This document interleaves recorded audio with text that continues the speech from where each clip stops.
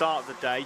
Always tough for those guest drivers, of which Dixon is one, because we qualify in terms of putting the carts down in the dummy grid in championship order. So your guest drivers do have to go off the back, whereas the drivers at the front will go off with drivers of a similar pace, and therefore will benefit from working together and having the slipstream, whereas the guest drivers do have to work their way through. Moral of the story, come do the whole championship.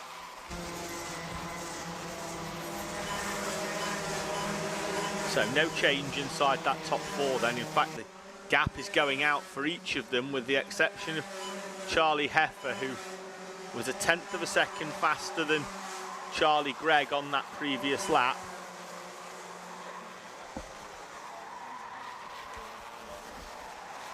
Half race distance in this 7 minutes plus 1 lap opening heat. This is around about 11 or 12 laps with the 1 lap plus at the end,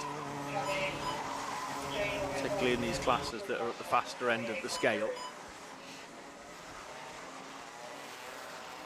Warning for Oscar Dudley, he's one of the Might E Super Cadet runners. Again, Charlie Heffer a fraction faster than Charlie Gregg at the front, but it is indeed only a fraction.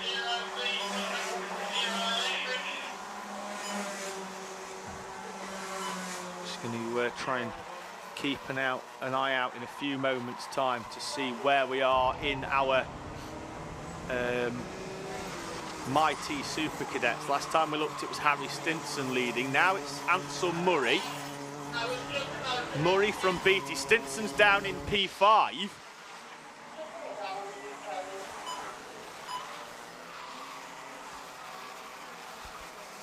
Which is not somewhere we normally see Harry Stinson.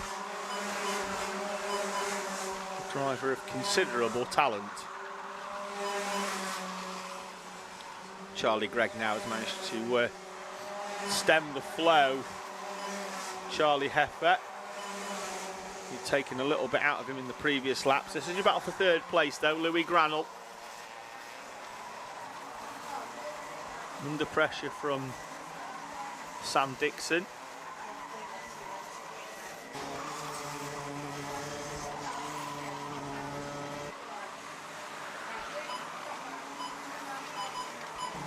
The W plate makes his way through.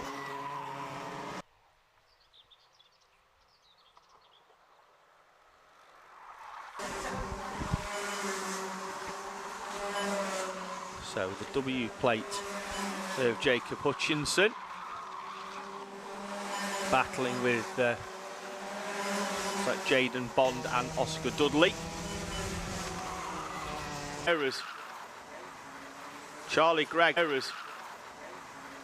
Charlie Gregg does indeed, and in fact he's managed to put a few. As getting a little bit of a squirrel on there is the 16 of Charlie Heffer. On to the final lap. Timing is showing Heffer leading, but I think that's because Gregg has come over side by side with one of the Mighties. There's your leading duo though. So it is the number 8 of Charlie Gregg leading from Charlie Heffer in the Inters.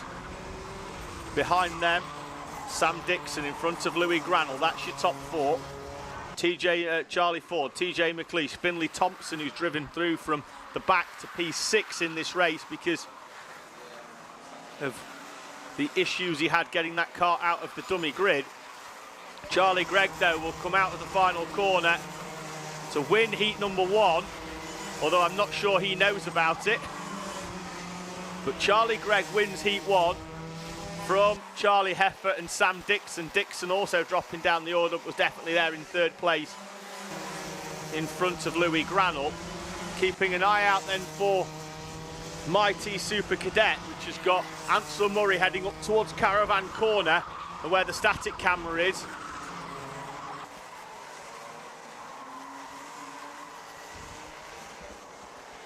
He will be coming out of this final corner in a few moments' time.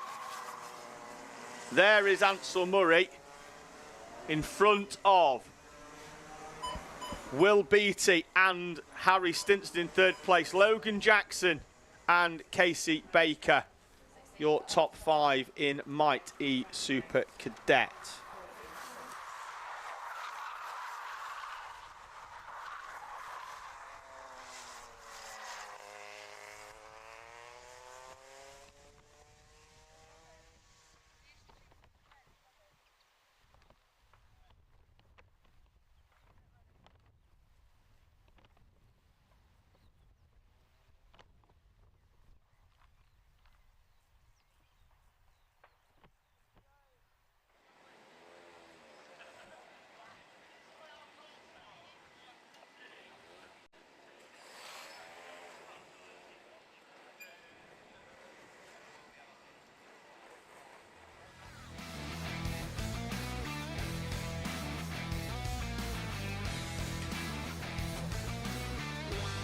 So results on the screen say that Charlie Heifer won, but results on track say it was Charlie Gregg from Charlie Heifer, then Sam Dixon was your top 3 in our Might E Super Cadets. Ansel Murray from Will Beattie, and then Harry Stinson, your top 3 in that class.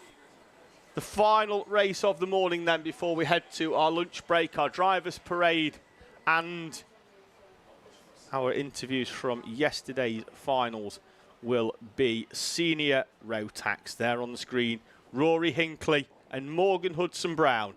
That will be your front row. We'll bring you a grid in a few moments' time.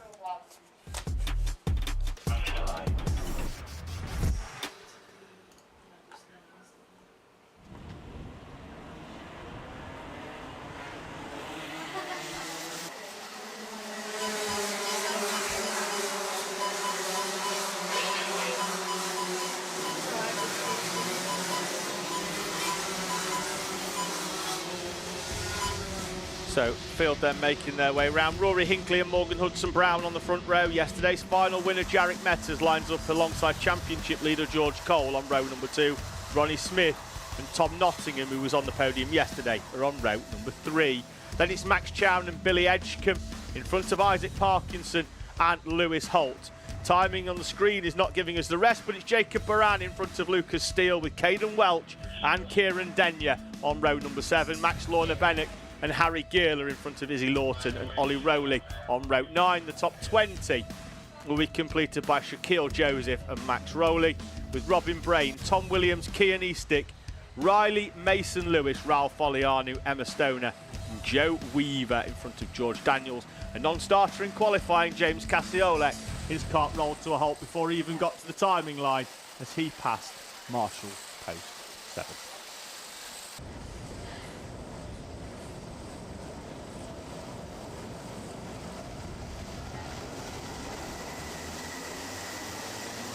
Seven minutes on the clock, lights go out, and Rory Hinckley will lead 29 senior Rotaxers up towards turn number 1, but it's going to be Morgan Hudson-Brown all the way around the outside who will lead us down the back straight and up towards the bus stop. Everybody through nice and cleanly thus far. This though is where everything concertina's together, and Ronnie Smith is sent through the tyres, through the cones on the outside as he goes side by side, and we've got a 5-cart coming together in the back. One of them is Joe Weaver in the 46. The 29 is Shaquille Joseph. Looks like the tyres have remained largely in place, which means we could well be green by the time the rest of the field get round. Morgan Hudson-Brown, though, from the poleman Rory Hinckley, championship leader George Cole and Jarek Metters, Ronnie Smith in P5, Tom Nottingham, Max Chown, Billy Edgecombe, Isaac Parkinson and Caden Welch, your top 5. James Casiolek makes up 12 places on lap number 1. From the back of the pack to run in P17. That is a very stationary. Trying to pick the number out there. I saw a 7, but I've missed the rest of it. So we'll find out at the end of this lap. Morgan Hudson-Brown still continues to lead us round. Could well have been George Daniels, I think, the far end of the circuit in the 78. waiting for everybody to trip the timing, and Daniels does not trip the timing, so that's what we've got at the far end. It's a long collection for that cart as well. Luckily, he's got the entire lunch break to do it.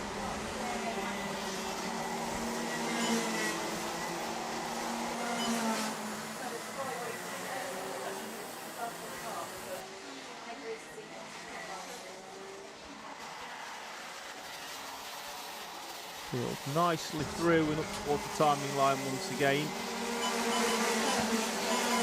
Brown, Hinckley and Cole.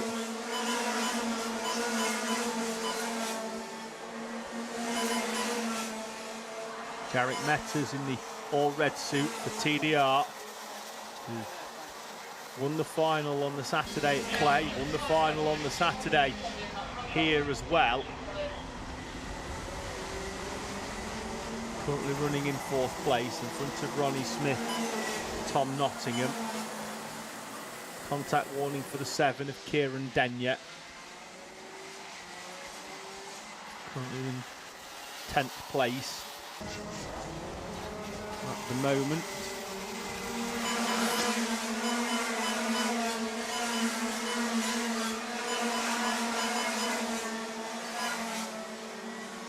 Timing in the top left-hand corner is having a bit of an intermittent issue, but timing screen that I have in the combox says that Denyer is now up into 9th place. The only change inside the top 10 was themselves swapping with Billy Edgecombe.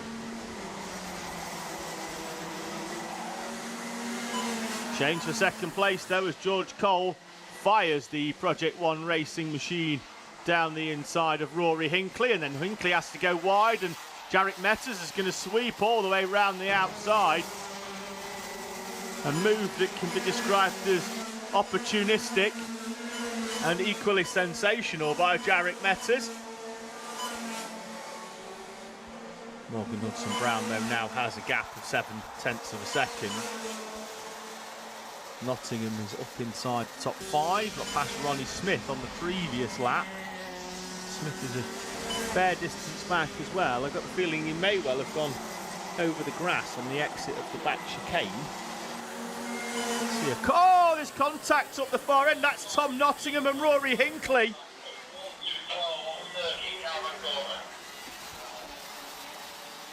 And Tom Nottingham in 5th place, trying to go down the inside.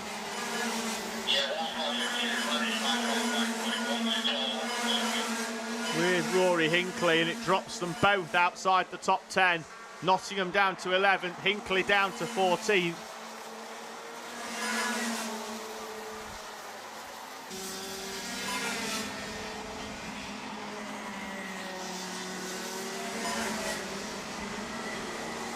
So Morgan Hudson-Brown now with 2 to contend with.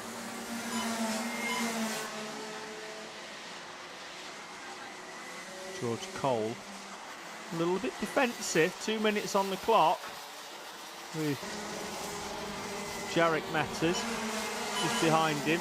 Gap came down on the previous lap to Morgan Hudson-Brown, goes out this time. Behind them is this train of carts behind Ronnie Smith, Max Chown, Isaac Parkinson in the 34. With Kieran Denyer, Billy Edgecombe, Caden Welch, Jacob Baran down the inside.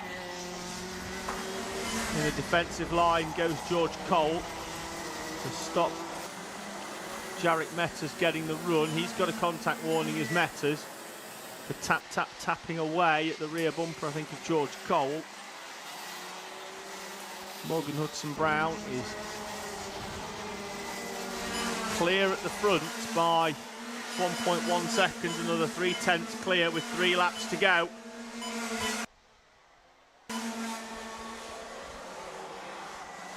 And again, George Cole defends Jarek Metters in the run up towards the first corner.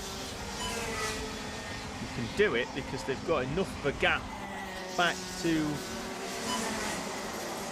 Ronnie Smith in the background, who's got enough company. I don't think he's going to be attacking those in front in this race. Metters on the outside of George Cole once again.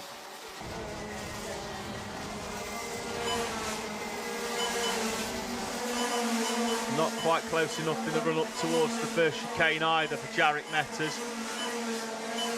There was solid points yesterday.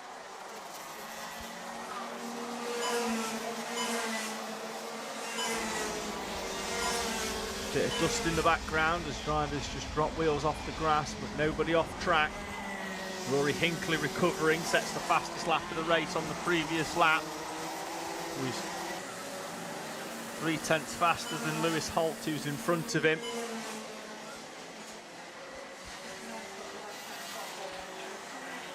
Metters there. Oh, I thought he was almost going to get a little bit of a run there and overspeed, but they are being backed in to Ronnie Smith and the rest of the pack behind them. I thought they were more than enough away from those behind them. Now George Cole backing Jarek Metters into Ronnie Smith and the field behind. Metters is on the outside of George Cole here.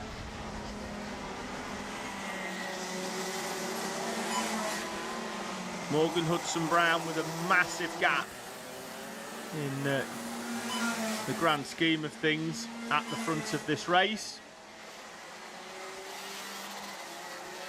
There he is coming out of the final corner. Heat number 1 is won by Morgan Hudson-Brown. George Cole, Jarek Metters, Ronnie Smith and Max Chown, Parkinson, Denyer, Edgecombe, Welsh and Tom Nottingham back inside the top 10 on the final lap, with Hinckley, Holt, Barran, James Cassiolek 29th to 14th in that first race. He's going to have to do it all again after lunch. Max Lorna Bennett, Lucas Steele, Robin Brain, Ollie Rowley, Max Rowley, with Kian Eastick in front of Ralph Folianu. That's Tom Williams crossing the line in P25, with Shaquille Joseph, Riley Mason Lewis, your final runner on track, with George Daniels and Harry Gill having issues very, very early on in that race.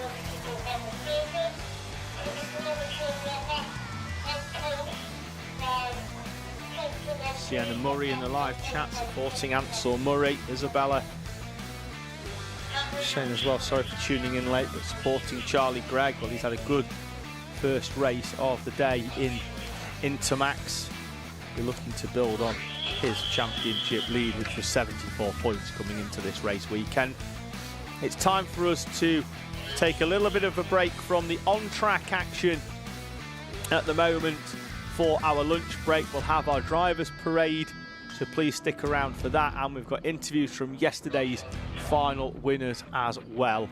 So please stick around as we head towards lunch. We've also got 20 races or so after lunch with the heats and the finals as well, so we look forward to welcoming you back very, very soon here on Alpha Live for the HWE BIM Services Super One Championship.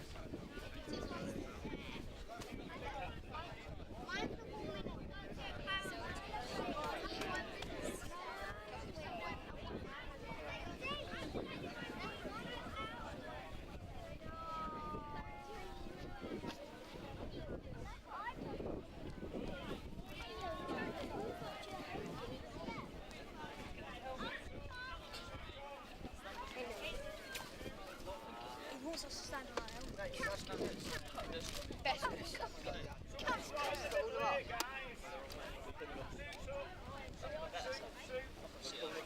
us all the suits. I'm eating my chips, brother. Nathan, your food can wait. My food cannot wait. Yeah, it can. Mine's flapping around. I would do my suit. Which is the best looking Matty Street? Me, obviously, because I'm the tallest. Get your suits up as well, guys.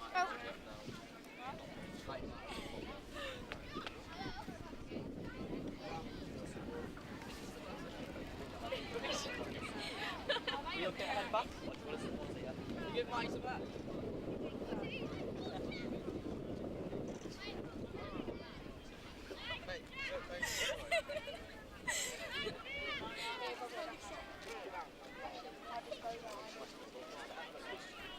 Yeah, the eye range.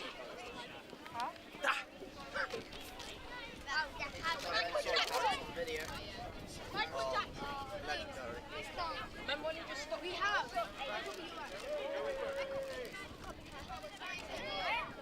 Camera's coming. Camera's coming. Camera's coming. Camera's coming. Quick, guys, put your hand up. Stand up. Yeah.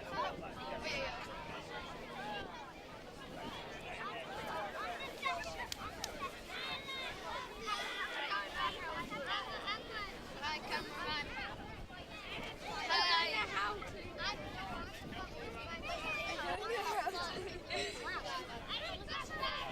You don't know. I'm the fastest racing driver. I'm the fastest racing driver in my team. No, I am.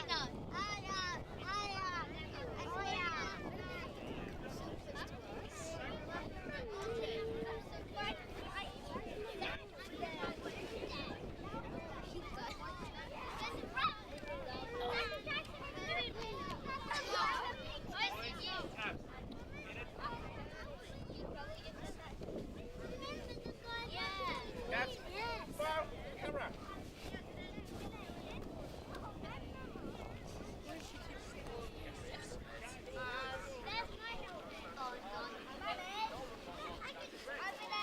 There you go. Get the vodka. Look how small I am. Look how small I am. Got vodka.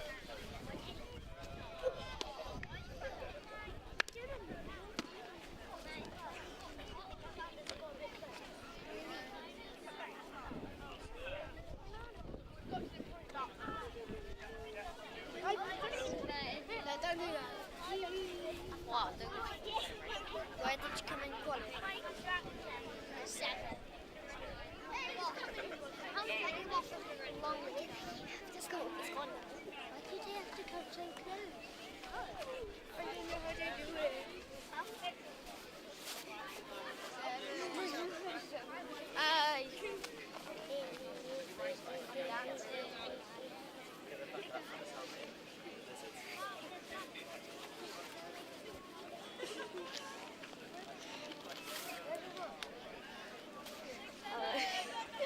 What the? I am!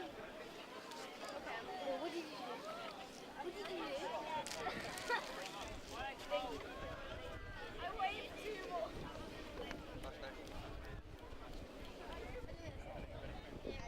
That's not fair. You gave me the chips to eat. Oh my god. The old badge.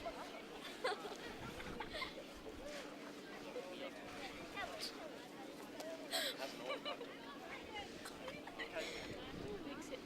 Oh!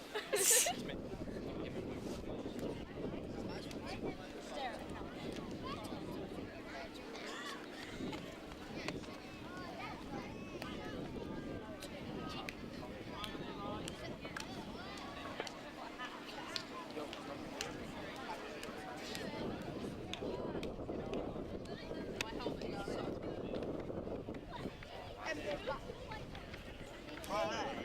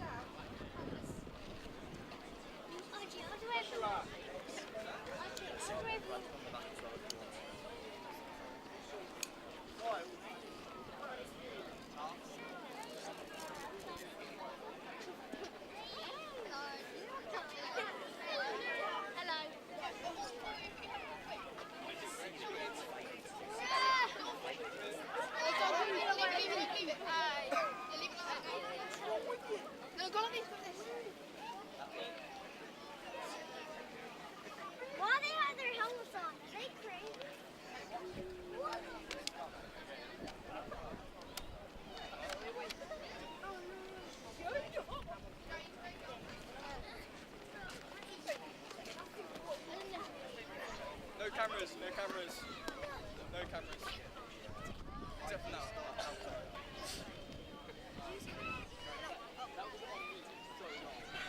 It was just on me for like 10 seconds to gel together. Mike, you look better with your hat.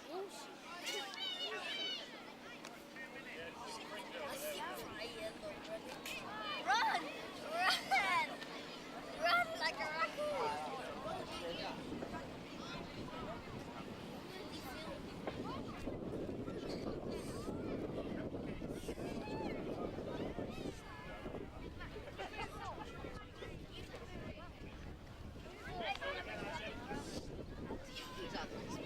What was that, mate?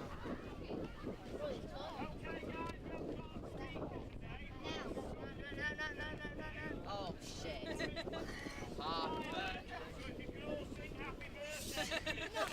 Oh no.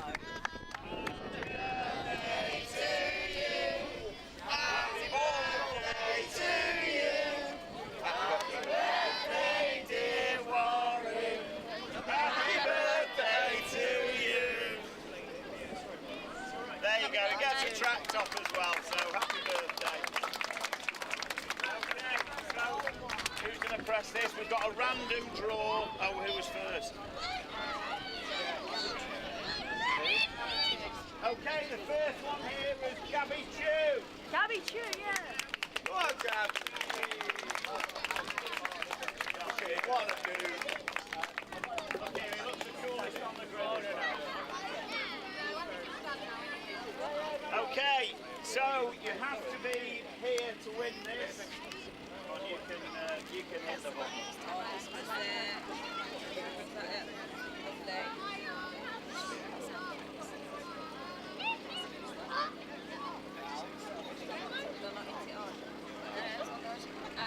Isaac Parkinson. Got to be here to win it. Isaac Parkinson. No, go again. Again.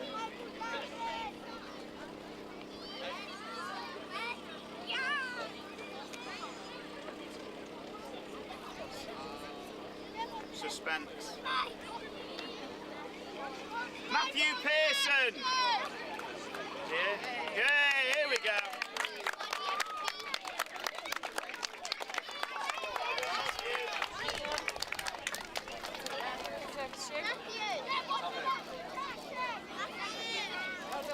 Okay, guys, have a safe afternoon of racing.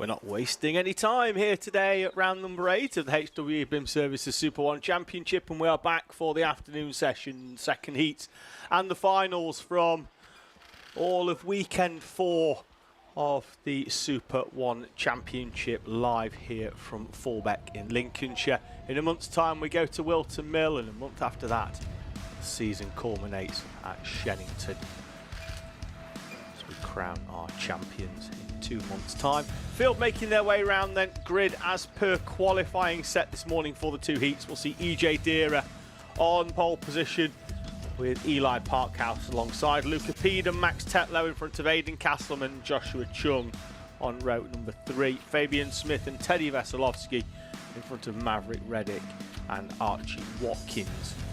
Your top 10. Astro Matthews and Dax Miller are on row number 6. Fraser Payne and Arton Odula on row 7. No Jensen Paris today.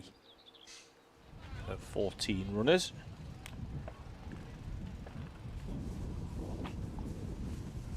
Helpers making their way to the side of the circuit.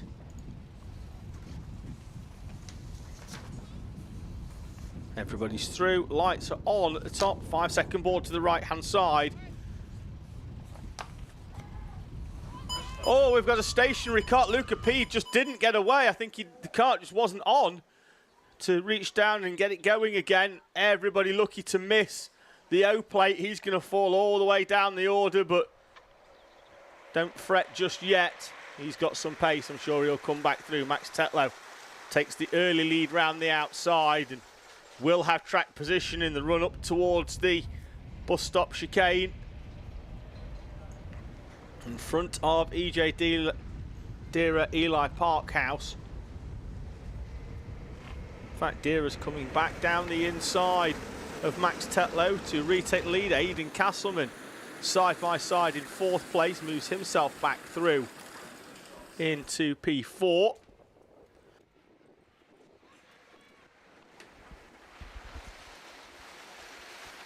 Tetlow again trying to draw alongside EJ Deera.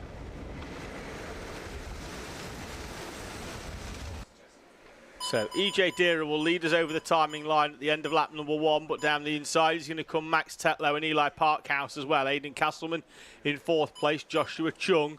Luca Pede already recovering back up into 6th place, having fallen all the way down the order at the start due to that cart just not launching away. Behind him, Teddy Veselovsky. Another good start from Arton Odula from the back of the grid, having not set a time really in qualifying this morning. He had some problems.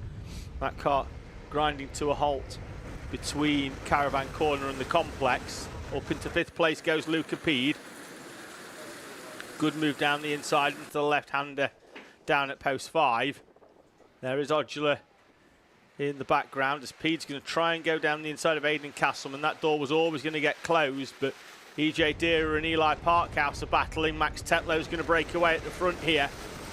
If they continue, Luca Pede's going to have track position. Is he potentially down the inside here on Joshua Chung, who he's already through on Chung. Chung's fallen behind Teddy Veselovsky as well. We go pretty much nose to tail from 2nd all the way down to Maverick Reddick, who's pulling double duty this weekend. He's been in the UK since last weekend over from the United States. Raced a club meeting here at Fulbeck last weekend in MIT because they don't have a IARMI M1 class, which is what he races in here in Super 1, and has decided to stay with the powertrain this weekend, so we'll race both classes. Luca Pede down the inside for 4th place in the same corner that he moved up into 5th on the previous lap.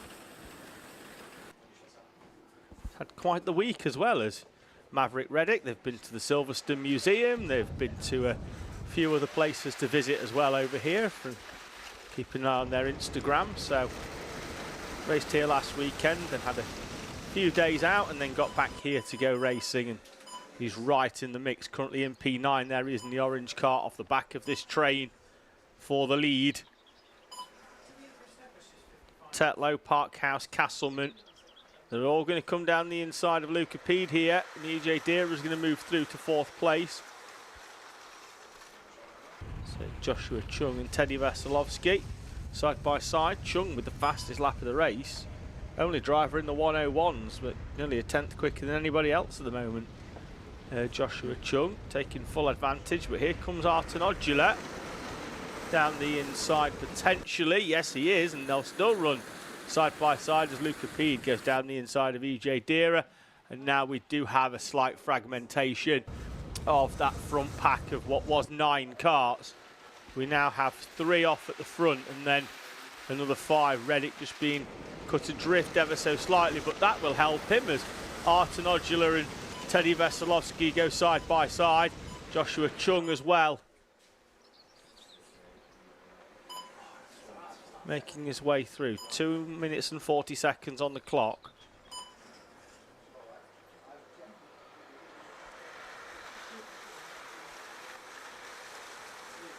So field exit the hairpin down the far end of the straight.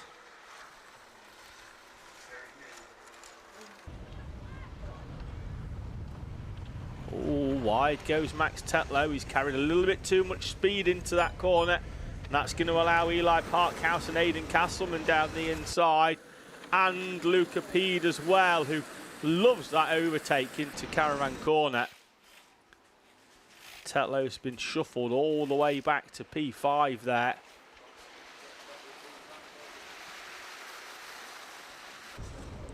Again, Luca Pede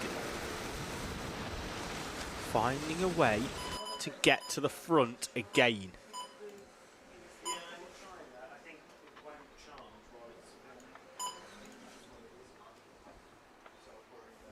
Currently in 3rd place, but Eli Parkhouse now defending from Aidan Castleman.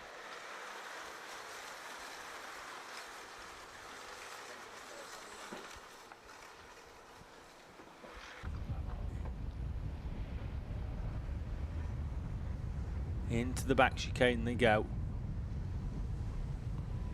Maybe 3 laps as Castleman goes down the inside. Expect Luca Pede to go down the inside into Caravan Corner.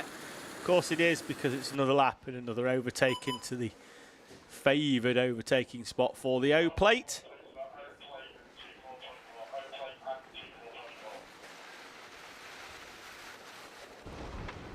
So Castleman leads. Max Tetlow down the inside of the 24 of Eli Parkhouse. Warnings for both Pede and Parkhouse off the back of that incident down there with the overtake. A little bit of side pod to side pod. 2 laps to go then. They'll not get round in enough time as Tetlow and EJ Dira go side by side. Arten Odula looks to be up now into 6th place. Really good showing from Arten Odula after a difficult qualifying session. Absolutely nothing to lose. And has just been charging through. Aidan Castleman will defend. Needs to park it on the inside, but he's not going to have enough to hold back Luca Pede again. Finding a way, having been all the way down in around about 8th place at the start, to meticulously just pick drivers off one by one.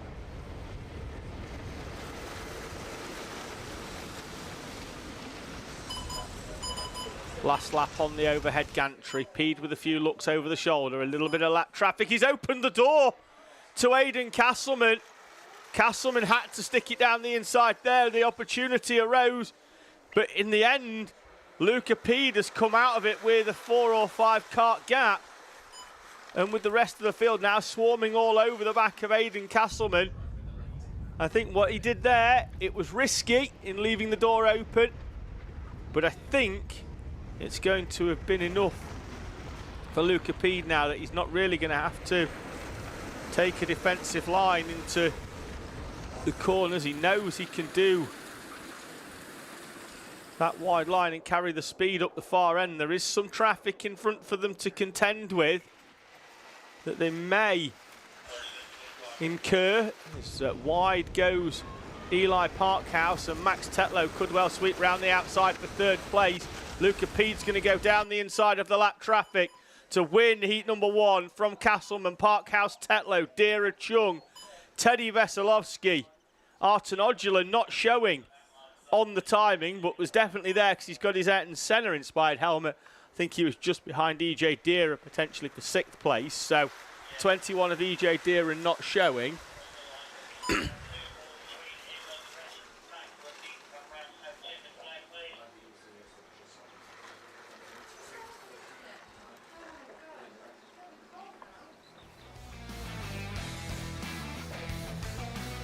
So Luca P takes another victory from Aidan Castleman and Eli Parkhouse, Max Tetlow, EJ Deary, your top 5, Chung, Veselovsky, Odula, Reddick, Smith, Watkins, Matthews, Payne and Dax.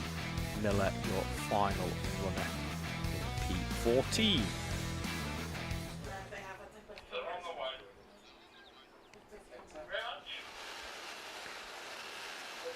So that's the Mighty E's done. We stay with the smaller end of the scale. We move on to Coma C50.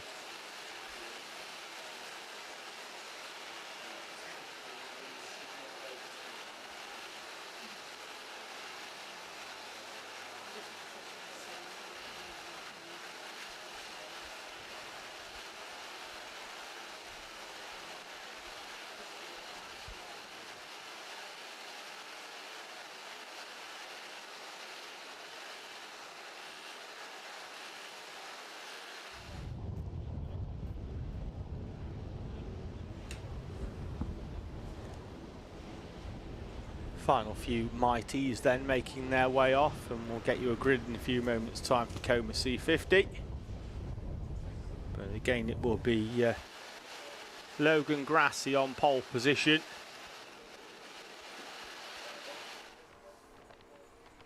As we await the helpers once again making their way round.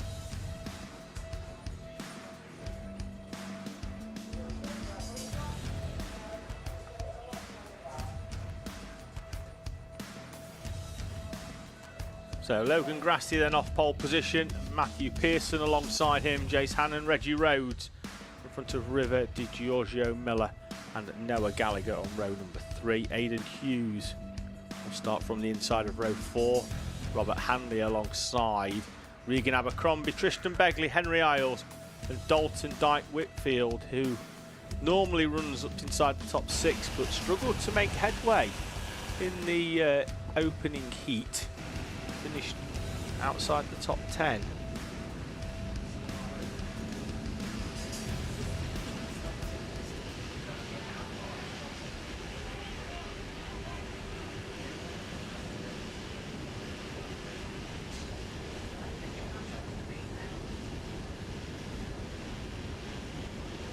To wait that 5-second board. Engine notes rise to a consistent hold while they hold the brake at the same time. We're away in racing. It's been a good start again by Logan Grassi as Matthew Pearson's going to fall, I think, at least down to down to 3rd or 4th potentially if Jace Hannon can get alongside. No, good second phase of power there by Matthew Pearson. Looked struggling to get away off the line, but by the time he got to the far end, seemed to have enough at the top end. We are on a fixed gearing, of course, for Comas. Everybody running the same size clutch and same size rear sprocket as Logan Grassi goes slightly sideways, and that's Jace Hannon off on the grass, and I think he's got a problem more than just being squeezed, and Jace Hannon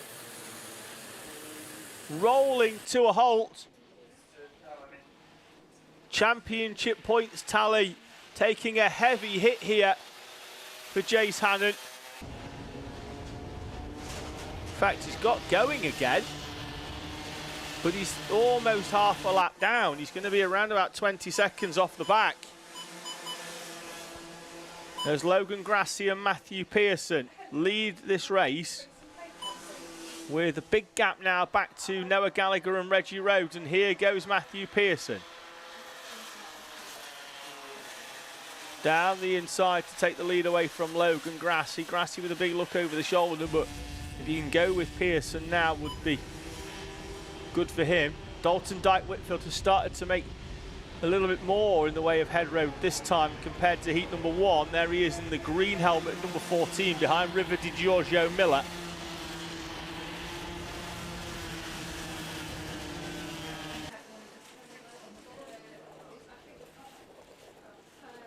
So he's up into 6th place, and Jace Hannon has stopped for a second time.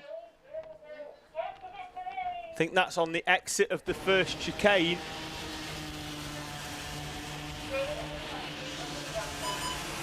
Don't think we'll have any overtaking in the run up to there. In fact, yep, confirmed wave yellows at Marshall Post 1 as that car is being recovered.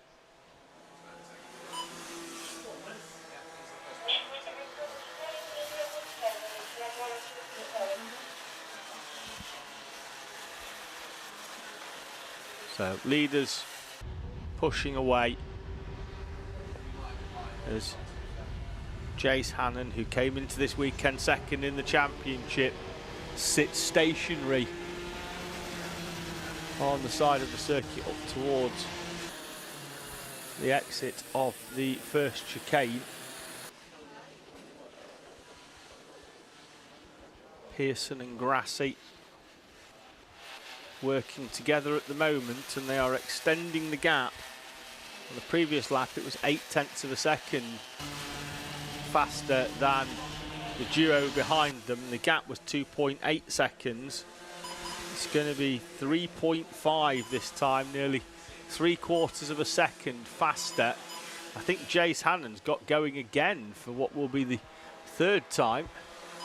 Obviously, first one was from the start, off the grid, and then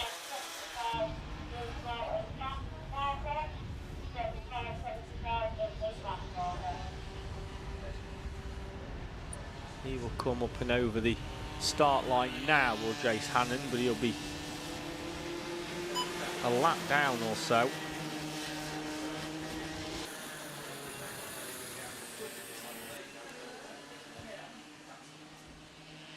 Logan Grassi not being dropped by Matthew Pearson.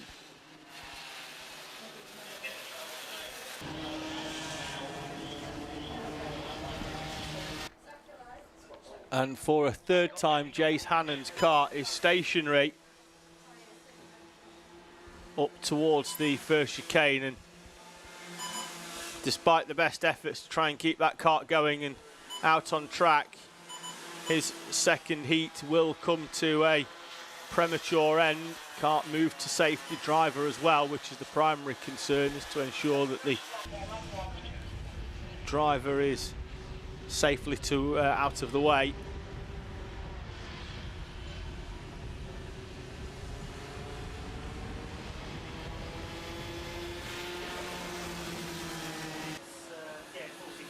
Big gap then, 4.5 seconds at the last time for the leaders. Then it's back to Noah Gallagher, who has opened up a little bit more of a gap this time to Reggie Rhodes than what they had on the previous lap. There is the 14 of Dalton Dyke Whitfield now in front of River Di Giorgio Miller. He's been in that position for a couple of laps. Moved through at the end of lap 2. We're about to start lap number 5, but Miller's coming back at Dalton Dyke Whitfield. Behind still waved yellows. So the cart's just moved to safety. And the marshals are still there on track. Behind then Aidan Hughes, Henry Isles, Regan Abercrombie in a good 3-kart battle going on up round the top bend.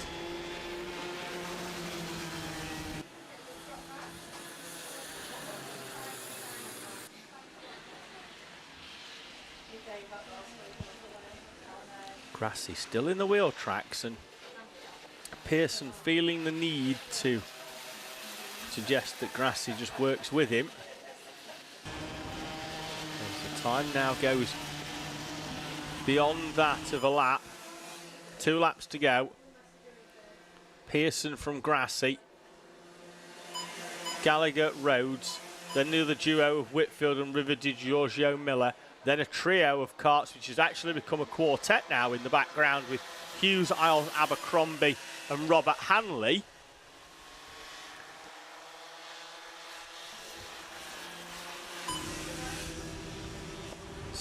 Pearson defends. Contact warning for Henry Isles.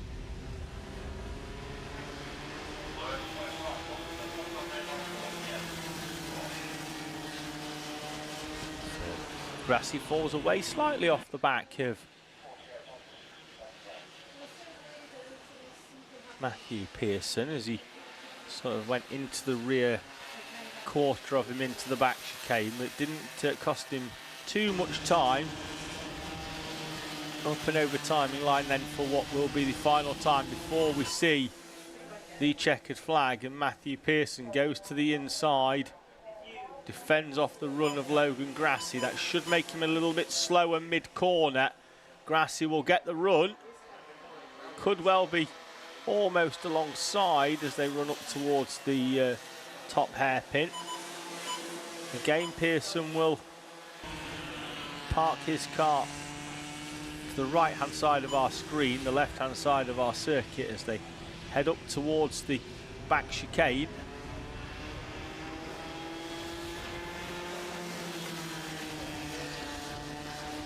It's very, very difficult to overtake in these comas if the driver in front just parks the car on the inside, and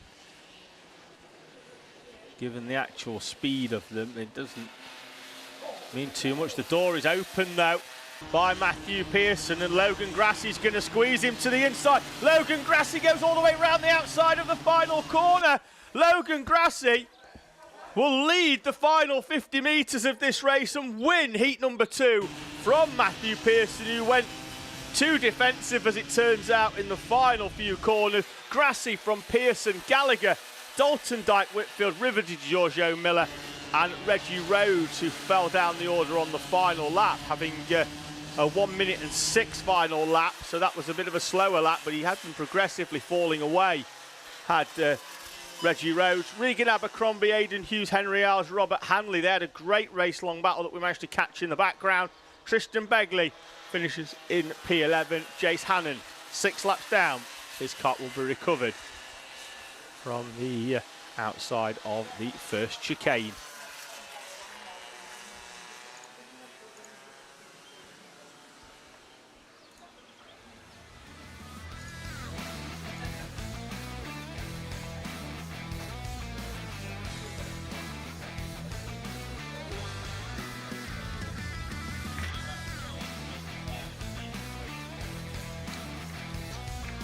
A quick shuffle of the notes and a quick look in the live chat. Hello to Doshi, to Abby Smart and to Serena House as well.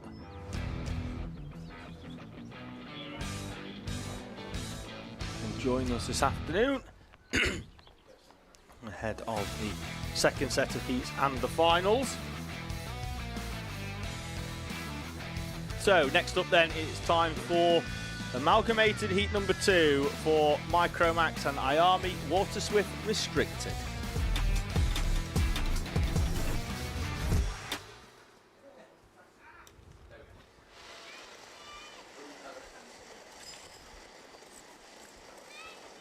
The 54, Zane Sofooglu, who came through to win heat number 1, having fought all the way through the order to 3rd place. A penultimate lap Battenberg flag brought the field back together, in which Sofooglu started in 3rd place and then managed to overtake the 2 drivers that are there with him on screen, Ralph Ewer and Jensen Drummond, on that final lap to take an emphatic Heat 1 victory for the 54. He starts on the outside of the front row alongside the poleman, the 53 of Ralph Ewer.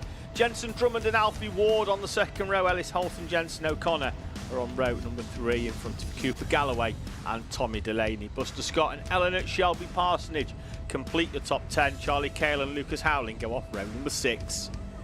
Row 7, Jackson Boots and Max Stone, James Hudson and Daniel Thompson in front of Ezra Robinson Matthews and Matty Smith on row 9. Ralph Dempsey and Rowan Reed completed top 20. 21st, Sam Hope. 22nd, Daniel DeBrio in front of Hugh Riley. And then Cole Parrish and Archie Johnson, your 2 IAMI Water Swift restricted runners.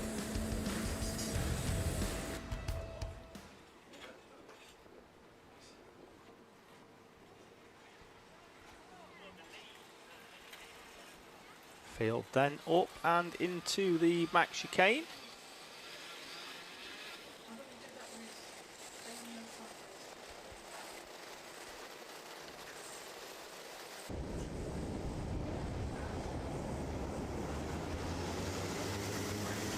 Into the lines we go then. And we are away and racing as we run up towards the first corner.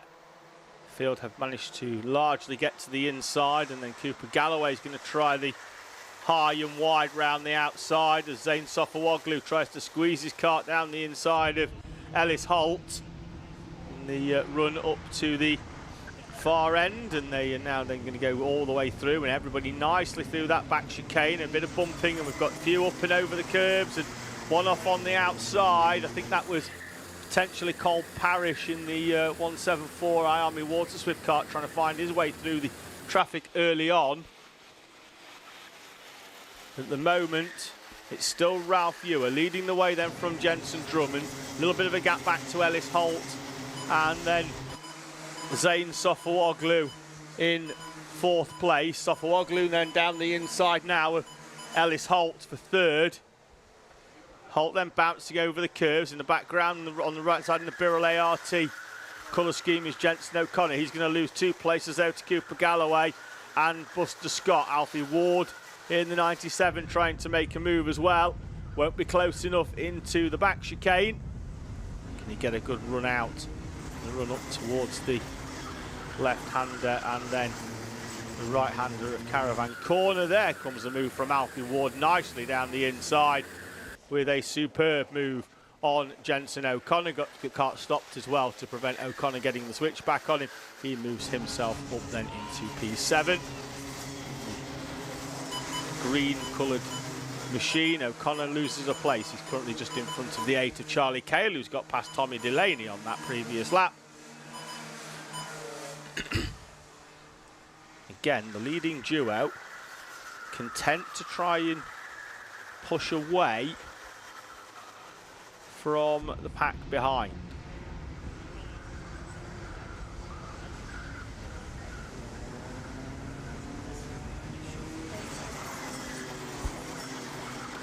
Field bouncing over the curbs. We go all the way down to the driver just on the tail of that with the Ayrton Senna inspired helmet, which is Hugh Riley in P15. Got a gap back then to Lucas Howling at 1.6 seconds.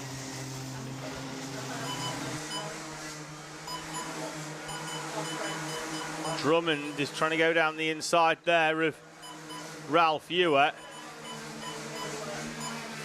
Need to be mindful. He's going to try it again down the inside for the right-hander at the far end of the circuit.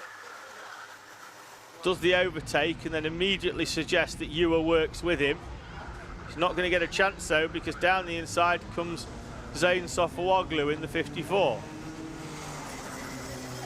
Sofawoglu down on points overall because he missed one of the round, I think round 4 at GYG, the second day of the 2. But when we start applying the drop round provisions, we'll see him right back up the order and in with a real shout of winning this HWE BIM Services Super 1 Championship. Not quite close enough to make the move, and he's in that position at the moment where he's in the middle and a look over the shoulder from Drummond, and that's immediately sees Zane Sofawoglu go down the inside of him. Drummond's got a good drive out the corner but will not have track position in the run up to the back bus stop, and through goes Zane Sofawoglu to take the lead. Top 3 still pulling away slightly then from Ellis Holt and Cooper Galloway behind. Alfie Ward now up into 6th place.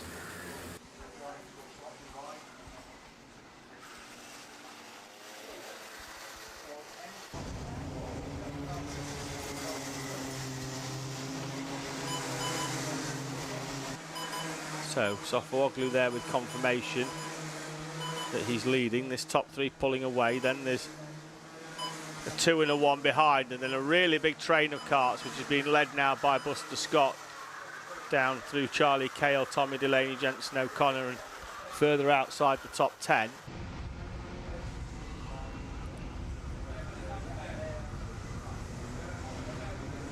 2 minutes and 20 seconds. There is your battle that we're talking about, with Buster Scott leading that train down to Hugh Riley, and then, to be fair, just behind Ezra Robinson Matthews and Matty Smith are there as well. And they're getting progressively closer.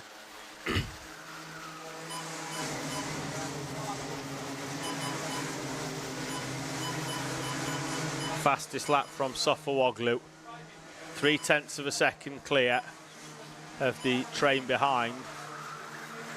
Buster Scott now has all that look like Cooper Galloway, with a late move down the inside of Ellis Holt. Holt with the door firmly closed. Here's your leading trio.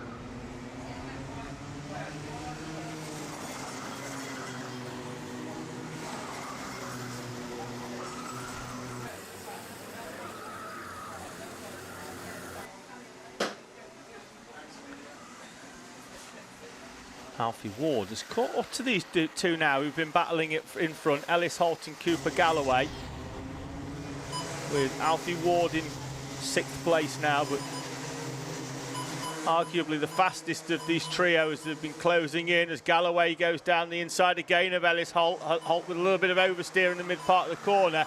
This could give Alfie Ward an opportunity to find a way past at least Cooper Galloway. They're going to have to stop tripping each other up here, because Scott, Delaney, Cale O'Connor et al. Behind them are closing in. Drummond trying to find a way past Zane Sofawoglu into the left-hander. Sofawoglu's going to be tight. Ralph Ewer's going to try and get past Jensen Drummond. They'll get round, I think, just before the time elapses down to 0. They'll cross the time now. 10 seconds on the clock. 2 laps is more important, as Sofawoglu will defend from Drummond in the background. Galloway looks left, looks right, trying to find a way still past Ellis Holt and can't.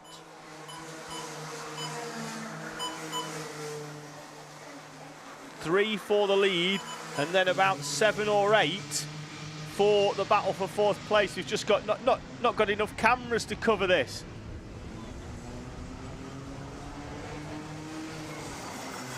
Sofawoglu will defend, not as much as I thought he would actually, into the caravan corner. There goes Alfie Ward. Superb move down the inside of Ellis Holt. Cooper Galloway had already got through. Switch back, here goes Jensen Drummond down the inside. Sofawoglu won't back out there, he'll have track position. And then Ralph Ewer's still going to get a run onto the final lap then, as they run up towards the first chicane for the final time. Sofawoglu from Jensen Drummond. Sofawoglu immediately migrates to the inside. Drummond stays on the outside, trying to get the run. It's always tough into this max chicane, because Sofawoglu will take the tighter line, and then it goes into single file, so it doesn't make a lot of difference. It's all about getting the exit. Again, Sofawoglu will move to the right-hand side of the circuit, doesn't really close the door fully. Can Drummond get the run, and will they run side by side up towards the complex? Yes, they will, but again, Drummond not tight enough. He will aim for the switchback. He tried it on the last time, it didn't quite work out. This time it might do. No, he's left the door open again. They'll run to the line. Sofawoglu will get it. It's a gift. No, it's not. Ewer's come all the way around the outside of them all. Completely forgot about his existence. Zane Sofawoglu and Jensen Drummond so preoccupied with each other that Ralph Ewer just nips through the gap that they created. A great move by Jensen Drummond to take the lead from Zane Sofawoglu. Left the door hugely open. Floodgates at the final corner. Sofawoglu back down the inside. Drummond and Sofawoglu then side by side up towards the timing line, which scrubbed speed off both of them. And the 53 of Ralph Ewer goes round the outside, and by 0.03 of a second takes the victory in micro and IAMI Ward Swift Restricted Heat number 2. Ewer, Sofawoglu and Drummond in front of Galloway, Ward, Holt, Scott, Delaney, Cale and Riley, with Eleanor Shelby Parsonage, James Hudson, Matty Smith and Jensen O'Connor finishing in P14. Ezra Robinson Matthews, Max Stone, Jackson Boots, Lucas Howling, with Cole Parrish, your top Iami Watersworth restricted runner in P19. Ralph Dempsey, Daniel Thompson and Archie Johnson, with Sam Hope, Rowan Reed and Daniel DeBrio, all 25 starters seeing the checkered flag. Next up then, it's instalment number 2 of the day for Iami M1.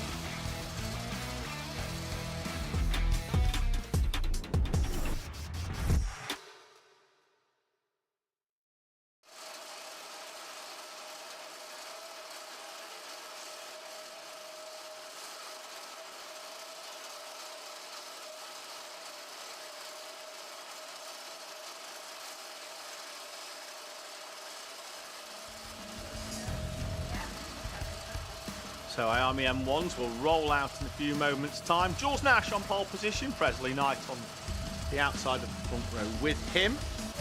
And it's going to be Shay Downey and Teddy Smith, Oakley Rudman and Jed Evans on row number 3. Row 4, Stanley Thurston and Nicholas Answer, George Miller and Jack Rossi Minot on row number 5, with Henry Exton and Frank Tingle on row 6. Row 7 will be Maverick Reddick and Gabriel Chu, Isaac Taylor and Briella Stevens, with Sharon Agomi and Zachary Das on row 9. The field completed by Rex Everard, Timothy Robinson, Albert Omi. Just the final move rolling into position.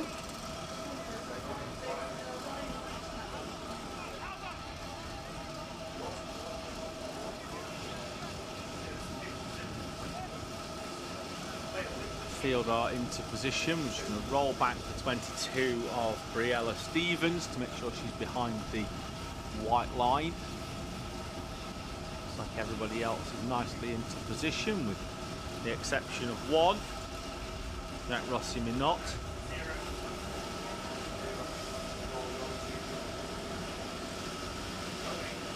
Everybody into position now. 5-second board, lights go out, we're away. And racing as Presley Knight goes off the outside of the front row and into the lead. He gets a good start from Jules Nash. Nash may well have to settle into third here.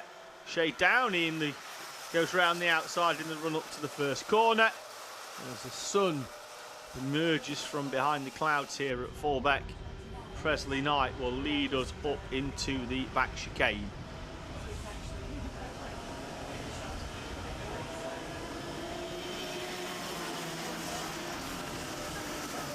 Rudman down the inside of Jed Evans with a good move. It's been a good start by Evans, but loses the place there to Oakley Rudman.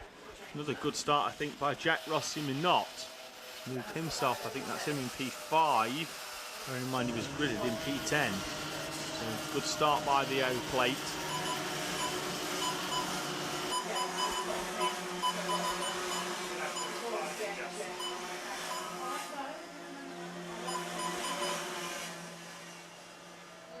There's your top 5. We've got a bit of a gap back then to Oakley Rudman, with Jed Evans and Stanley Thurston in front of the 34 of George Miller.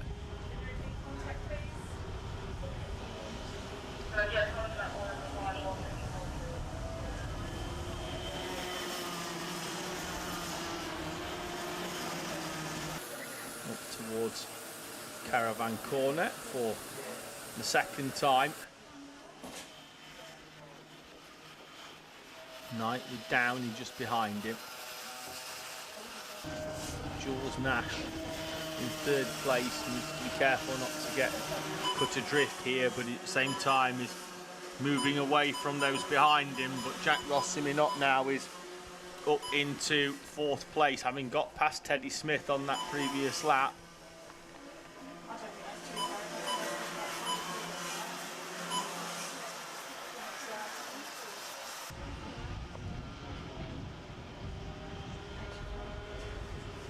Run down that back straight, which then sees the track kink right to left, left to right on the screen as the camera looks backwards at the carts coming at them as Stanley Thurston down the inside of the E-plate of Jed Evans.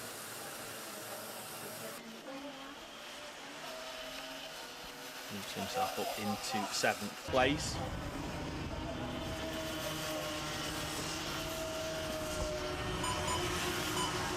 Support coming in for Jules Nash from what looks like Eli Parkhouse in the live chat. Eli P Racing 24. The name and the numbers match up, so Briella Stevens picks up a contact warning. She's in the mix of things there, battling number 22, battling with Maverick Reddick. Stevens with the 22, Reddick with the move down the inside on Briella Stevens into that back chicane. Good move by the American driver.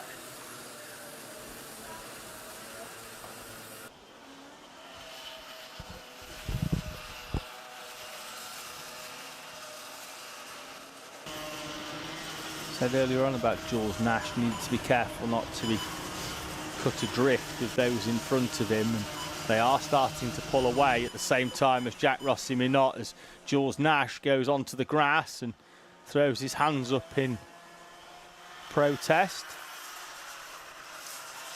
In the meantime, loses another place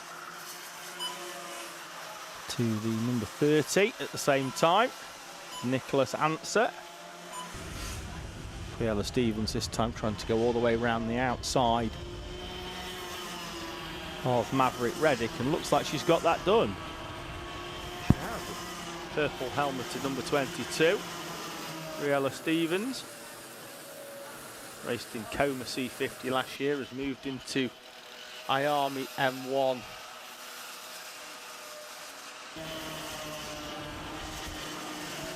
this season. 2 minutes on the clock. Knight and Downey pulling away still at the front, 0.3 of a second between them. Jack Rossi Minot now up into 2nd place in front of Jules Nash.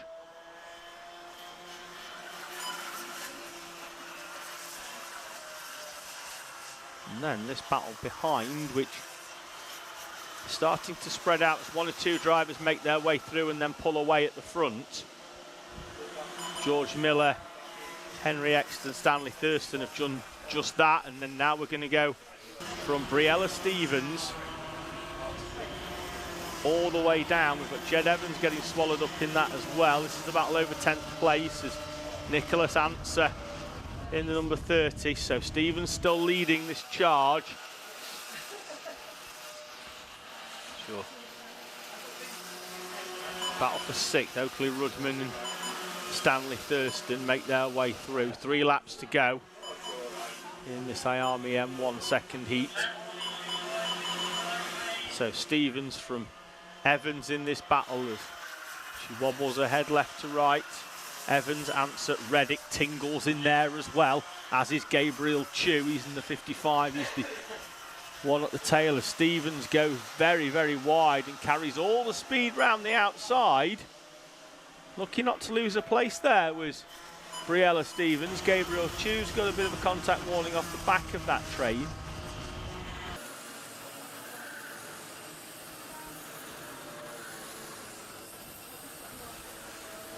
As has Frank Tingle. Back to this battle for 3rd place with Jack Rossi Minot now in front of Jules Nash, as he found a way through on the previous lap, a fraction quicker than Joe in front, but in 2 laps he's going to need a minor miracle to catch these two, given the pace that Presley Knight and Shea Downey have shown.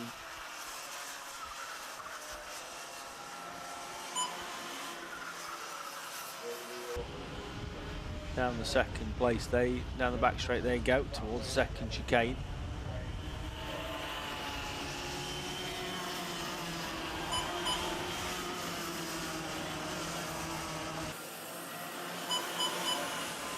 Wide goes Jack Rossi Minot.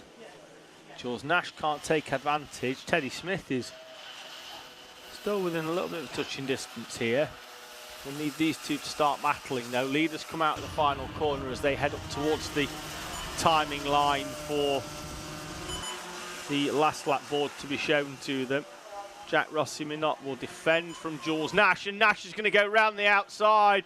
An exquisite move by the 18 of Jules Nash, who then immediately switches from attack to defence to hold off the return move by Jack Rossi-Minot. His dad, a former race winner in British World Touring Cars and TCR as well, would have been proud of a move like that. Minot's going to come back down the inside of him though. Nash will draw alongside. Superb switch back in the background there by Jules Nash. Presley Knight's going to take the victory as long as he can navigate the final two corners and keep it on the black stuff. Presley Knight from Shea Downey. Here's your top two. Third place is going to be Jules Nash. He's earned that as well. Nash in third from Jack Rossi-Minot and Teddy Smith. Oakley Rudman finishes in front of Stanley Thurston. George Miller, Briella Stevens. We've got a spin and we've got two off at the final corner. One is the 32 of Henry Exton, and we've got another kart still stationary. Frank Tingle, I think, in the 65 is off, and his arms are in the air, and I don't think they're in the air because he's happy.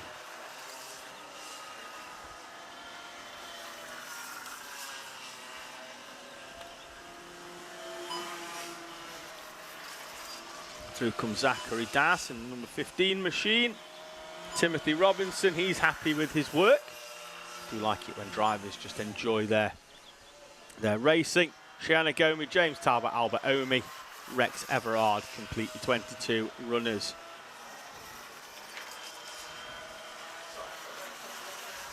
And Iami.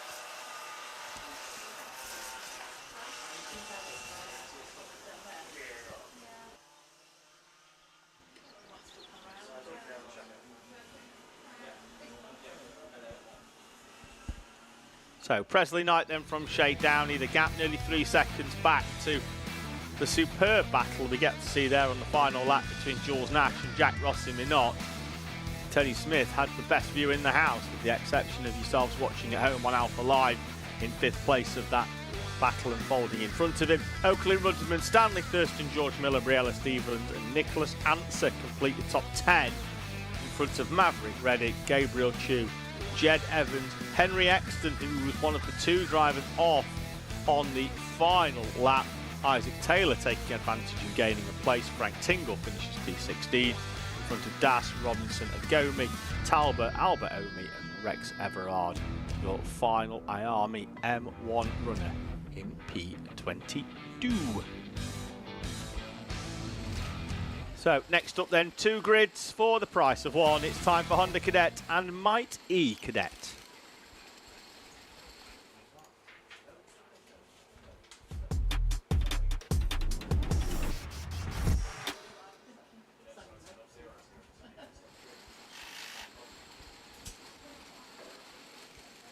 Into the live chat, Han842 saying well done to Isaac.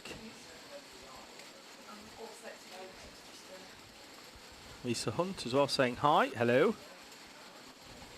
Support of course always, as always, coming in for Zane Sofawoglu in Micromax.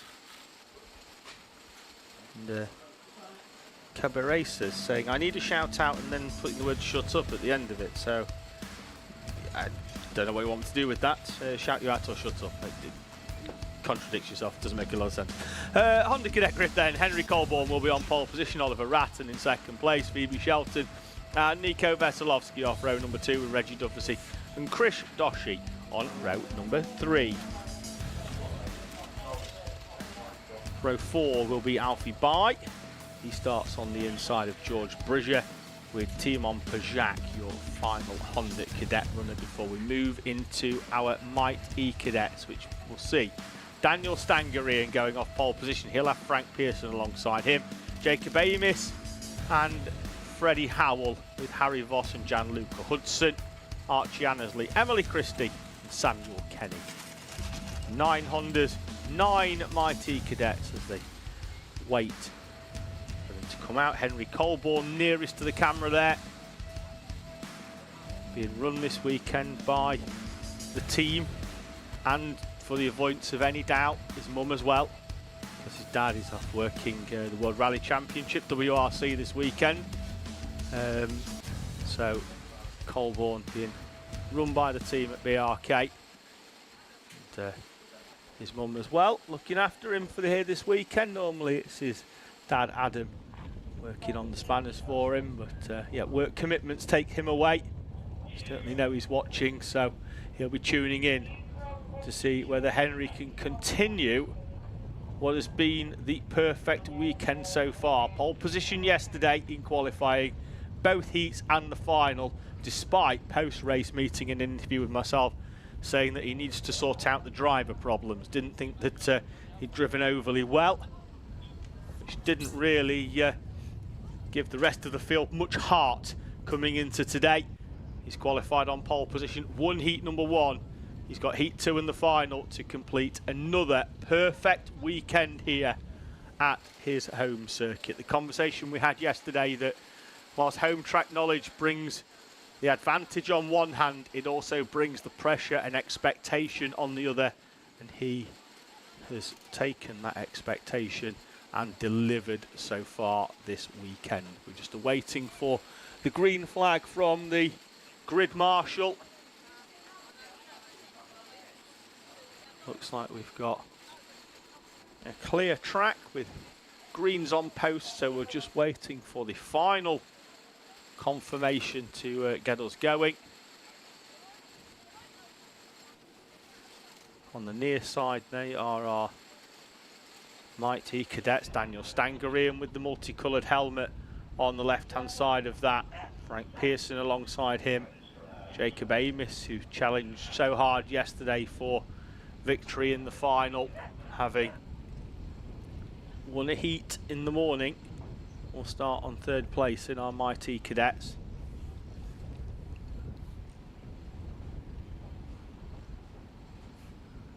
Junior Max in the background getting ready. They'll be the next ones out after this. They're just waiting to come through.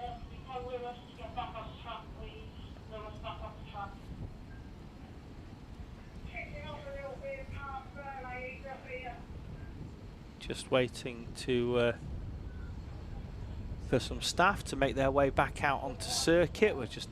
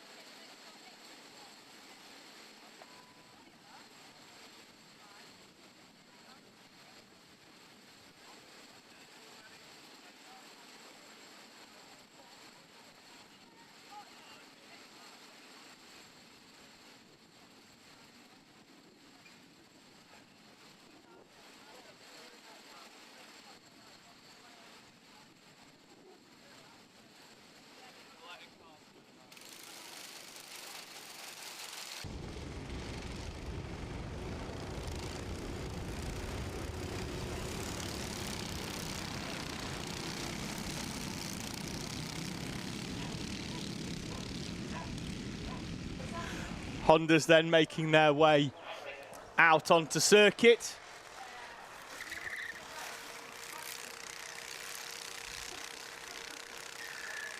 And then they'll be followed very shortly by our Mighty Cadets.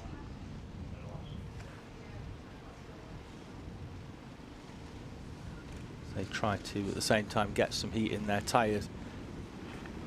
Colborne slowed them down very, very early in heat number 1, and looks like he's mixed it up in heat number 2 because he's gone off at a fair rate of knots at the front this time. Although, to be fair, last time the Mighty Cadets were a lot closer to the back, and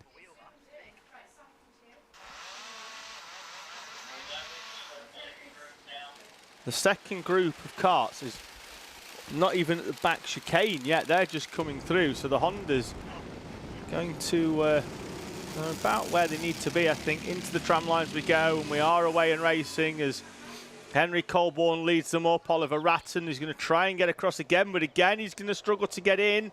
Gets in P4 as Phoebe Shelton Manages to get the 84 stop with a little bit of a hacksaw of the front wheels to get that kart stopped. Here's your Mighty Cadets coming through into their starting position. So Colborne, Shelton and Duffersey are your top three at the moment in Honda. We're away in racing in our Mighty Cadets, and Jacob Amos is going to try and go all the way around the outside of Daniel Stangarian.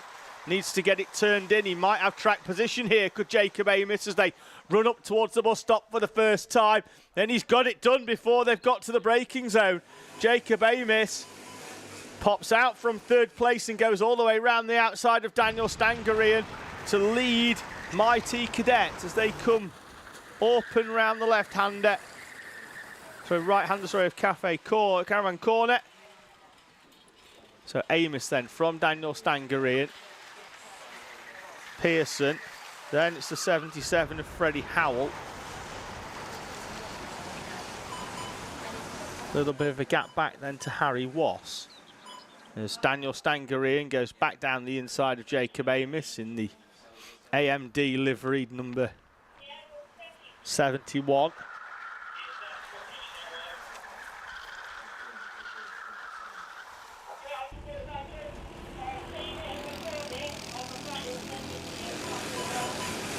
So they go into that back chicane. Colborne still leads, gaps out by another tenth of a second to 3/10 at the front of the Honda class. As at the moment we're following this E-Cadet.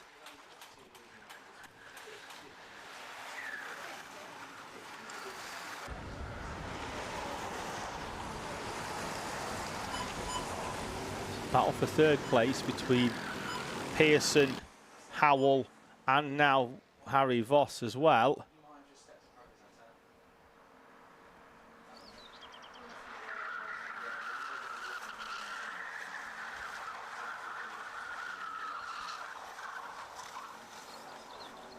Up towards the back chicane they go, as moved down the inside there by the 77 of Freddie Howell, moves him up into third place.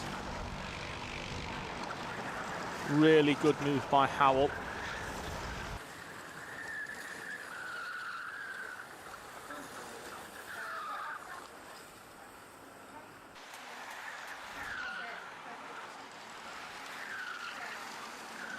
Harry Voss just trying to take advantage there, opening up the exit of the corner to try and get a good run. And a good run he has got as he draws alongside Pearson. Oh, and he's tipped into a spin, wasn't quite far enough alongside. He turned in, the rear end went light, and round goes the O-plate of Harry Wass. Back to Hondas, and Oliver Ratton has moved up into second place, having again struggled to get in off that outside row. Dropped down into third at the start. Moved up in front of Phoebe Shelton, who in turn has also managed to hold off Reggie Duffersey, who was in third place earlier on. So everybody moving down a space as Oliver Ratton, who was fourth at the start going to the first corner, third at the end of lap number 1, is now going to have a really good go here at getting past Henry Colborne.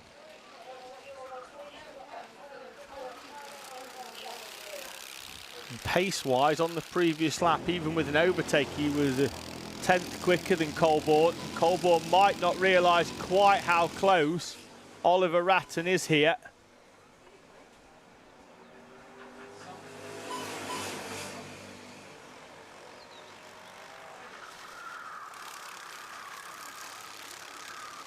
Around the hairpin, down the far end of the circuit as they run full chat, and that's Chris Doshi bouncing his way on the exit of the hairpin, currently in 6th place, which is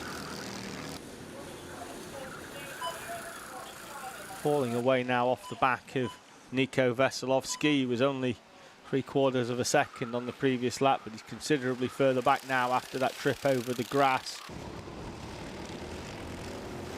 On the exit of the hairpin up the far end. 1:50 on the clock for Hondas.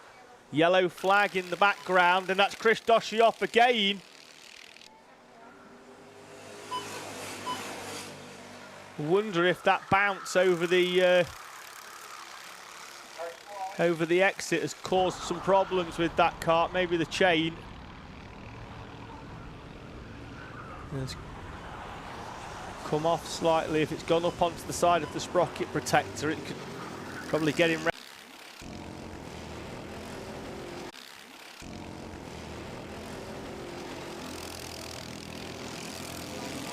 Here goes Ratton out of the slipstream, down the inside.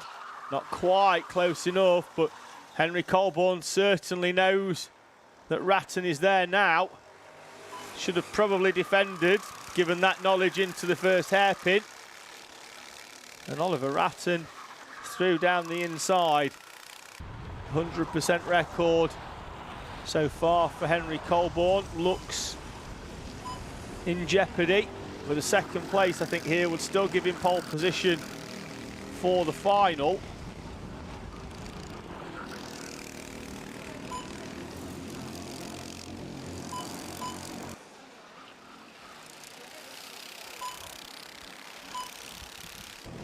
So last lap board should come out now for the leaders as they come under the gantry, and indeed does, as Colborne tries to sweep round the outside of Oliver Ratton of some lap traffic in front, but I'm not sure they'll catch. Colborne will try the wide line, will cut to the right-hand side of the track, but unless he can get the run to go all the way around the outside of Ratton into the chicane, and doesn't. Behind them, Phoebe Shelton under pressure from Reggie Duffy. Up towards the complex, it's fairly single file through there. Colborne's going to have to find something as we await their arrival out of the final corner. The 100% record for the weekend will go as Oliver Ratton takes victory in heat number 2. Ratton from Colborne, Shelton, Veselovsky and Reggie Duffy. Alfie B crossing the line in P6. George Bridger and Timon Pajak will complete your Hondas. Chris Doshi already out of the race. Daniel Stangarian has largely been in the lead. There he is in our Might E cadets. We'll split this grid for the final. Daniel Stangarian from Jacob Amis, with Freddie Howell completing your top 3. Frank Pearson crossing the line there in 4th place. So the rest of the field comes through. I think that's Emily Christie in the white helmet in front of Harry Wass. And happy with the work. I think that was Gianluca Hudson in the mix as well, in between the between Christie and Harry Wass. So Stangarian, Amis and Howell, your top 3 in our Mighty Cadets. As I say, we'll split this grid for the finals. They'll get one of their own. So we'll be back with them later on when we go to the finals.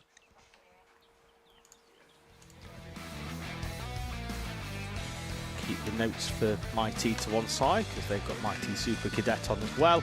And next up, it's time for Junior Rotax.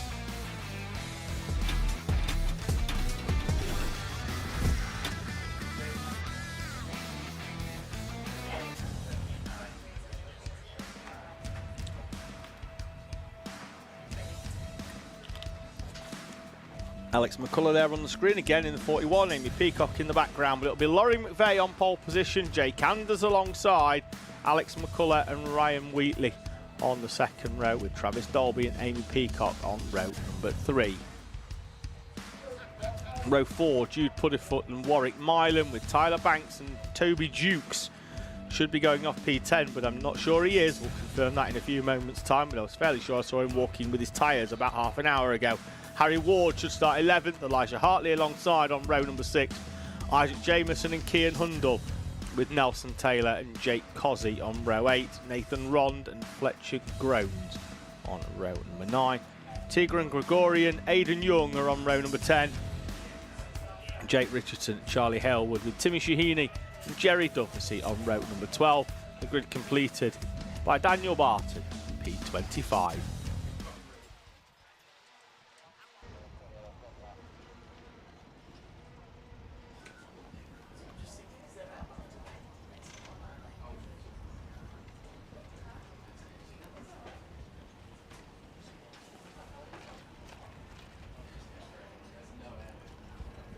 Again, just waiting for confirmation from the start marshal that we are good to go. Greens on all the posts.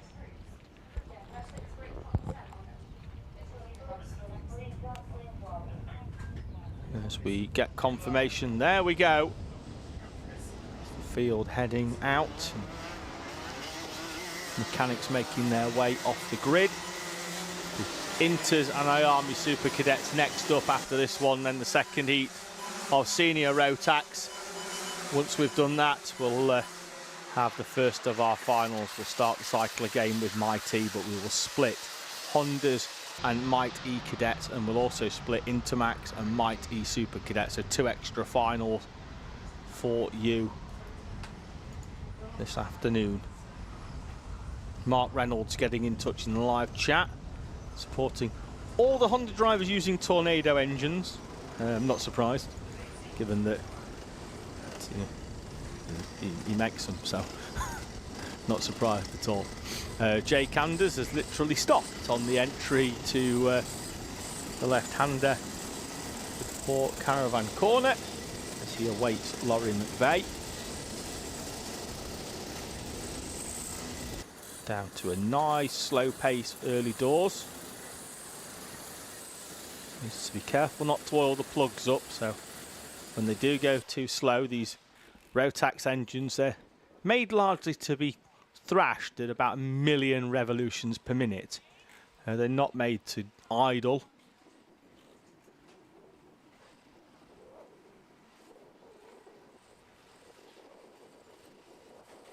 McCullough just getting as much heat into the tyres of that number 41 machine as he can.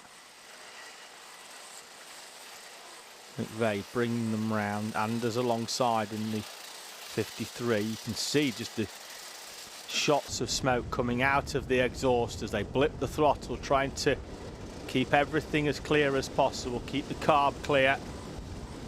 Up and round the final corner. McCullough wants to get going. McVeigh waiting, waiting no more, and we are away and racing in Junior Max, although Jake Anders had it well scouted. He's going to try and squeeze him across onto the inside. We'll run 3 wide up towards the first corner, and Jake Anders does indeed have to back out. It's been a good start by Amy Peacock. The O-plate that was won at the start of the season at Rowrah moved briefly up into 3rd place. We've got a little bit of smoke coming up in the background as people clip the thing. We've got one driver going through the chicanes. He has to wait and allow the field to come through. It was the 39 of Travis Dole of Tyler Banks. Everybody through there was Laurie McVeigh leads us through. It's been a good start by the 29 of Ryan Wheatley. Goes from 4th place up into 2nd. He was the other driver that went all the way around the outside of Jake Anders. So McVeigh leads then. Anders trying half a move down the inside of Ryan Wheatley. Alex McCullough, Amy Peacock, Warwick Milam, the top 6. Here goes Jake Anders. I thought he was going to go out down the inside. Isaac Jameson is... thought he was there. He's down in P14. It's Elijah Hartley in one of the other X-carts just in front of Jude Pudderfoot, who I think now may well be behind Elijah Hartley. They started the lap in different order to that. Indeed they are. And it's Kian Hundle.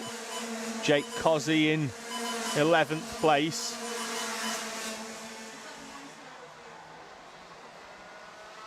Peacock thought about it, thinks about it and gets it done. And Ryan Wheatley's going to get shuffled back here. Was unable to close the door. Can't get it done until Warwick Milam is through. He's down to P6. Here's Ryan Wheatley from 3rd place. As down the inside of Peacock goes Alex McCullough.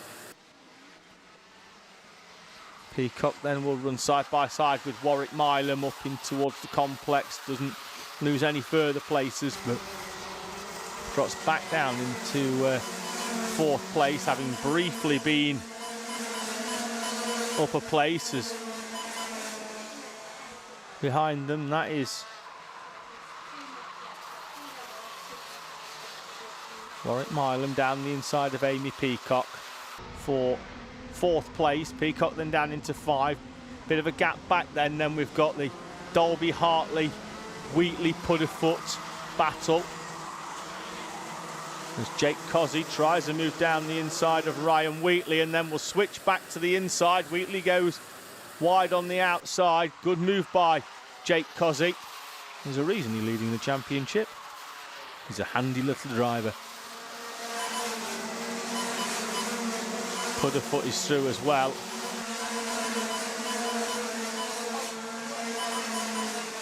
Up towards the first chicane. Look like Warwick Milam potentially going down the inside of Alex McCullough for third place. And there indeed is Warwick Milam down the inside of Alex McCullough for third place. Got an eye for an overtake.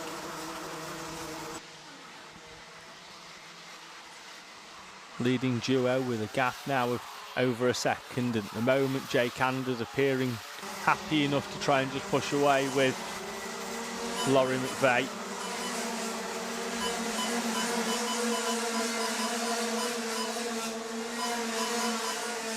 Field pretty much nose to tail all the way down the order. You can get most of the field in one camera shot. At the moment, nobody able to break away with the exception of the two leaders, really. Everyone else in a position that a mistake, a spin, is going to send them toppling all the way down to the bottom of the order. Drivers have to be really careful in this one. Normally the field will fragment a little bit, particularly with anything like Heat 1, where we had 5 or 6 carts all stationary on the outside of the first corner. So Aidan Young there in the yellow cart, black helmet, towards the tail end of this train in P18 at the moment. This is really how close this junior Rotax grid is that our current championship leader on both days has been qualifying outside the top 10 and having to work hard to come through. There he is, shotting through the camera. The WC plate for Jake Cozzy. Gord moved down the inside into the right-hander caravan corner. Peacock trying to find a way through on Alex McCullough. Warwick Milam has broken clear and sets the fastest lap of the race, some 3.5 tenths faster than both Jake Anders and Laurie McVeigh. Keep an eye out on that white and orange cart in third place.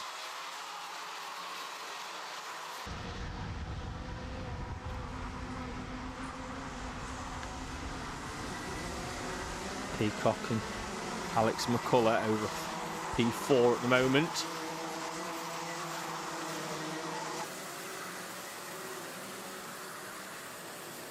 Everybody else still nose to tail, but probably with a cart length or so between them. Not enough that they can take full advantage. Can Warwick Milam drop the gap again? Yes, he can. Another fastest lap by the 23 of Warwick Milam for Vitesse Racing.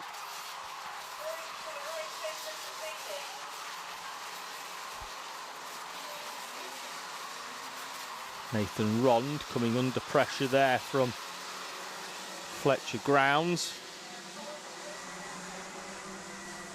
Granting his first national championship, having competed at club level at Bayford Meadows and Kimbolton.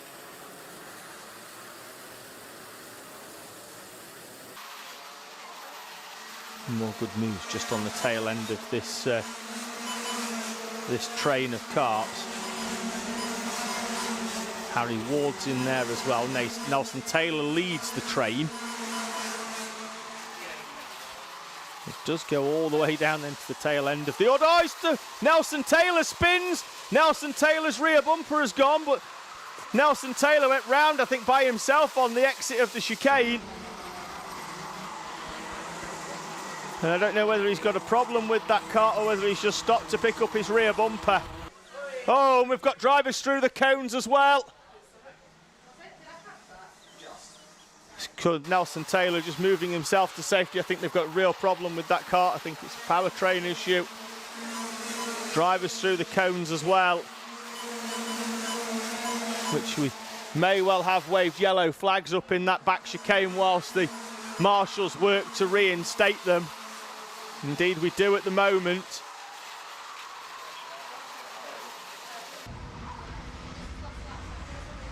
On to the final lap, half a lap to go for Laurie McVeigh and Jake Anders. Warwick Milam had a couple of really quick laps and took some time out of them, but maybe worked his tyres a little bit too much during that period and has fallen away once again. Laurie McVeigh, though, has been the epitome of consistency in this second heat. Takes the victory from Jake Anders, Warwick Milam, Alex McCullough, Amy Peacock and Travis Dolby. Behind them it's Hartley, Cozzy, Pudderfoot, Jameson, with Ryan Wheatley, Cian Hundle, Harry Ward, Aidan Young, Nathan Rond, Tigran Gregorian, Fletcher Groans and Timmy Shahini, with Charlie Halewood, Jake Richardson and Jerry Dufficy. Daniel Barton classified in P22, Nelson Taylor and Tyler Banks both out on the same lap with 2 to go.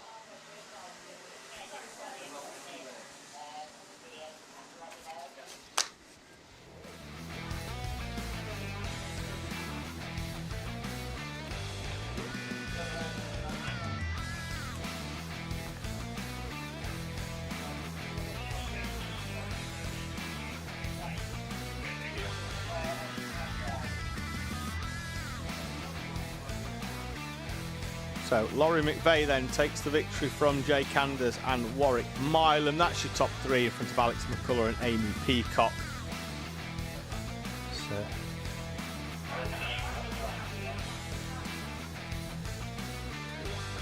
driver just walking back to his kart. I think that could well be Tyler Banks or Daniel Barton that were missing, as Nelson Taylor has a different suit and was certainly not down the far end of the circuit down there. So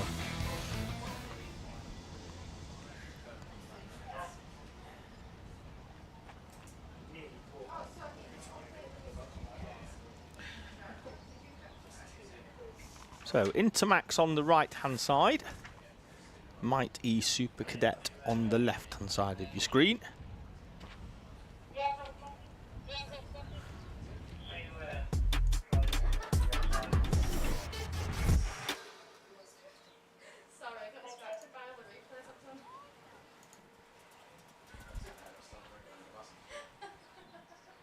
Lando Norris inspired helmet there.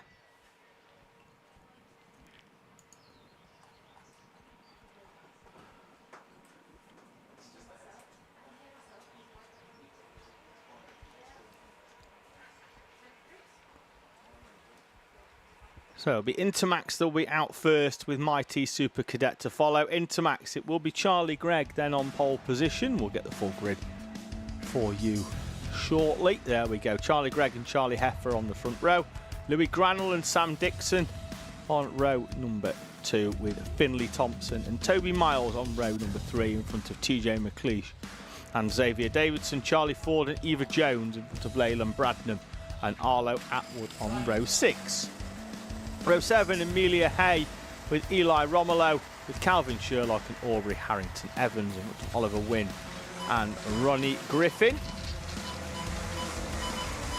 Then it moves into our Might E Super Cadets, Harry Stinson and Ansel Murray, with Will Beattie and Casey Baker, Logan Jackson and Jaden Bond on row 3, Oscar Dudley, Brandon Hartley and Jacob Hutchinson.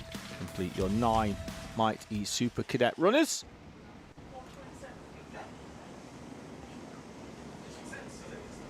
Isla Parsons getting in touch in the live chat. Back in to watch Intermax. Raced this championship last year. A bit of a sabbatical at the moment, but I'll hopefully see her back at some point racing.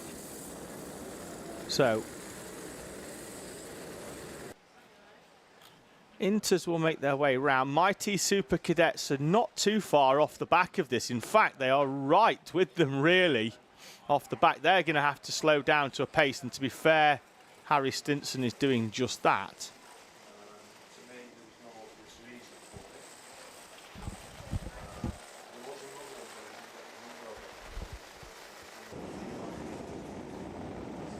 Hello as well to Richie Hall, who is joined on Slipstream. We're away in racing then in Inters as we run up towards the first corner with Charlie Gregg hard on the brakes. So then we've got the Mighty Supers making their oh, we've got one up and over at the outside of the first corner, and we've got Mighty Super Cadets heading in that direction as well. Kart still on side down the far end of the circuit. Red flag is out, which is unsurprising. Complete restart, red flag. Karts will be.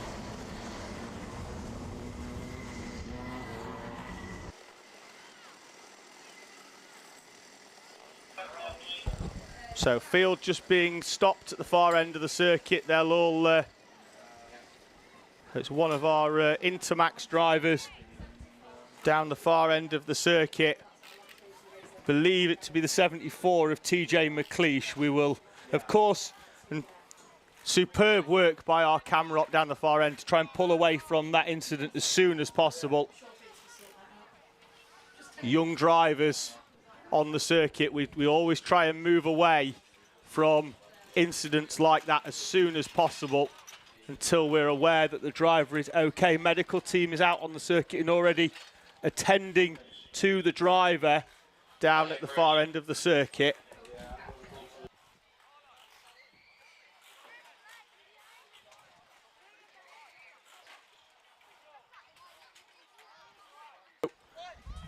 So we're going to take a minute or two whilst the medical team do what they do. We don't like seeing them, but they are always on hand in case they are required, and we will take all of the time necessary to ensure that the driver is okay. As soon as we get an update, of course, for those watching at home, if you're family or friends of the driver involved, we will let you know as soon as possible that the driver is okay. Cameras are still rolling, but we'll keep it down on the stationary grid at the moment for our Intermaxes. In fact, we'll take a few moments to take this opportunity to hear from our superb series sponsors at HWE BIM Services.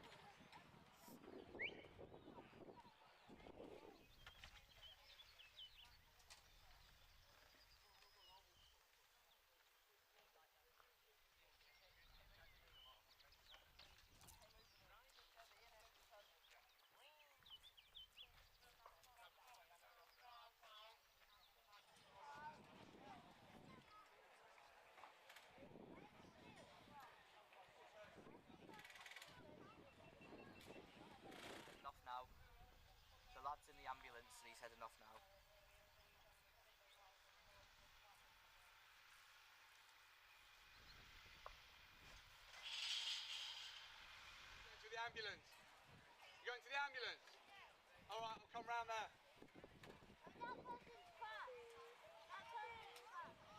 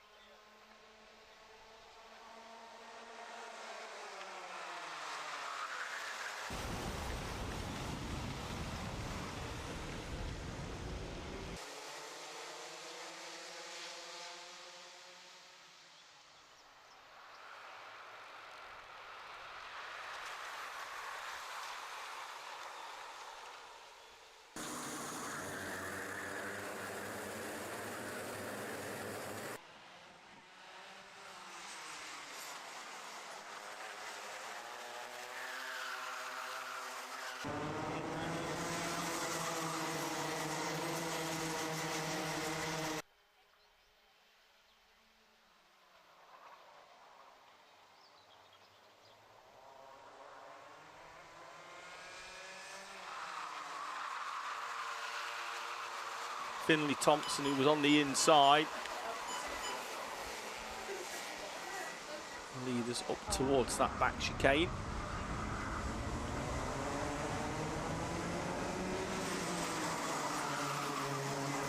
Dixon on the back, thought he was going to go for a move down the inside there.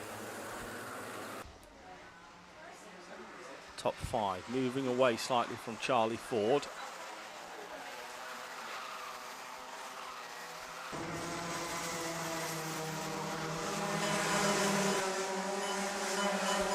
Nobody close enough into the first chicane to make any moves.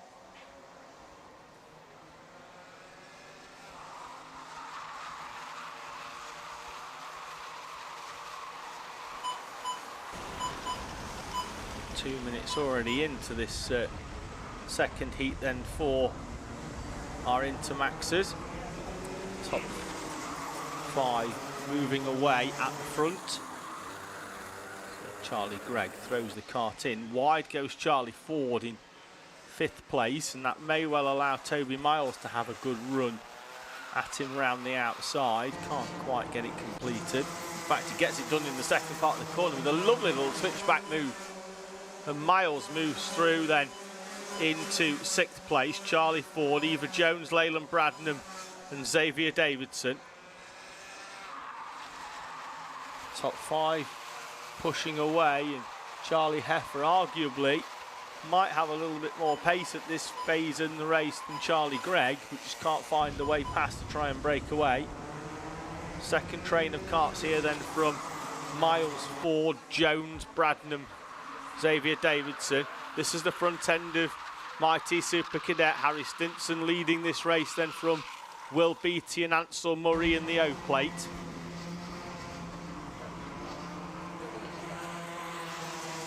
A little bit of a gap back then to Logan Jackson, who is comfortable but lonely in P4.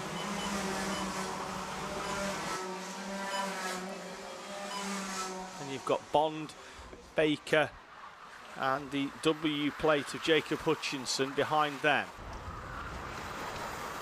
Hartley and Dudley completing your grid of Mighty Super Cadets.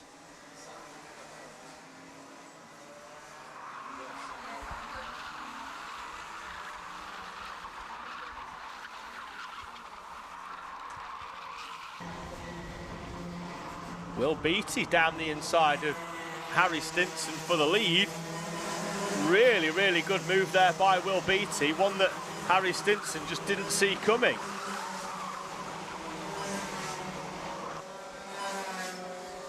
Stinson then look over the shoulder. Ansel Murray just in behind him. These two, your top 2 in the championship. 13 points separating them coming into this race weekend. Stinson took the spoils yesterday. Ansel Murray won heat number 1.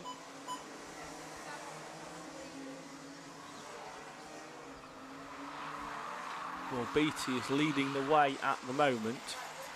Looks like we may well have had a change on the previous lap at the front of Inters. Indeed we have. I said earlier on that I felt that Charlie Heffer had a little bit more pace at that phase in the race, and he did manage to find a way past Charlie Gregg.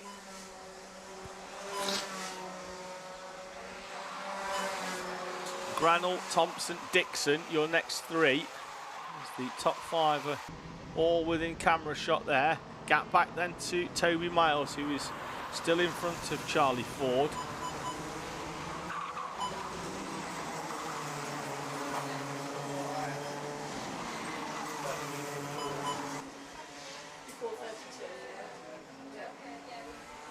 Louis Granell.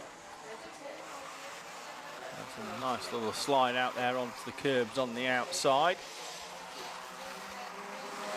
1 minute and 30 on the clock. Back to Mighty Super Cadets. The 191 of Will Beattie leads then from Harry Stinson and Ansel Murray still.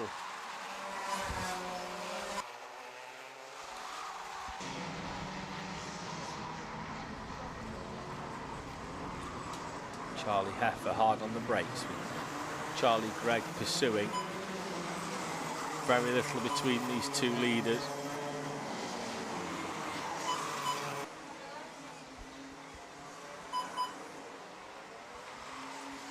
Into the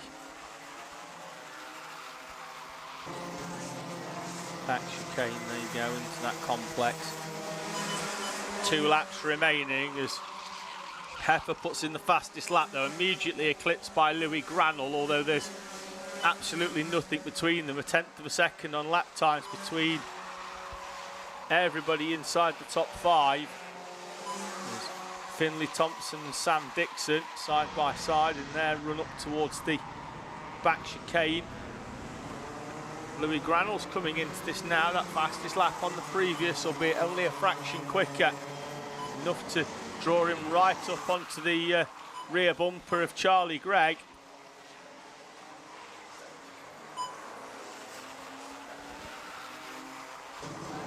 Going to get a run now up over the timing line as they commence the final lap. No move there by Charlie Gregg.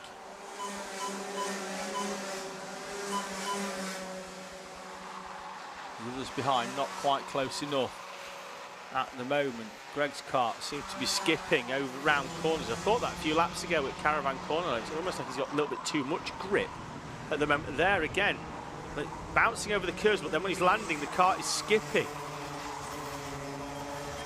Like, grip is fine, but if its car's gripping up too much, it's slowing you down.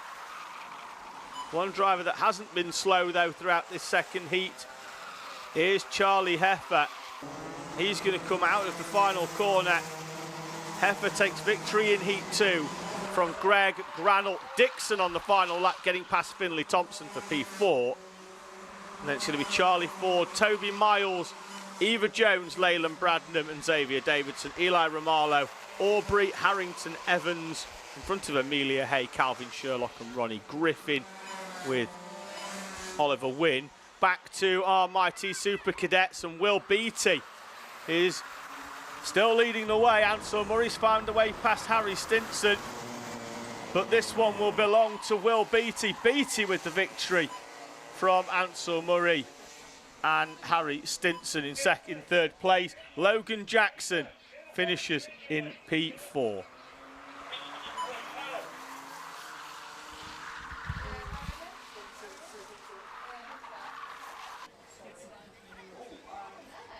Driver off on the final lap, 177 of Oscar Dudley, and the tyre wall has gone with him as well.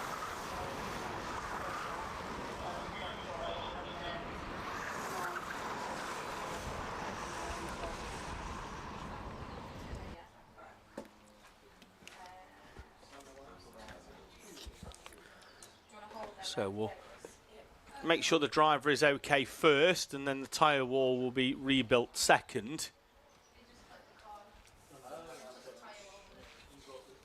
It's the final heat then of the day before we head to our finals. The trusty sweeping brush is out.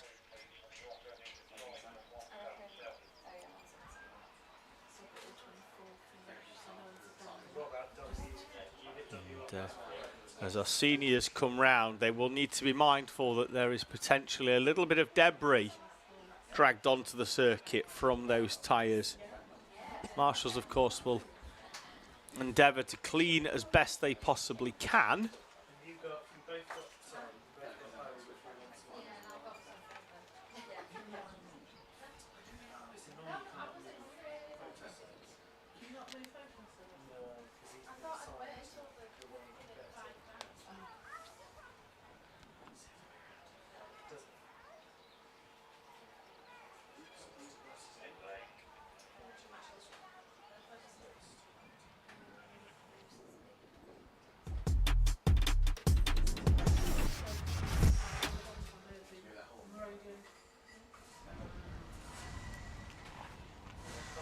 So seniors just getting ready to head out, but of course we'll have to wait until the circuit is clear. Marshall still working down there at Marshall post 6. Robert Vaughan in the live chat saying good luck to Ollie Rowley. He's going to be rolling out in a few moments' time on this senior Rotax grid.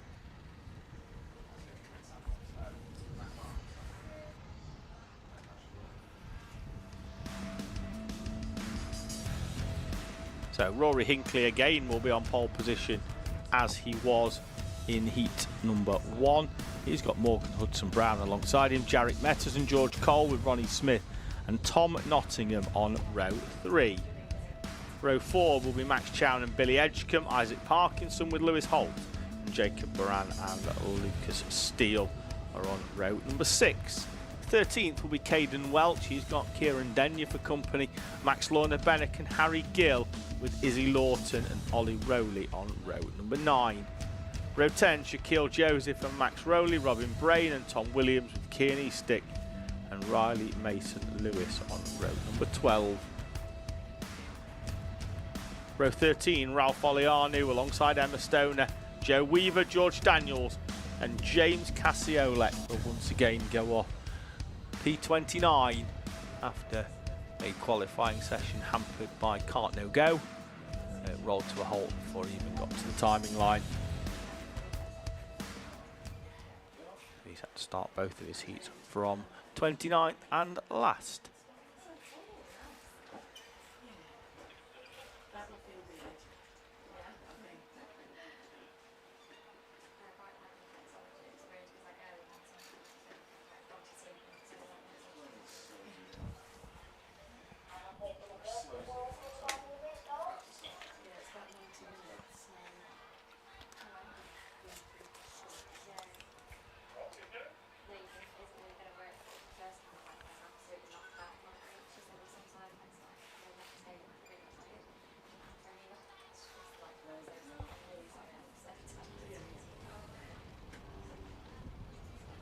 So clean-up work still going on down at the complex.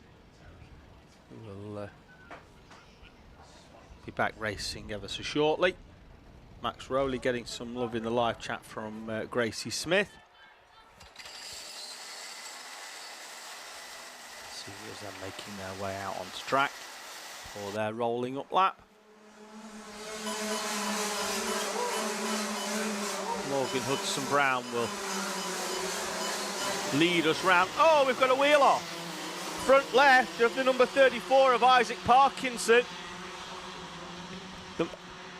No, that one's fine. It's the other side you need to be looking at. That one's cool. Tyres here at SuperOne are taken off the carts at the end of every session, and then the mechanics put them back on the carts before the next race so that the tyres are kept in parc fermé conditions, and that one hasn't been put on properly. So Isaac Parkinson's race lasts minus 75 metres. Didn't make it up to the timing line for the rolling up lap. Cart is off on the right hand side. He is already waiting. He'll be behind the barriers and behind the marshal's post there at the final post. There he is with the white helmet there watching on. Nothing he can do, unfortunately, for that one. Rory Hinckley brings us round. Morgan Hudson-Brown waiting for the go. And we are away and racing as they head up towards the first corner.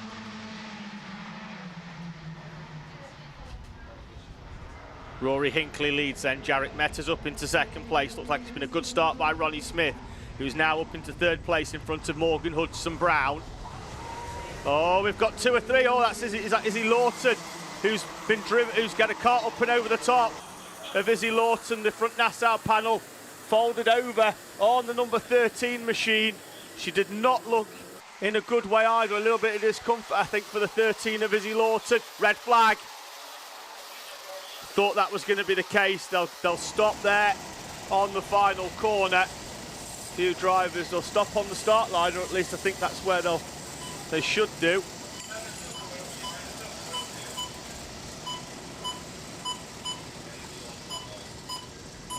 Bit disappointed there in the seniors. I think they'd have stopped on the start line, and I think when they watch that back, they will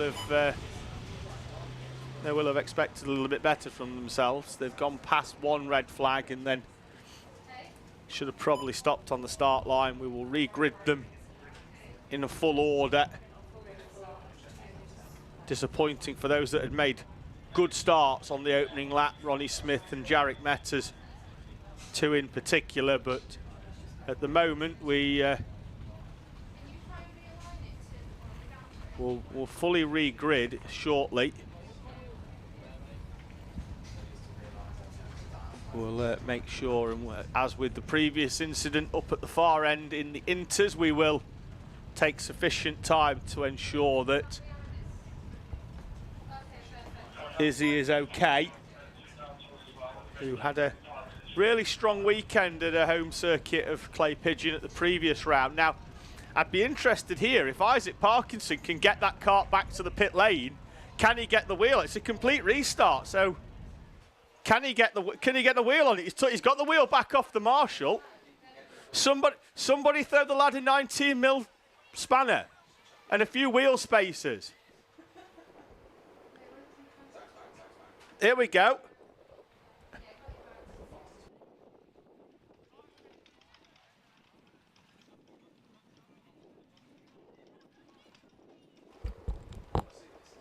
Parkinson is asking. I think we've got a mechanic coming over. They're going to see whether they can. Here we go. Cart's up. No, it's just we need 3 wheel nuts and a what is known in the trade as an ugga dugga, because that's the sound it makes when you put the wheel when the nuts go tight. And Isaac Parkinson has got a front left on. And he's going to jump back in that number 34 Tom Day Racing machine. Let's get it started and get yourself down to the grid here.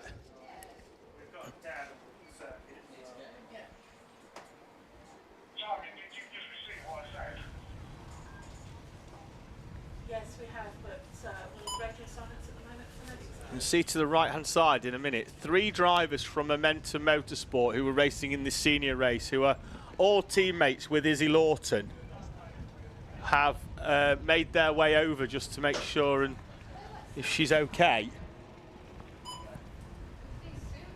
Billy Edgecombe, one of them.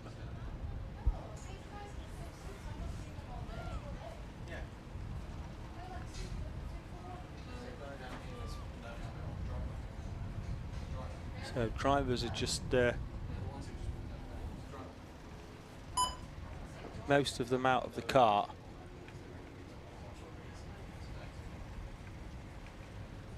I think this is going to be a little bit longer than we initially anticipated.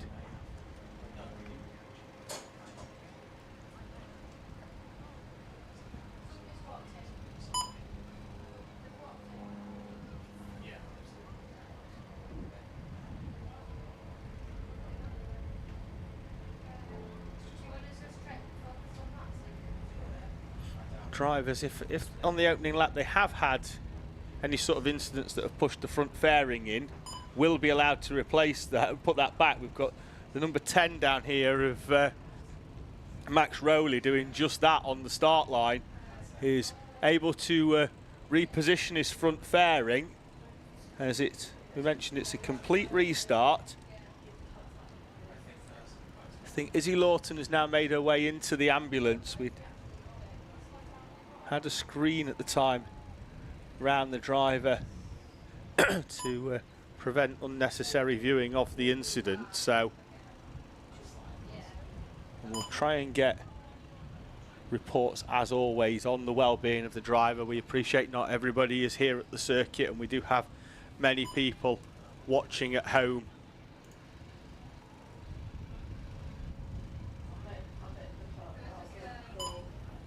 Who may well have an interest, and of course none of us want to see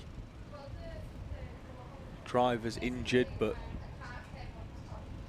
as I speak to many parents, we all, myself included, as my son races, we all send our drivers and loved ones out onto the circuit, knowing that whilst they're having a huge amount of fun out there, that motorsport is dangerous, and there's signs around every venue that whilst we don't like to see it happen, it is always a side effect of racing in close quarters and with drivers so evenly matched that things like this are always inevitable, from grassroots racing all the way up to Formula One. You'll always see racing incidents throughout race days.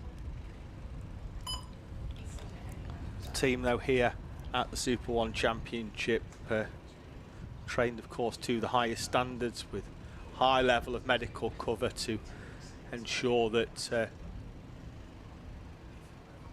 everything is clear. The kart being towed back in by one of the marshals down towards the left-hander at marshal post 4, and then they cut through the track and they go off just before marshal post 5. So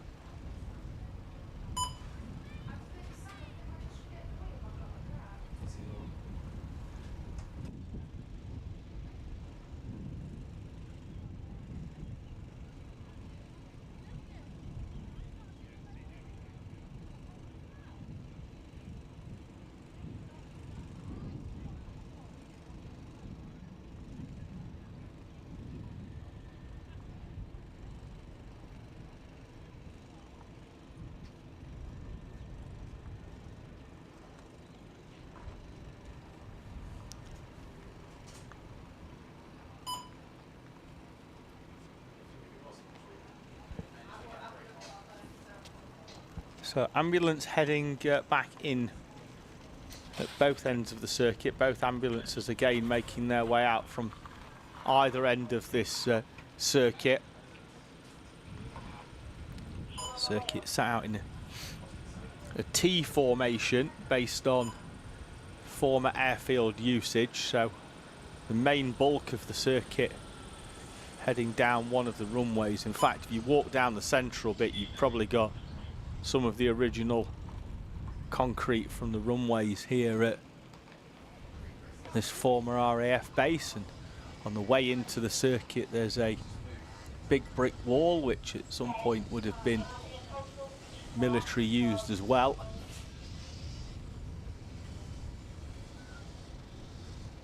As with a lot of circuits, we go to Shennington, the final round, another one which can trace its roots back to pre-Second World War in terms of usage, and then karting started there in the late 50s, early 60s, as it did here with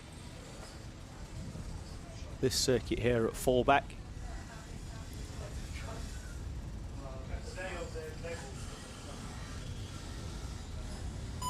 So kart's just being repositioned now.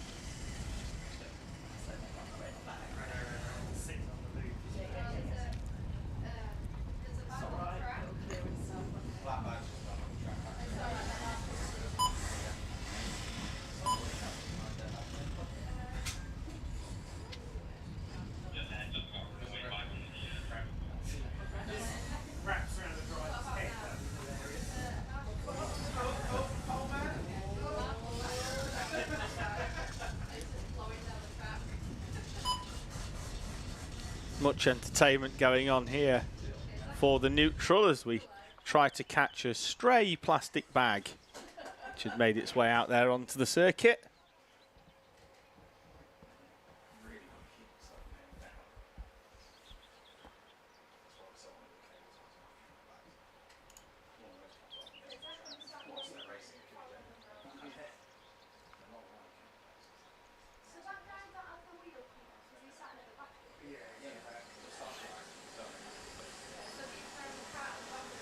So field will now make their way round for a second time. Rory Hinckley then off pole position. Morgan Hudson-Brown alongside George Cole. Jarek Metters will go off the second row.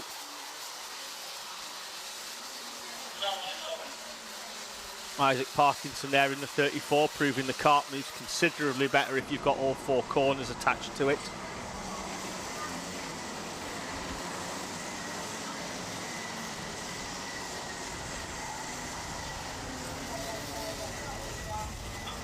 So up towards Caravan Corner and then slowed down nicely. What will Rory Hinckley do this time? He was largely behind Morgan Hudson-Brown previously and then powered down and crossed the line just in front of him, which again is his right as the pole sitter.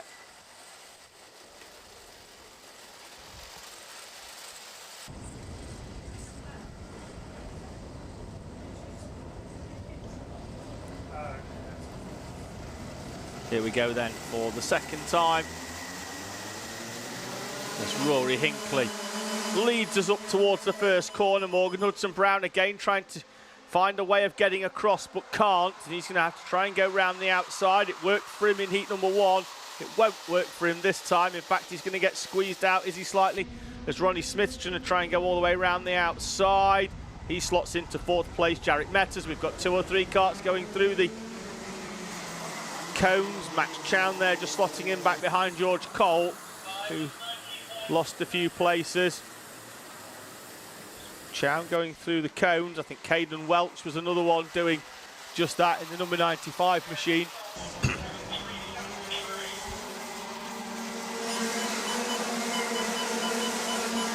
There is Isaac Parkinson in the blue. Warning for the 73 of James Casiolek. Up to 21st this time from 28th. Which would have been 29th, but no Izzy Lawton after that red flag. Jarek Metters down the inside. Rory Hinckley's missed the chicane. He slots back in behind Jarek Metters in second place. And now he's going to get shuffled back even further. There's Morgan Hudson-Brown and Ronnie Smith go down the inside of Rory Hinckley. Hinckley then down into fourth place now. Behind him, Tom Nottingham in the number 15, George Cole, Max Chow. And then Billy Edgecombe in the number 8 car in 8th place. Fastest lap of the race on the first time round, Lewis Holt. Shaquille Joseph, we're hearing he's got a technical problem. We'll try and pick out that in a few moments' time. He's currently in P19 and has indeed got a mechanical flag. Rear bumper detached for Shaquille Joseph. He'll pick him up, he'll be through very shortly as Billy Edgecombe gets eased wide. Kieran Denyer in the mix as well.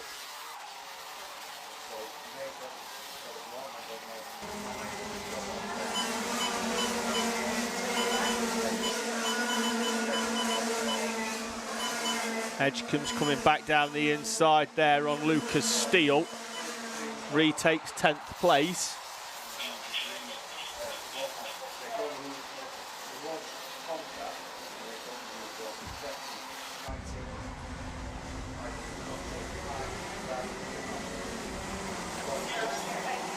Driver going through the chicane there in the background. Didn't quite clock the number on that one of the Attack Motorsport karts as George Cole goes down the inside, I think, of Tom Nottingham for 5th place. Indeed it was.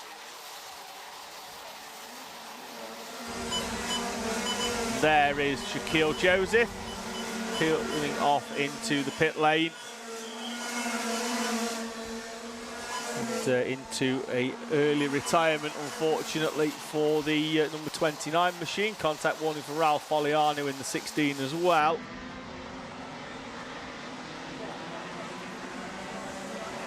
Currently down at P24 at the moment for Foliano.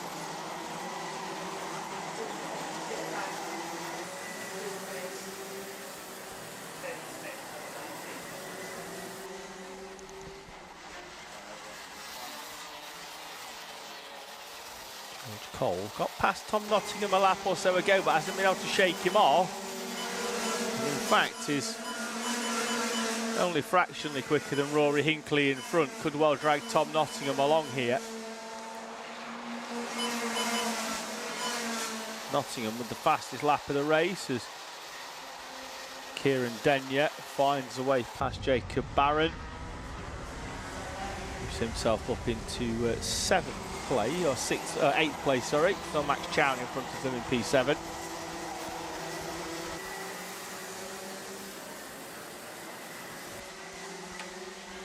Support coming in for Max Rowley in the live chat, currently just inside the top 20, down in P19. Lost a few places on the last lap with a charging James Cassiolek. There he is, just crossing the timing line off the back of this train of three, with Harry Gill in that bright yellow helmet.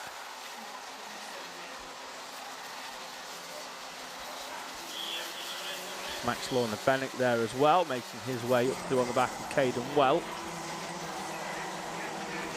Field starting to spread a little bit. There is Caden Welch in the number 95. Lightning McQueen liveried kart.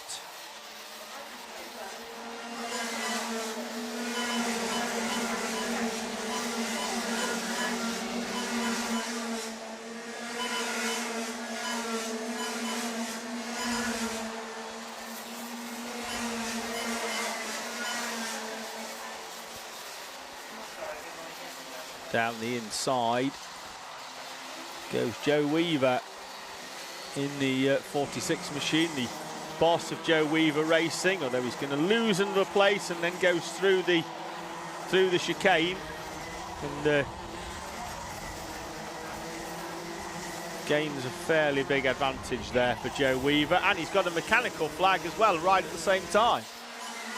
Wonder what that's for.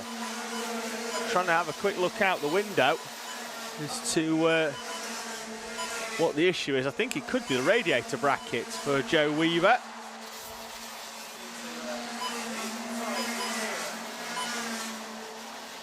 There's Max Lorna-Bennett there finding a way through, I think on Lewis Holt.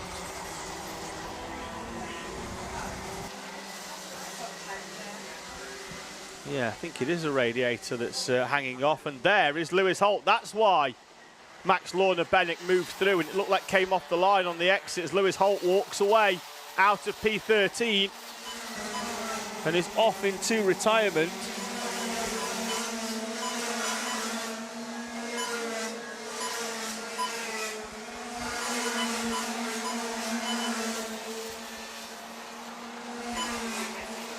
Weaver still circulating.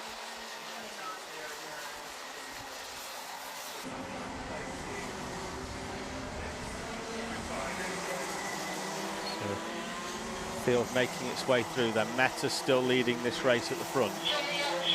Time is down to 0. So it'll be the last lap this time as Jarek Metters makes his way out the final corner in front of Morgan Hudson-Brown. Hinckley, Smith, Cole, Nottingham, Chown, Denyer, Barran and Edgecombe. Lucas Steele on the back of them as well in the white and black livery kart. We've got a Marshall running down towards Caravan Corner. And I think we've got Max Lorna-Bennett falling down the order there. We do. Waved yellows will be out just as the leaders come through up towards Caravan Corner. So there'll be no dives down the inside. Up towards the complex for the final time. Hudson Brown wouldn't have been close enough anyway. Jarek Metters sliding the number 2 cart round and sliding it to victory in heat number 2. Jarek Metters from Morgan, Hudson Brown, Rory Hinckley and Ronnie Smith. George Cole, Tom Nottingham, Max Chown, Kieran Denyer and Jacob Barron, with Billy Edgecombe completing the top 10.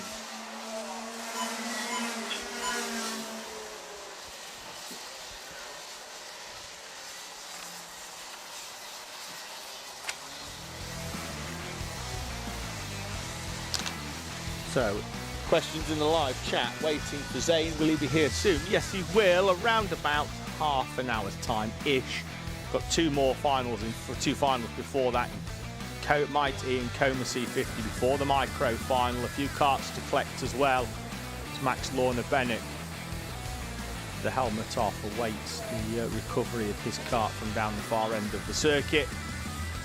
Heat number 2 though, won by Jarek Metters, Morgan Hudson Brown, Hinckley, Smith, Cole, Nottingham, Chown, Denyer, Barron and Edgecombe. In front of Lucas Steele, Caden Welch, Joe Weaver, classified P13, but did pick up a mechanical flag, so whether he keeps that I'll be interested to know later on. Harry Gill, Isaac Parkinson, James Cassiolek and Max Rowley, with Riley Mason-Lewis, Robin Brain, Max Rowley, Ollie Rowley completing your top 20. Kieran Eastick, Tom Williams, Ralph Oliano and Emma Stoner, Max Lorna Bennett, Lewis Holt, Shaquille Joseph, George Daniels. The 4 at the end did not see the checkered flag, and we send our best wishes to Izzy Lawton, who was involved in an incident at the start of the first go of senior Rotax, and receiving medical assistance, so we hope that she is okay, although we're unlikely to see her back out for the final.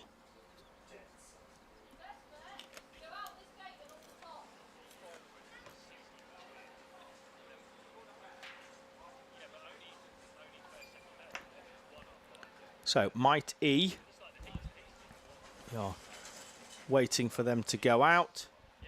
A few carts being collected and popped up onto trolleys. Max Lorna Bennett's cart will be being helped down. The assistance of what appears to be his right foot is just kicking it down the track to his mechanic. That cart will be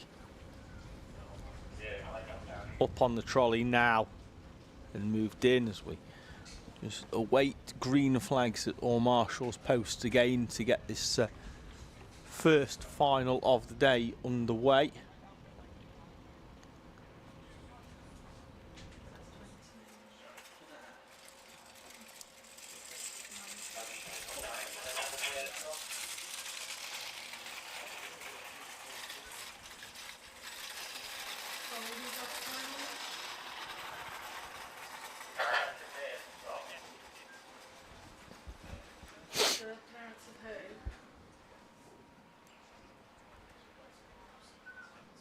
EJ Deera there, just sat patiently waiting.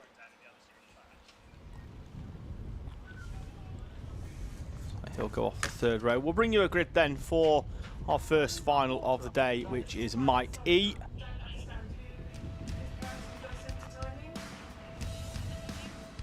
With Luca Pede will be on pole position. Got Eli Parkhouse alongside him on the front row. Max Tetlow and Aidan Castleman on the 2nd row. EJ Deera, who we saw on the camera a few moments ago, will start P5. He's alongside the 42 of Joshua Chung. Behind them, it'll be Teddy Veselovsky and Maverick Reddick, Arton Odula and Fabian Smith, with Archie Watkins and Astro Matthews on row number 6. Row 7 will be Dax Miller and Fraser Payne. 14 qualifiers for this final.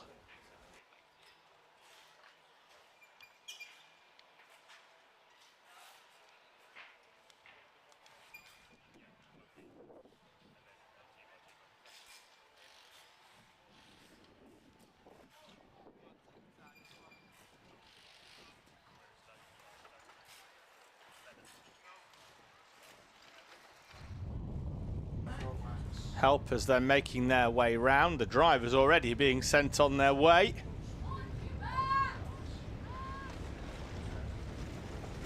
Very surprised there. The helpers they normally at least put a bit of a jog in. Now they've stepped the pace up. Before that, it was, well, it is a Sunday afternoon, so they can be excused for a Sunday afternoon walk, but making their way around. Luca Pede then off that pole position. Eli Parkhouse trying to get a little bit of heat in the tyres, but being repositioned in second place.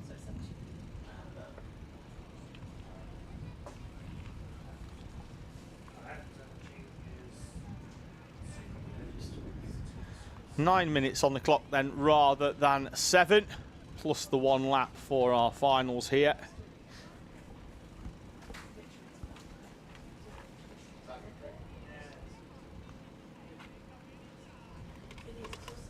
Everybody through the exit gate. 5-second board is up. Eyes on the lights. Eyes on the prize for Might E, and we are away and racing.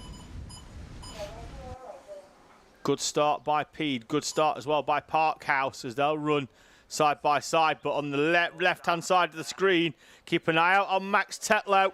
He's going to come all the way through from the second row. We've got a stationary Astro Matthews who has finally managed to get going. So we are back to a full complement to 14. Series Director John Hoyle there working to get our young drivers back out on track. That's all we really want to see, is everybody get an opportunity to go racing, particularly at a young age. Aidan Castleman's going to try and go down the inside of Luca Pede. Pede is squeezed out onto the rumble strip.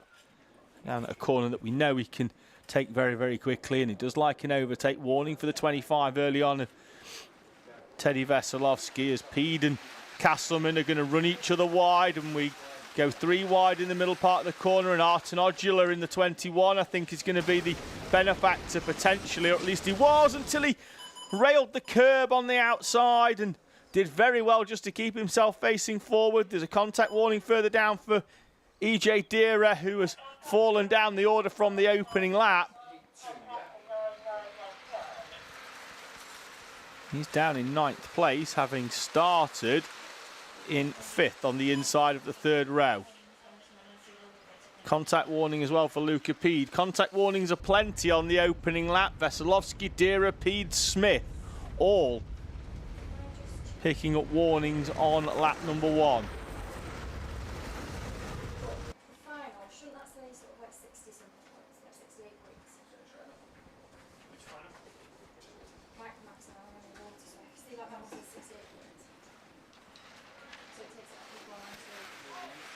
Field making their way up and through the complex for what will be the 2nd time.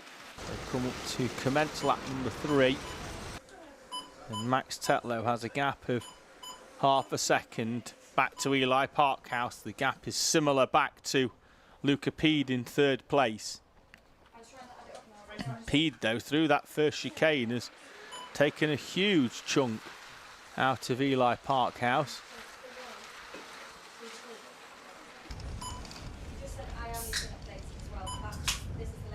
Not quite close enough into the bus stop to try and make a move.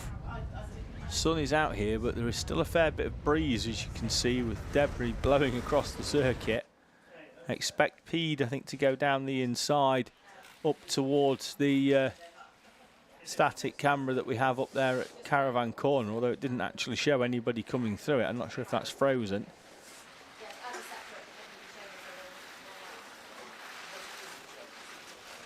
Pede still not having found a way through, and he was formidable in the 2nd heat at making the move work into that right-hand hairpin.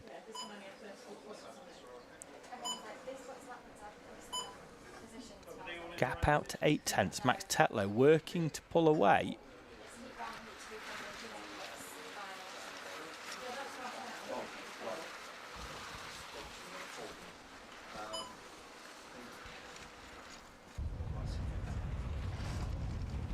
Into the back bus stop once again, as Max Tetlow has a really big look over his shoulder. I don't know whether Luca Pede at the moment is just trying to use Eli Parkhouse for a lap or 2. Down the inside he goes. Clearly feels he's got a bit more pace, but Parkhouse is going to get He's now onto the curb on the outside, and Luca Pede now moves himself through into second place.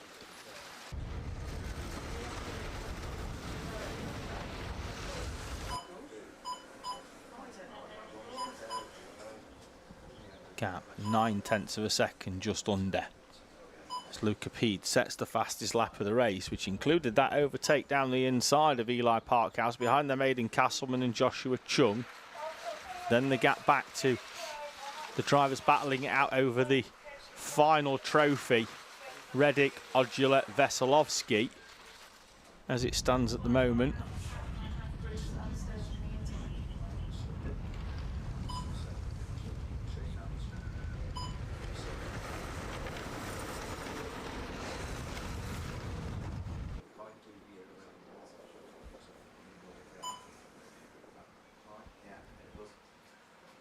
Tetlow being reeled in here by Luca Pede. Pede with 4 minutes to go, so basically half a heat almost, but an extra 2 minutes for these finals means that he's got more time to try and challenge Max Tetlow.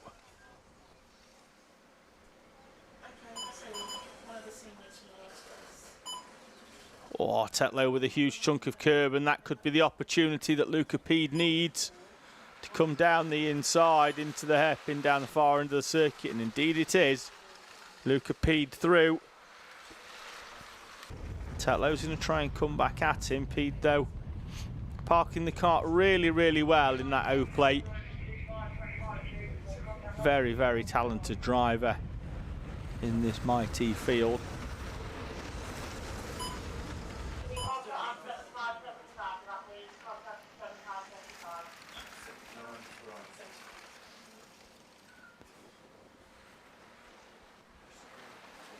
Wide goes Tetlow, but that will give him a bit of a run in terms of carrying some additional speed. There will be some lap traffic, I think, for the leaders to contend with in the next lap or so, as Maverick Reddick picks up a contact warning. He's at the front of that train of three behind though, as Max Tetlow goes down the inside of Luca Pede. Luca Pede is introduced to the rumble strip on the outside, but he's going to try and keep his foot in and may still have track position. Indeed he does. Into the back chicane. Fraser Payne in front of them. Leaders will need to try and find their way through as cleanly as possible, and they are both going to go down the inside into the right-hander of Caravan Corner. Look over the shoulder just to see where the rest of the field are. And I think that's allowed Eli Parkhouse to close up ever so slightly. Aidan Castleman with them as well. Joshua Chung has been cut adrift of the train behind. He was only half a second off the back, but that's going to be considerably more now. It's 1.5 seconds. Aidan Castleman with the fastest lap of the race as he tries to go down the inside of Eli Parkhouse for P3, and there's going to be a change in the background for the final podium position. Arton Odula down the inside of Maverick Reddick for 6th place. Trophies down to P6 here in the Bambino and Cadet classes of Super 1. And they've managed to, Arton Odula, find a way through.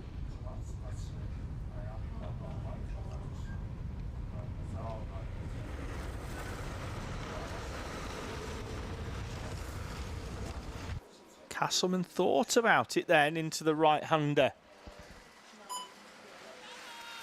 The entry to Caravan Corner. Stayed to the right a little bit and then decided against it. Hooked the kart back over to the left in order to open the corner up.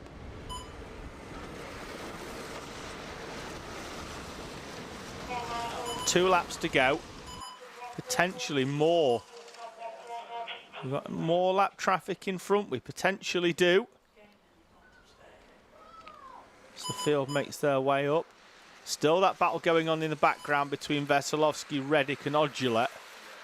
Odula still leading that class, or that race for the final step in the trophy paying positions.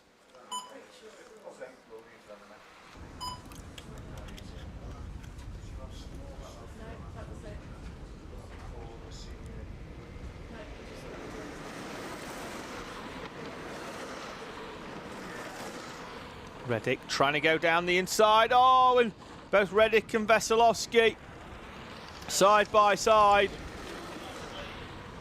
into the corner.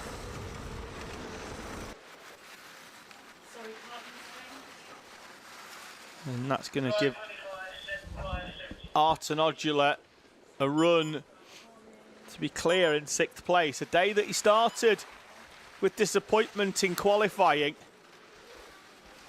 where he didn't really set a time and started both of these heats from the back. Onto the final lap we go. Looks like he may well end the day with a trophy. Luca Pede from Max Tetlow at the front then, as they head up towards the bus stop chicane for the final time.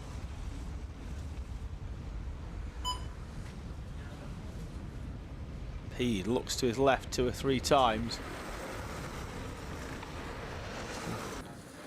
Feeling the need not to defend up towards Caravan Corner, goes slightly wide. Max Tetlow though is going to be on the outside and hasn't got the drive. As Luca Pede comes out of the complex, Max Tetlow will try and line it up out of the final corner, down the inside into the final corner by Max Tetlow, side by side. Pede's up onto the curb, tyre smoke.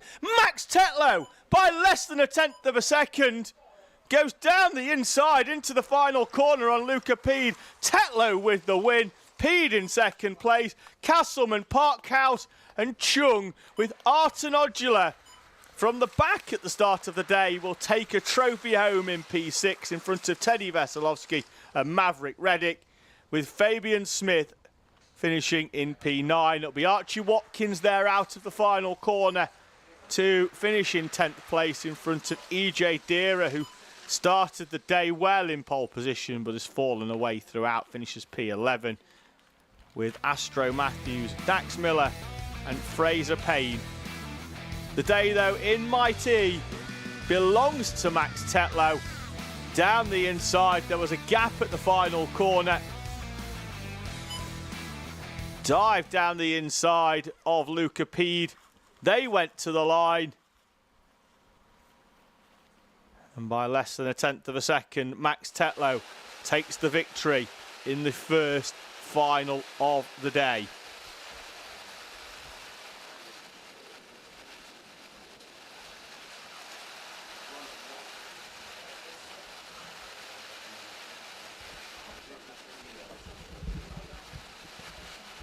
Helpers making their way round then in the comas.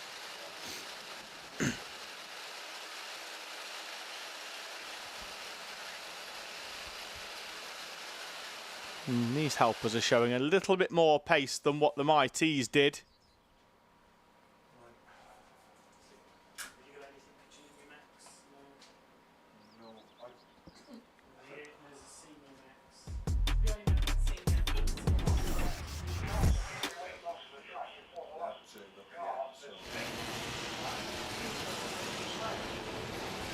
Coma C50s then making their way round to the starting grid.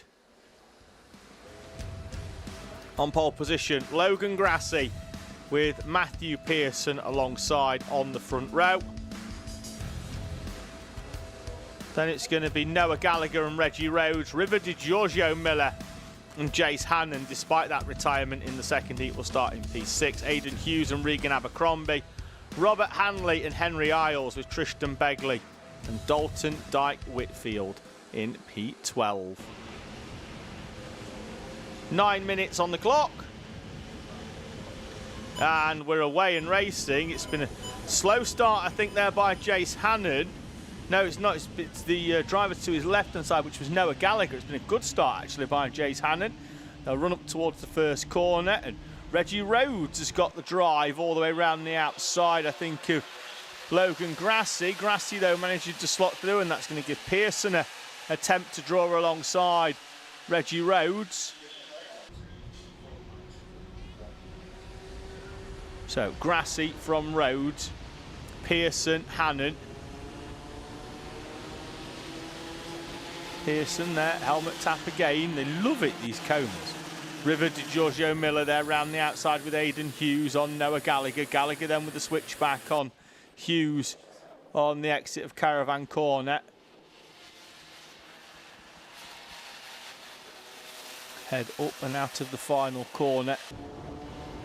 I could run you through the top 10, or we could count the amount of helmet taps as they come up and over the timing line. Let's see if there is any.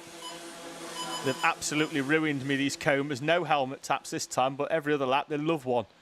Logan Grassi then leads from Reggie Rhodes, Matthew Pearson, Jace Hand and Pearson trying to come down the inside. There they go with their helmet taps into the first corner. Hannon in fourth place. River Di Giorgio Miller 2 seconds back with Noah Gallagher, Aidan Hughes, Dalton Dyke Whitfield, Regan Abercrombie, Robert Hanley, Henry Arsh, Tristan Begley, all in that gaggle of carts in the background.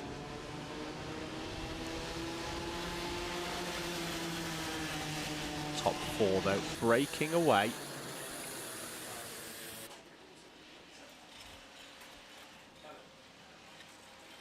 Pearson's going to try and move down the inside into the complex and gets it done on Reggie Rhodes, and then we'll drive all the way around the outside to cement that position.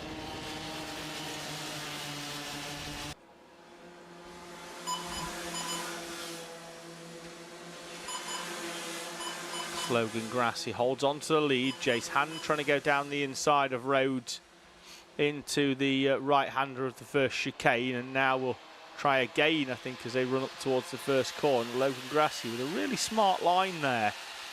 Doesn't go all the way to the inside, but also realising that the power of these carts doesn't mean they need to stay all the way on the outside. They can still go to the inside with a minimum amount of time lost.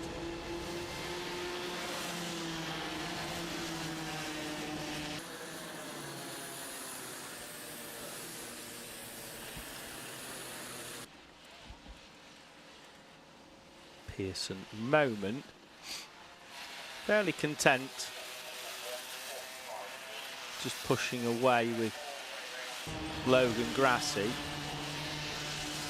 think he's going to potentially get a contact warning for bump drafting Logan Grassi around the complex corners. Small price to pay, as it does benefit them both really to be doing that. Jace Hand down the inside of Reggie Rhodes. 1.7 seconds though is the gap that they have lost in the last 2 laps or so. So we start lap number 3, the leading duo pulling away. Logan Grassi with a line that is, say, semi-defensive but works in Coma. They're not scrubbing off speed by going down the middle of the track. Into the back bus stop chicane they go.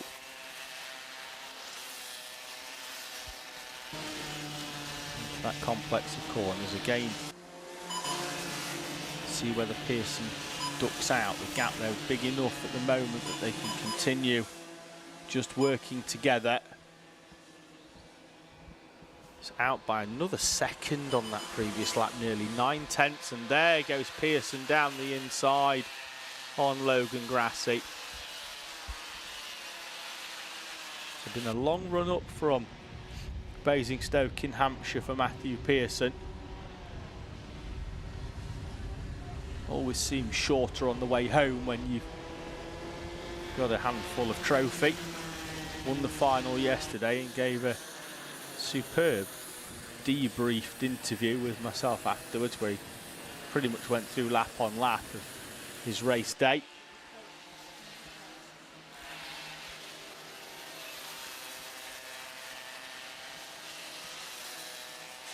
Movement from Logan Grassi, just under 4 minutes on the clock for Matthew Pearson.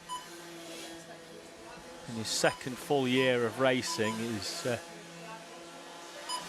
going well so far here in the HWE BIM Services SuperOne Championship. Giving himself a real opportunity of winning this series in 2 months' time as we go to Shennington at the final round of the year. I'm sure he'll be pleased.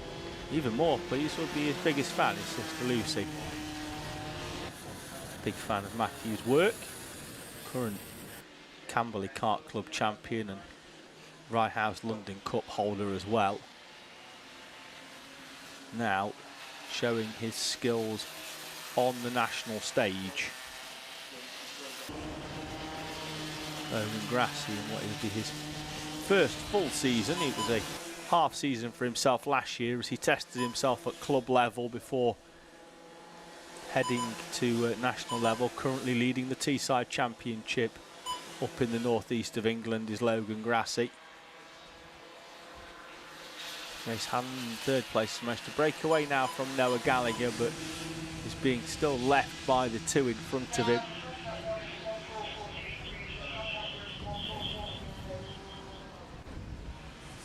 Gallagher, Rhodes look comfortable for trophies as well. Then this final battle is between River Di Giorgio Miller and Dalton Dyke Whitfield. Whitfield's just picked up a contact warning for an infringement we haven't seen on camera, but we'll keep an eye out on them in the final few laps as that final trophy paying position. But I think it would do a disservice to this leading duo as they go side by side out of the complex to peel away from this battle for the lead with less than 2 minutes to go as Logan Grassi goes all the way round the outside of the final corner on Matthew Pearson. Taps his helmet once again. I don't think he's going to work with you with 2 laps to go and a 3-second gap at the front. This is going to be a 2-kart battle. Race gloves off, boxing gloves on for this final 2 laps at the end of this one. Lapping in the 101s, 102s, so we're just there now in the top left-hand corner. 2 laps to go.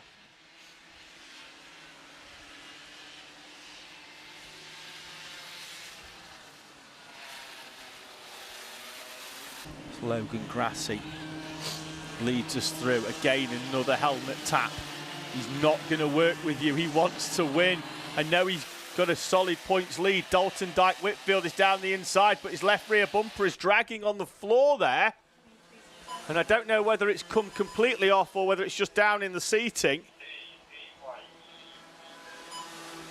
As Logan Grassi defends up into the top hairpin. He's got a kart length or 2 on Pearson. Up towards the back bus stop chicane. Again, parking the kart in the middle of the circuit, trying to keep the door closed up towards Caravan Corner. Takes a wide line on exit. Can Pearson close in? Pearson, the championship leader. Logan Grassi, who came into this weekend in 4th place, is 2 corners from home, 2 corners from his first SuperOne final victory. Can he keep the door closed? They'll run to the line, and for the first time, Logan Grassi wins at SuperOne. No, he doesn't. I'm fairly sure that we had an extra lap there. Oh well, we'll carry on.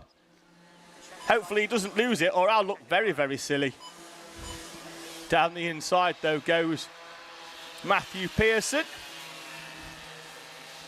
Got well ahead of myself there. I did say earlier on there was 2 laps, and that was certainly only 1, so that is certainly on me. Going to head up towards the back bus stop chicane.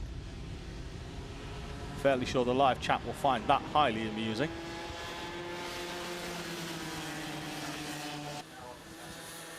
Up towards Caravan Corner. Pearson looks over to the side. Logan Grassi will try and get the switch back. I don't think he's going to be close enough. As they head towards the final corner, as Matthew Pearson comes out. Grassi can't do enough. Pearson then takes the victory by 1/10.5 from Logan Grassi and Jace Hannon. That's your top 3. Trophies down to 6. Remember, we're going to get Dalton Dyke Whitfield in front of Noah Gallagher, River Di Giorgio Miller, and a disappointed Reggie Rhodes there in 7th place, with Regan Abercrombie crossing the line in P8.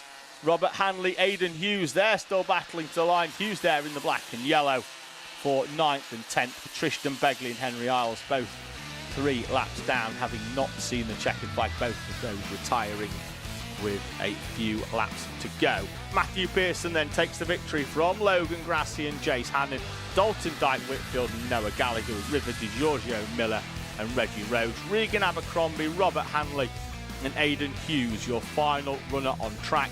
2 carts to recover unless they've been taken back into pit lane. We've not heard any radio chatter asking for trolleys, so it looks like both of them have peeled off into pit lane. So as the field make their way in, no time to draw breath. It's time for the final that many in the live chat have been waiting for. It's time for Micromax.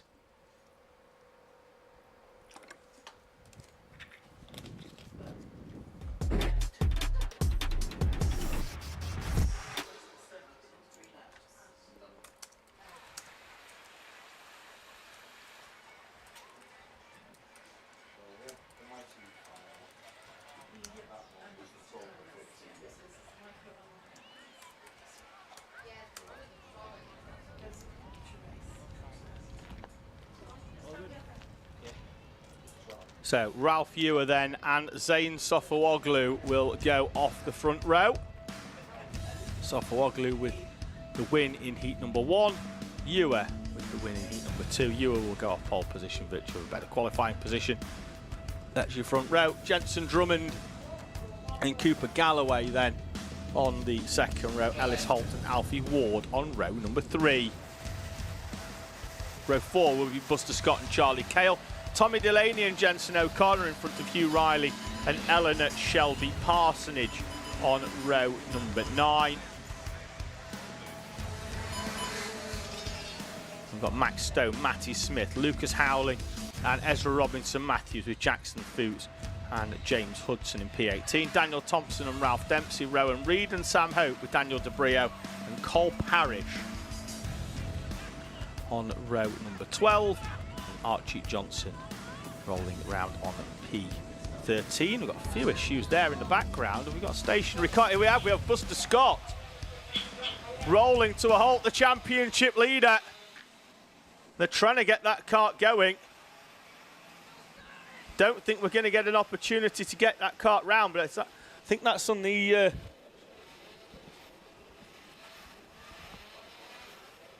outside of the final corner. Rolled out of the pit lane and rolled to a halt, and Buster Scott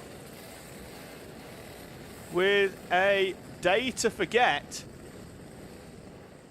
head in his hands, cart being lifted up and over the barrier by the team here, which will allow us to get racing at the first time of asking.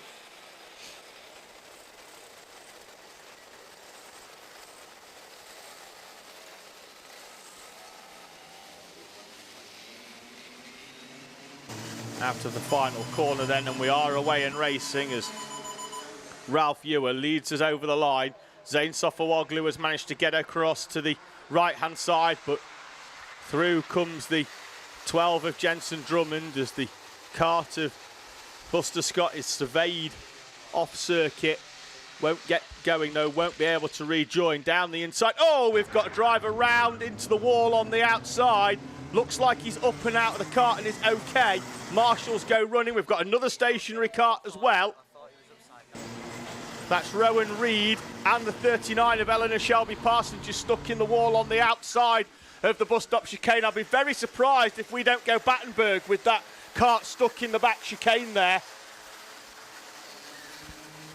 Marshals have got to adjust in time. I think that we may well be able to keep this race going under localised yellows. Great work for the team. I thought most of them were working on the cart down at the far end. There's Buster Scott watching on as Rowan Reed's cart is recovered as well, just in time as the field come round. Superb work by the Fulbeck Marshals here to keep this circuit going without us need to go to a slow flag. Everybody managing to get going. Ewer from Sofawoglu, Ellis Holt, Jensen Drummond, with Tommy Delaney, Hugh Riley, Charlie Cale, Cooper Galloway, Max Stone, Lucas Howling, with Jensen O'Connor, Ezra Robinson Matthews, Cole Parrish already up to P13 in that Army Watersmith Restricted, trying to work his way through some of the Micro Max runners.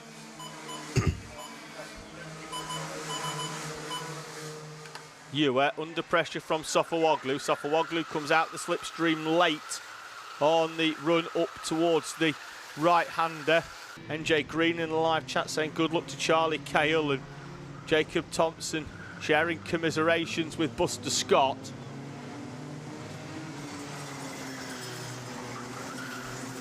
There goes Zane Sofawoglu down the inside. Ralph Ewer will draw alongside, but will be on the wrong side of the track on the exit. And Sofawoglu leads.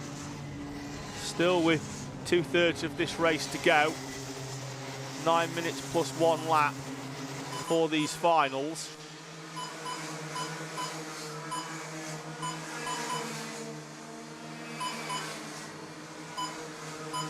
Sofawoglu already with a slightly defensive line for that number 54 machine.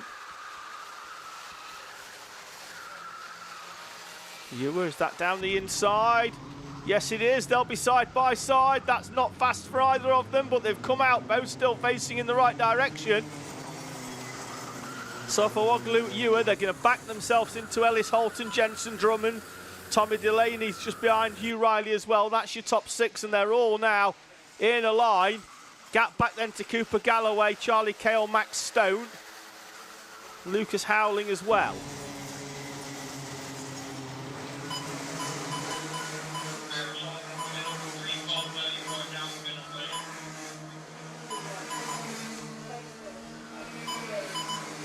Sofawoglu now with a gap of around about half a second. Ralph Ewer goes wide round the first corner.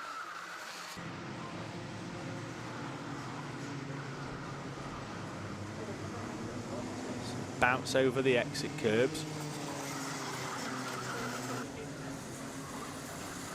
Ralph Ewer needs a couple of laps now of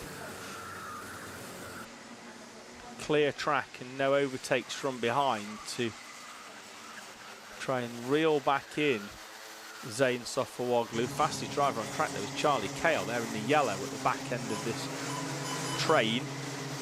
Gap at the front fairly equidistant as it was on the previous, as Jensen Drummond tries to go down the inside of Ellis Holt. Hugh Riley just behind in the Senna lid. Then you've got Delaney, Galloway, Cale, Howling off the back of that as well.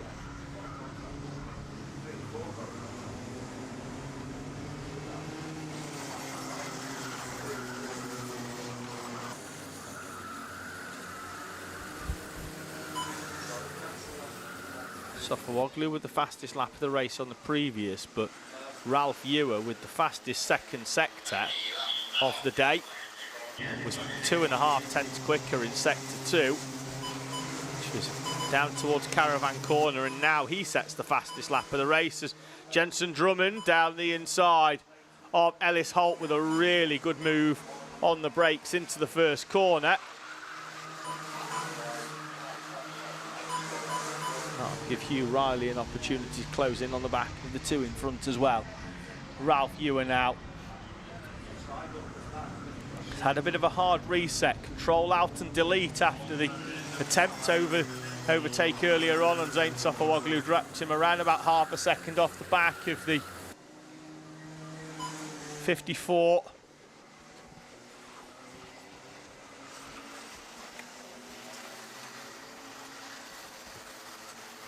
Towards the timing line again, still 3 minutes to go. Quarter of a second was the gap on the previous lap. It remains roughly the same. Tommy Delaney though was the fastest driver in this sort of train before, and they're closing up onto the back of Riley and Holt now, as Riley's gone down the inside of Ellis Holt, and then Ellis Holt takes a huge chunk of curb trying to go down the inside of Hugh Riley in the final part of the hairpin.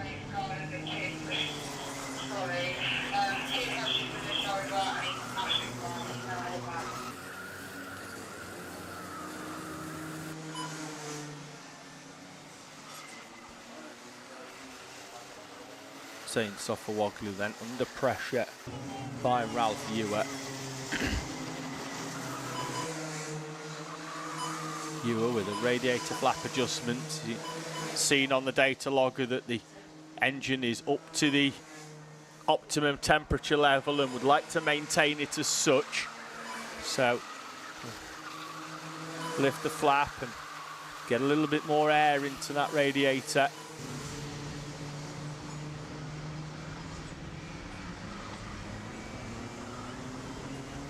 Now we'll draw alongside on the exit of the chicane.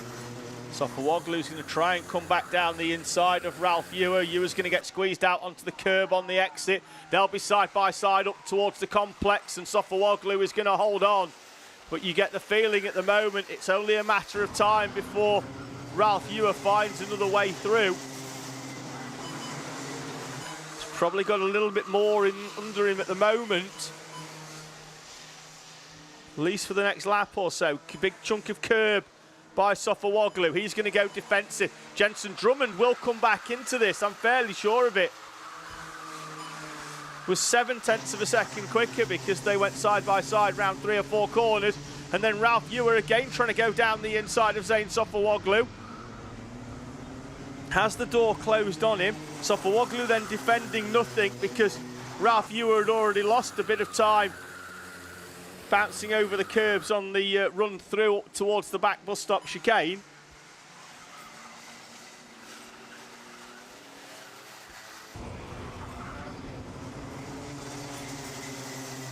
Out of the final corner. 2 laps to go.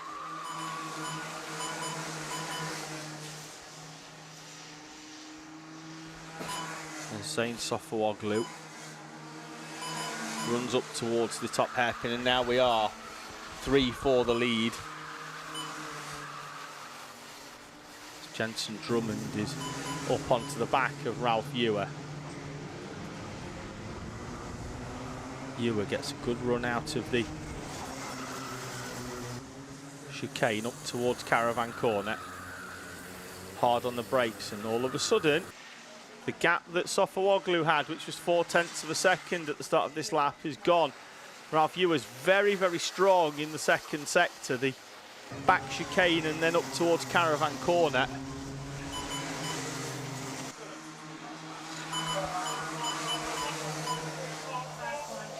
Sofawoglu hard on the brakes. Defensive line will do exactly the same in the run up towards the first corner, as Jensen Drummond is going to try and get involved here as well. 3 for the lead. Drummond's going to try and move down the inside of Ralph Ewer.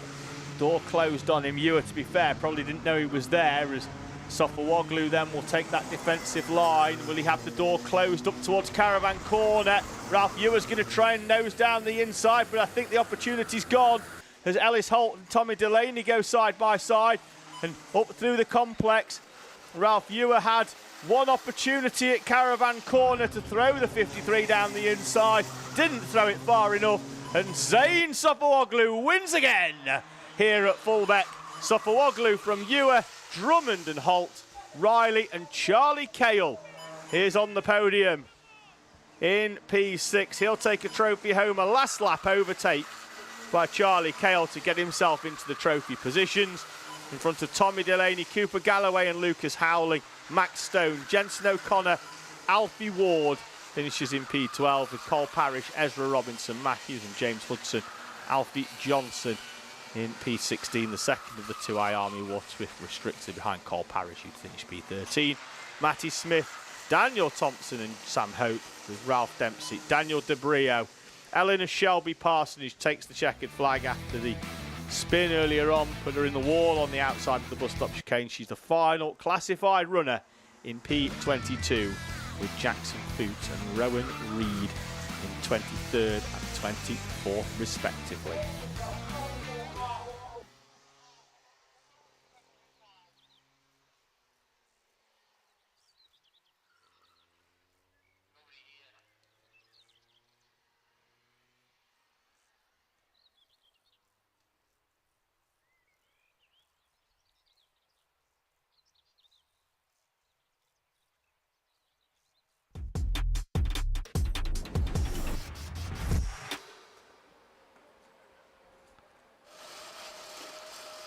Next up then is iArmy M1 as Presley Knight awaits the direction to be sent out onto the circuit. The helpers are already making their way round. So it'll be Knight and Jules Nash on the front row, in front of Shay Downey and Oakley Rudman, Jack Rossi Minot and Teddy Smith on the third row. Then you can have Stanley Thurston and Nicholas Answer. Jed Evans and Briella Stevens in front of George Miller and Henry Exton in 11th and 12th respectively. Gabriel Chew and Isaac Taylor, Frank Tingle and Maverick Reddick, with Zachary Datt and Timothy Robinson going off row number 9. Rex Everard, Albert Omi, James Talbot and Cher Nagomi, your final runner in P22. Yeah. Tough day for Cher, but managed to get back out the race earlier on when the kart didn't start. Managed to get the kart going again. It started around about a quarter of a lap down, managed to catch the field back up, but then ran out of time for Cheyenne.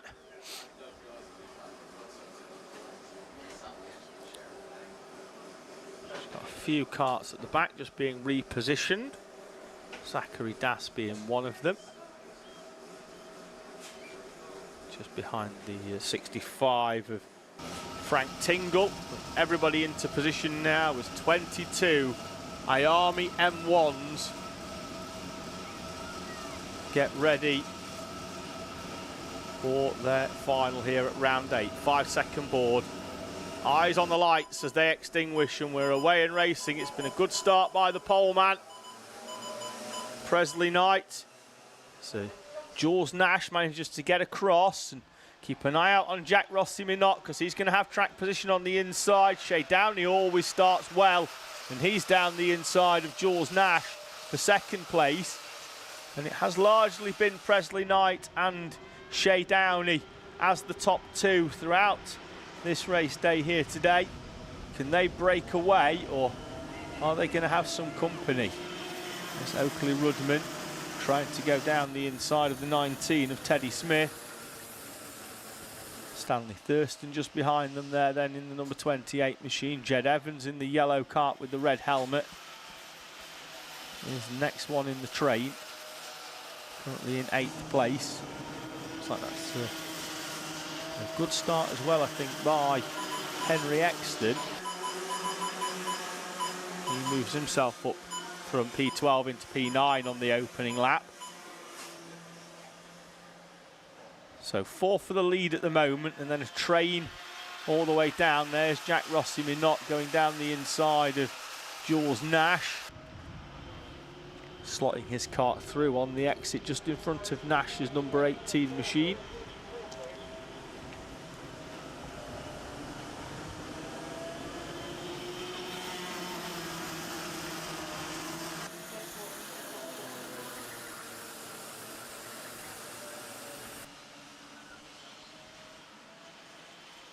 Nash has just fallen away there off the back of this train of 3. Jack Rossi Minot showing a bit more pace in this final that he hasn't really had in the 2 heats. As he pushes Shay Downey through over the timing line. We'll likely do the same on the exit, and then we'll come down the inside of Shay Downey with a move for second place there. We'll drop them a little bit further off the back of Presley Knight than I think what the two of them would have hoped for, but plenty of time as we get through the first third of this race for them to catch up onto the back of Presley Knight.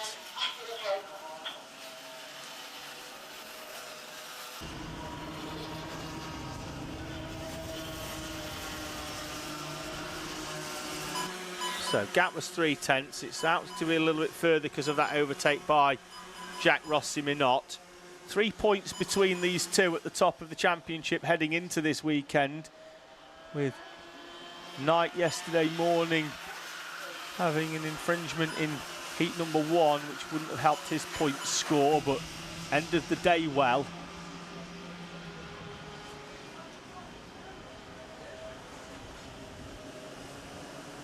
Jack Rossi Minot in second place didn't quite have the same pace he's got now earlier on today, and hence why he's had to come through from 5th place on the grid. Downey, Nash, Smith, Rudman, then there's Stanley Thurston, but he's a little bit further back, so it looks like the top 6 at the moment are going to be where your trophies are at in terms of drivers at present, but it's going to be it's not necessarily set in stone, particularly if they start backing themselves up into each other, particularly Smith and Rudman in that 5th place.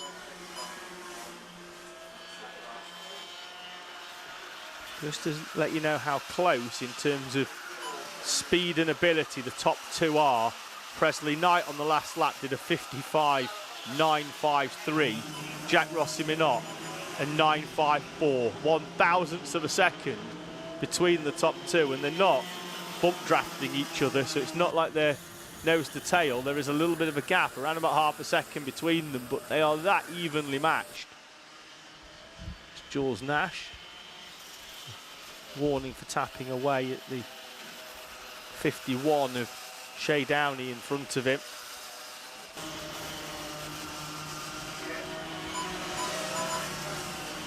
Gaps out again ever so slightly. Jack Rossi Minot tries to reel in Presley Knight. Jules Nash is going to go down the inside of Shea Downey with a really clinical move down the far end of the circuit to take 3rd place away from Shea Downey.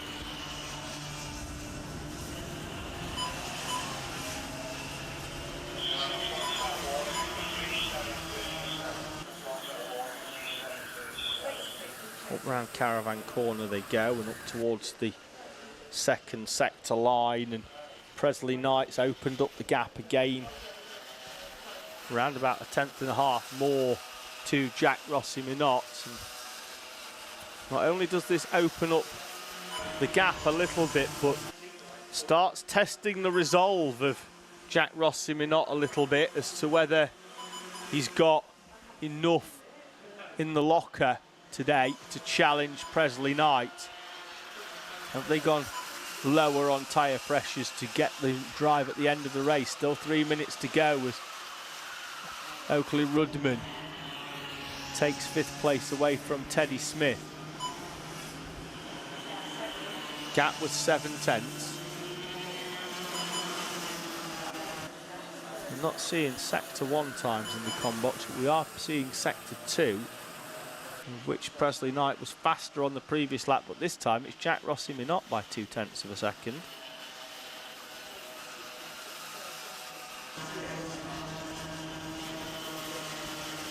So 0.7 of a second on the previous. We're down to around about half a second this time. Indeed it is, as Jack Rossi Minot sets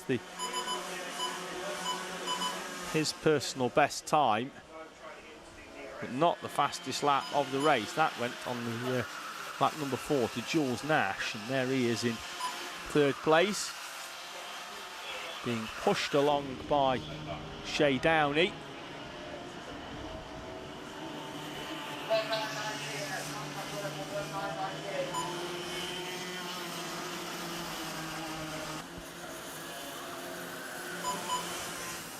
Minute and 45 on the clock, up towards Caravan Corner. Support coming in from Sarah M in the live chat for Jack Rossi Minot. He's worked his way through from 5th place to give himself a chance of the win here. He's within half a second of Presley Knight, but needs to dig a little bit deeper in these final few laps as the time dwindles away.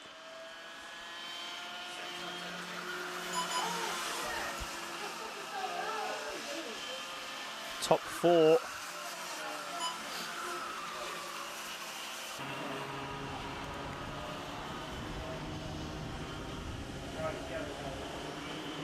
Still pushing away. Wave yellow in the background. Looks like I've had somebody round at hairpin 1 at the chicane. 2 laps to go then at the end of this one. We're under the lap times of 55, 56 seconds, and Jack Rossiminot is edging closer, but the time is dwindling away. 0.4 of a second is down to 0.3 of a second. He will really begin to benefit now from the slipstream, and also seeing where the braking point is for the kart in front as they head up towards the right-hander of the big long hairpin at the far end of the circuit.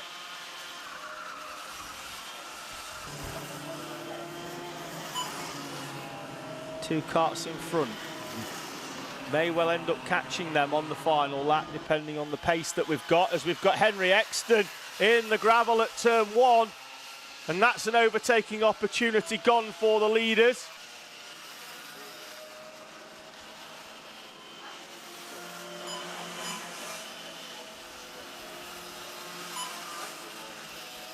So Jack Rossiminot, who will have been looking to line up and overtake, I think, into this first chicane,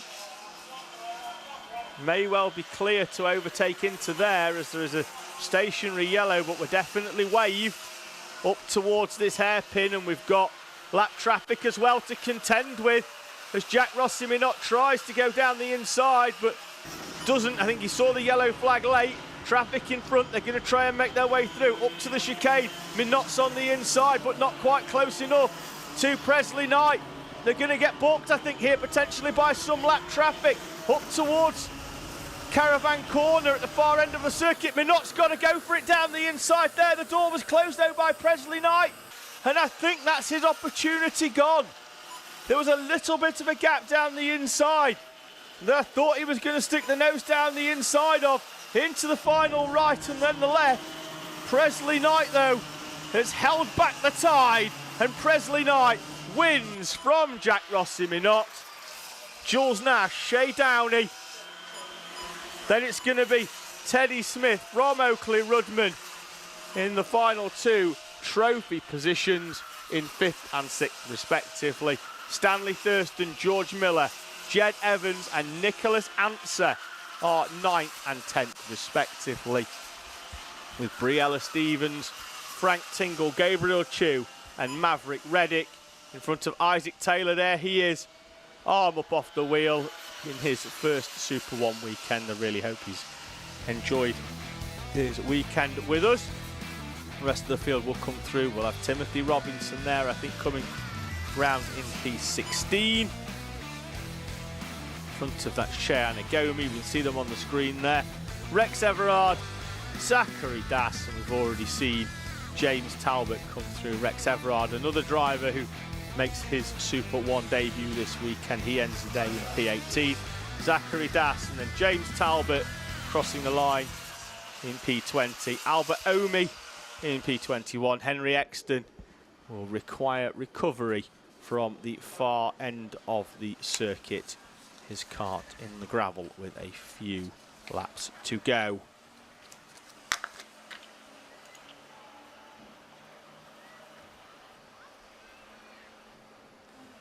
Support, of course, in the live chat coming in from Kaylee B for Shea Downey. Well, he's going to be bringing a trophy home. Jennifer Smith saying, come on, Teddy. Teddy Smith. A lot of support as well from Carl Young for Shea Downey as well. And Hans saying well done to Isaac for Isaac Taylor. So, trolley for a kart just being recovered. Next up then, we're no longer on a merged grid. They get the final all by themselves. It's time for Might E Cadet.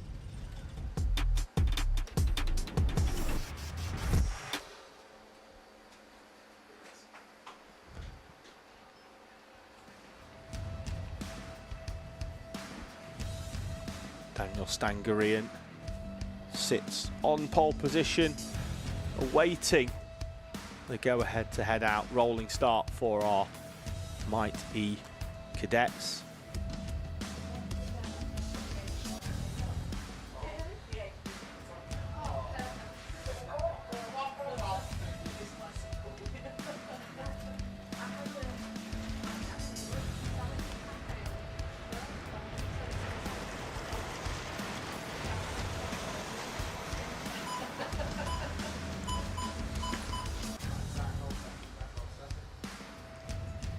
So as the field head up towards then the first corner on the rolling up lap, Daniel Stangarian will lead us round then from Freddie Howell, Jacob Amos and Frank Pearson, with Harry Wass and Archie Annesley on the third row. Gianluca Hudson will start in P7, Samuel Kenny in P8, Emily Christie will start in 9th place.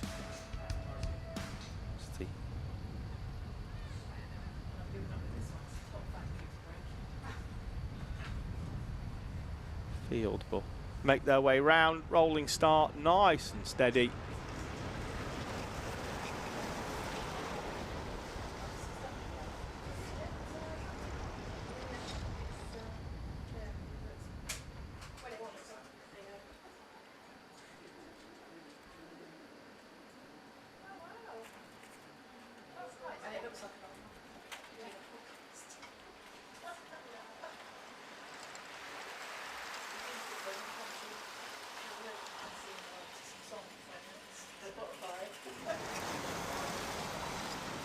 So we go racing, and a little bit untidy there in the mid-pack, but we have been given the go-ahead and we are away and racing. Up towards the right-hander at the far end of the circuit, and we've got one round. I think that's Frank Pearson, who's just tagged the back of the cart in front and gets tipped into a spin. Daniel Stangarian then will lead Jacob Amos up and out of the bus stop chicane, in front of the 77 of Freddie Howell in 3rd place.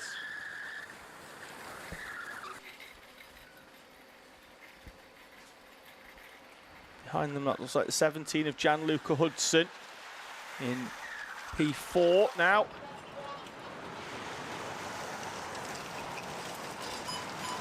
Indeed it is. Then Emily Christie, Harry Voss. So good start by Christie off the back row. Started in P9, but now is up and running well inside the top 5. Daniel Stangarian with a bit of a breakaway here early on in front of Jacob Amos.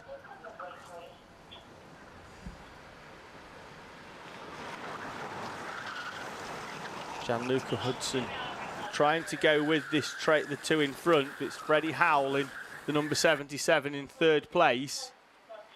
Emily Christie, then it's Harry Voss, currently running in 6th place. So Stangarian clear at the front. Voss trying to find a way past Emily Christie. Behind them we've got the 19 of Archie Annesley. With Freddie Howell trying to get back through. Almost a change for 2nd place there. Frank Pearson trying to come back through. He's currently in 8th place. Freddie Howell is trying to find a way past Jacob Amos as they've been side by side for a couple of corners, but then it's fallen away immediately off the back of the 71 of Jacob Amos.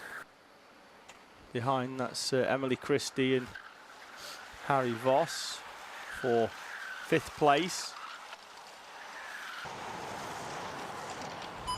As Voss goes down the inside of Christie into the right-hander on the exit of the complex.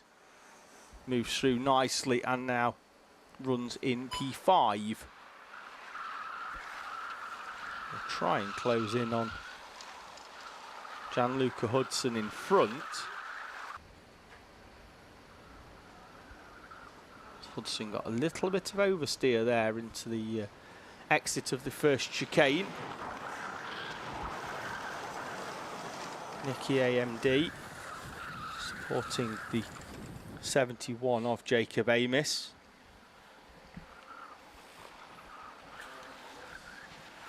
The red and black colours there in 3rd place, and in 2nd place of AMD Tuning. Whenever he's not racing, he goes to work on a Saturday. Got to earn himself some pocket money to spend on race tyres, of course.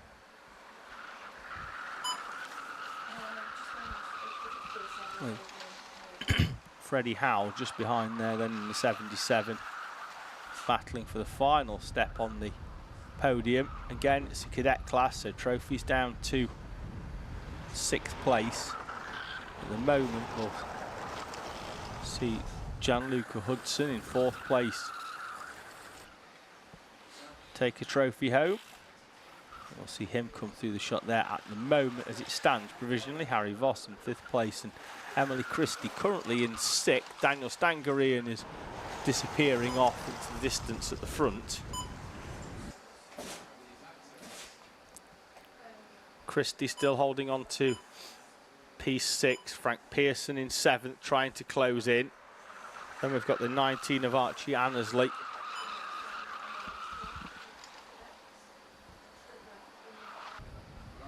And then Samuel Kenny. Got a driver spinning there in the back chicane. I'm not sure if that was Samuel Kenny. At the first corner.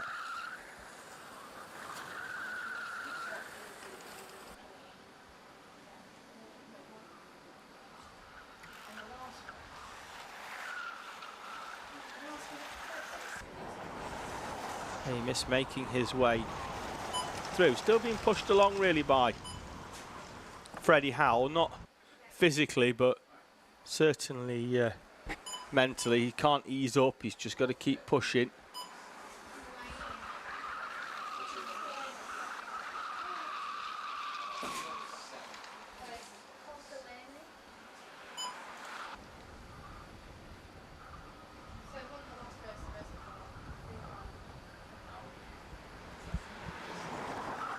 Three minutes on the clock at the end of this. As that's Emily Christie and Frank Pearson. Oh, and that's going to run Christie out onto the grass on the outside.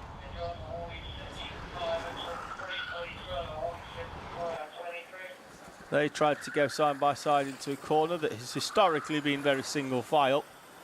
Didn't quite work out for them. They're both going to pick up contact warnings for that. There is Frank Pearson, 75. We'll move him up, I think, into 6th place as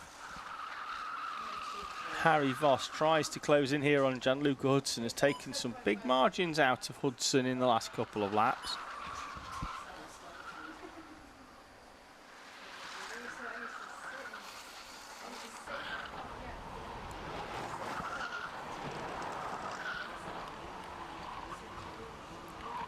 Still got plenty of time to do it. 2 minutes or so for Harry Voss to try and find a way past 17 of Gianluca Hudson.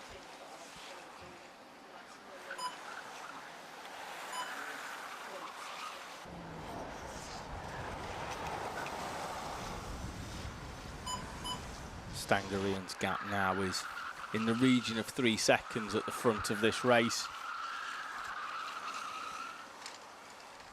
Clear and away for Daniel Stangarian. Yesterday he was under pressure throughout from Jacob Amos overnight. They've managed to find a little bit more pace within the driver.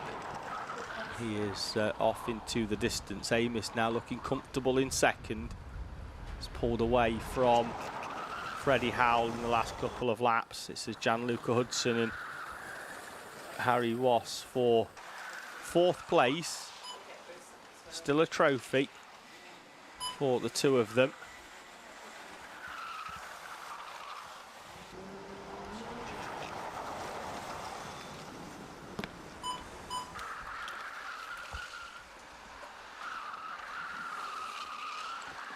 Into the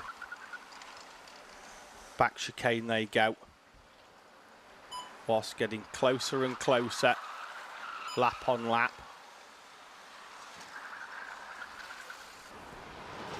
He may well run out of time unless he can find a way through in the next couple of laps.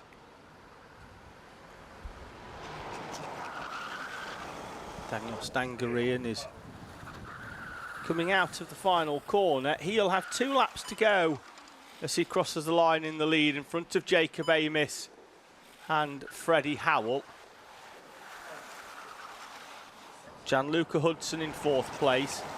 Harry Voss in P5. Then it's going to be Frank Pearson coming out the corner in P6. Archie Annesley in P7. Now with Emily Christie after that spin earlier on. Dropped her down into P8. Samuel Kenny in P9. So the top left-hand corner is correct as the last time they crossed over the timing line.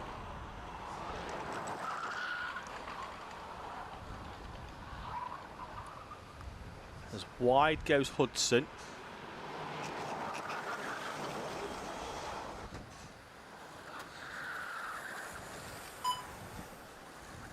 Harry Voss has caught up with Gianluca Hudson at a rate of around about 3/4 of a second a lap, but since he's got there, hasn't managed to find a way through. Hudson's managed to park the cart well enough that Harry Voss could not find the way through. As we head on to the final lap.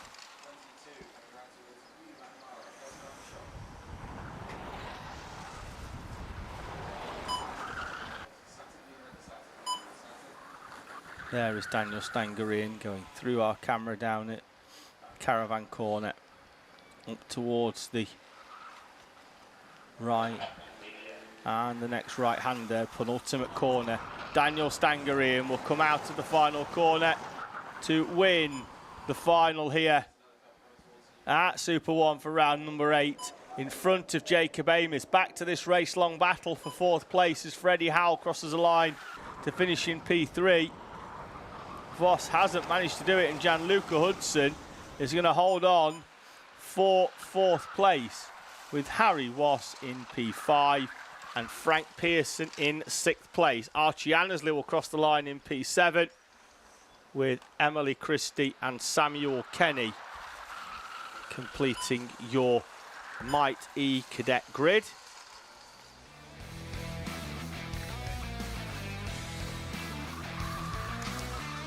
So there's your confirmation on the screen. Daniel Stangarian by over 4.5 seconds to Jacob Amis, Freddie Howell, Gianluca Hudson and Harry Voss, with Frank Pearson, Archie Annesley, Emily Christie and Samuel Kenny completing your Might E cadet final grid. We'll move on very, very quickly then to Honda Cadet.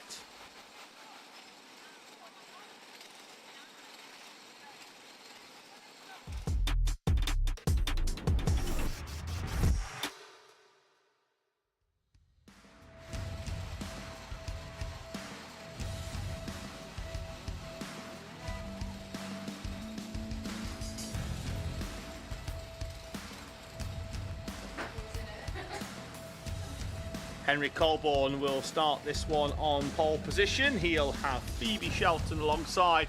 Heat 2 winner Oliver Ratton will start in 3rd place with Nico Veselovsky joining him on the outside of the 2nd row. Reggie Duffusy and Alfie B on row number 3. Chris Doshi, after the retirement in heat number 2, will start in P7. He'll have hopes of challenging for a podium. We've hit the green flag from down the far end of the circuit. George Bridger in 8th place. Timon Pajak will be your final runner in the number 88 machine.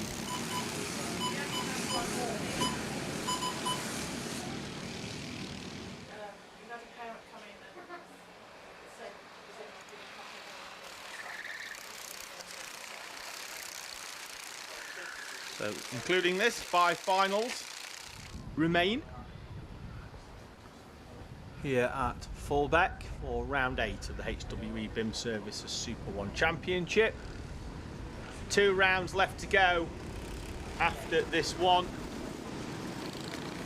Wilton Mill on the first weekend of August, and then Shennington the last weekend of August, the 29th, 30th, to bring the championship to a close and crown your 2026 champions.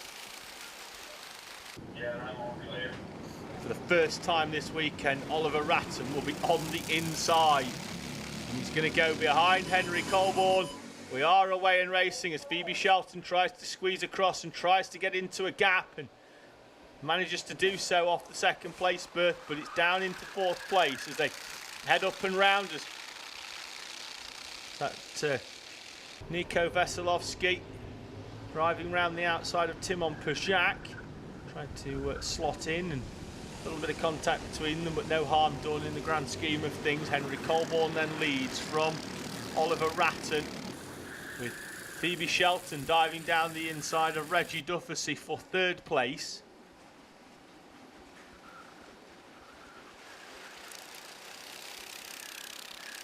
Chris Doshi already up into P5. Hoping for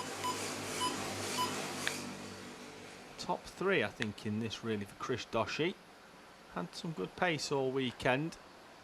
There's Phoebe Shelton chops across on Reggie Dufficy. Don't think Dufficy will see the funny side of that, if I'm honest.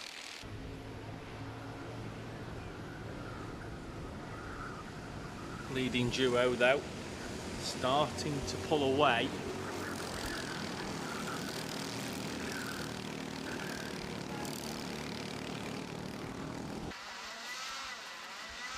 Dufficy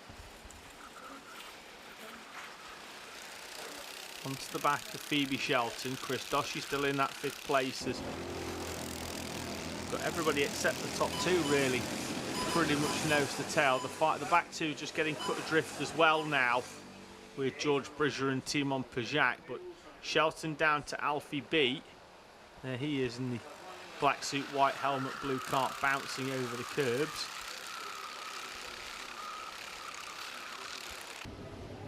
So can Phoebe Shelton hold off those behind for the final step of the podium? Again, trophies down to 6th place in this class. Support coming in for Jake Anders ahead of his final from CF Racing. Riley Price, Team 17. In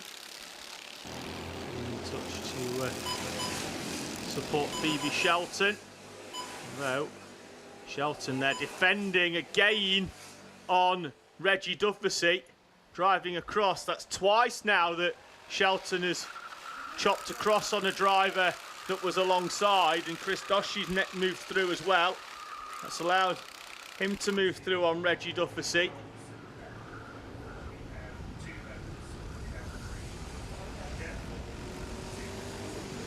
Shelton still holding on to that 3rd place at the moment. And then goes wide down at the far end at Caravan Corner, and Chris Doshi is through. And up into 3rd place as they head into the complex of corners down the far end of the circuit. Doshi then up into P3. In front of Shelton, the leaders are, the gap's going out at the front. Colborne put 3/10 on Ratton on the previous lap as Shelton goes back down the inside of Chris Doshi. Doshi should have track position to hold on to P4, but Dufficy and Veselovsky are going to try and go round the outside. Slots back into single file pretty much as they were. So Shelton back up into 3rd place and holding on.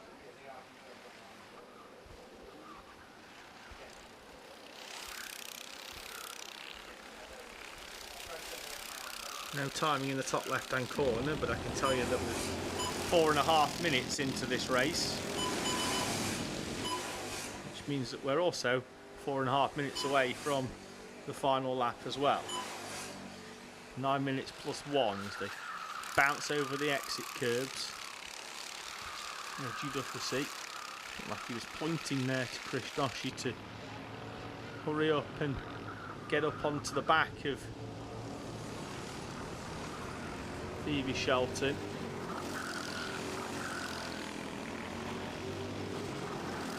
Done just that. Certainly an opportunity down there towards Caravan Corner to get down the inside. Everybody sweeping out and leaving the door very much open.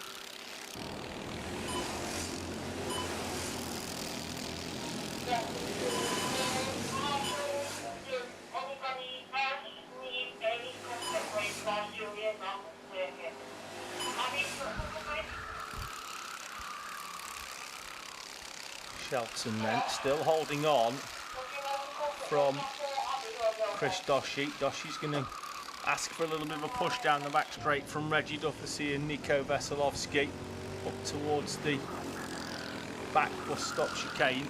3 minutes and 20 on the clock. Colborne, the gap out to 1.2 seconds now and looks comfortable at the head of this field from Oliver Ratton. Shelton then from Doshi, Duffy, Veselovsky. As Reggie Duffy goes down the inside of Chris Doshi. They'll run side by side. There's a bit of contact between the two of them as their wheels clatter together, and that may well allow Nico Veselovsky to go all the way around the outside. Yes, it does. And Phoebe Shelton is clear here as Veselovsky asks Duffy to push him forwards. Duffy straight through down the inside. They're going to have to work now, and I'm sure they will to a large extent for a lap or two. Both of them were working out of the same team at Ambition Motorsport under the guise of Paul James, a very successful team, Ambition Motorsport, in cadet karting.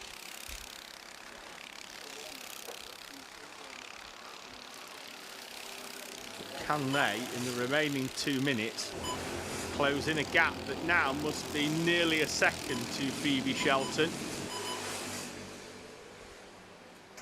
9/10. I'm going to need a lot. And Shelton looks over the shoulder.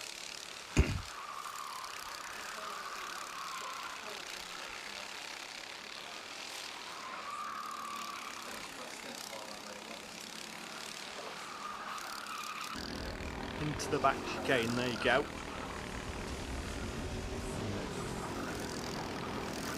Reggie Duffy has pulled a bit of a gap on his teammate Nico Veselovsky in 4th place.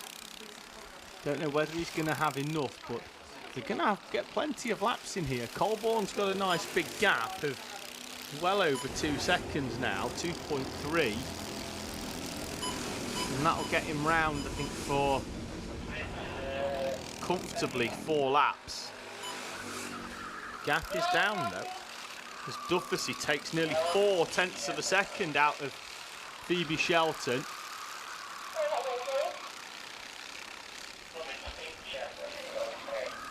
Didn't take too kindly to being crowded earlier on a couple of occasions, and will certainly have that in mind as he continues to close up. And every time Shelton looks over her shoulder, Duffy will gain a little bit more confidence that he can do this.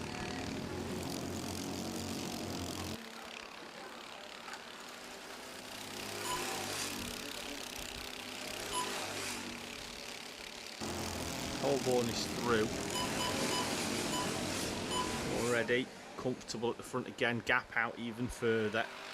This is always where the battle for that 3rd place is, as again Duffy another 1/4 of a second out of Phoebe Shelton.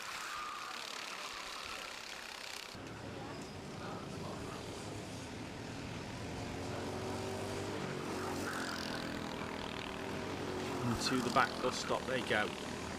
Shelton will take a slightly defensive line, particularly up towards Caravan Corner, and parks the cart on the right a little bit more than on the run up, then sweeps back out onto the right hand side.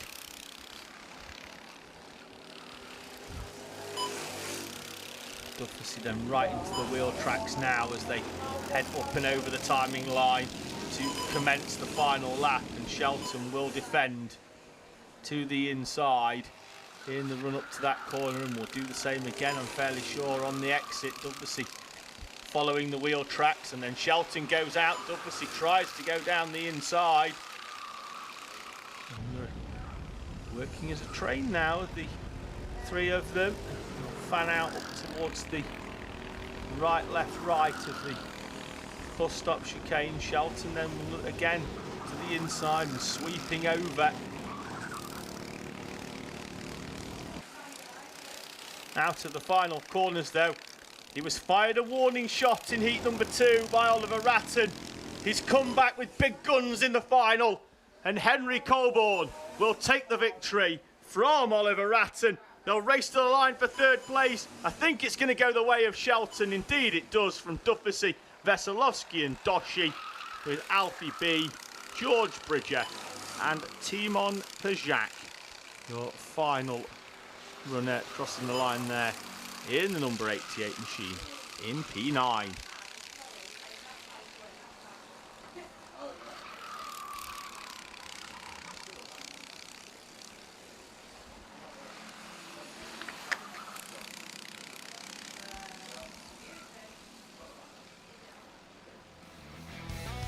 Getting moved again then, because we have another race.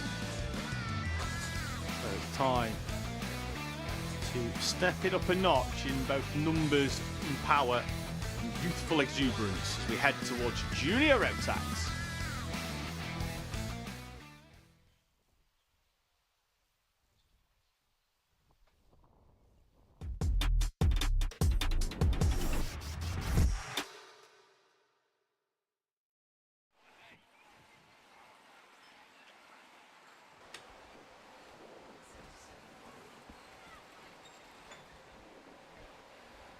There is Amy Peacock getting ready to head out onto track. She'll start on the inside of row 5 alongside Elijah Hartley. At the front though, Laurie McVeigh and Jake Anders will reconvene what has been the battle for top honours throughout today. Alex McCullough and Warwick Milan will hope to insert themselves into that battle as well in front of the aforementioned third row. Isaac Jameson and Harry Ward will go off row 4. Ryan Wheatley and Travis Dolby with Jake Cozzy and Aidan Young on row number 6. Fletcher Grounds and Kian Hundle will go off row 7. Tigran Gregorian and Jake Richardson with Jude Pudderfoot and Nelson Taylor on row number 9. Jerry Dufficy, Nathan Ron, Tyler Banks and Charlie Halewood in front of Timmy Shahini, Toby Dukes, who I'm fairly sure isn't taking part, he's not there, and Daniel Barton. 24 junior road tax runners remaining then for this final.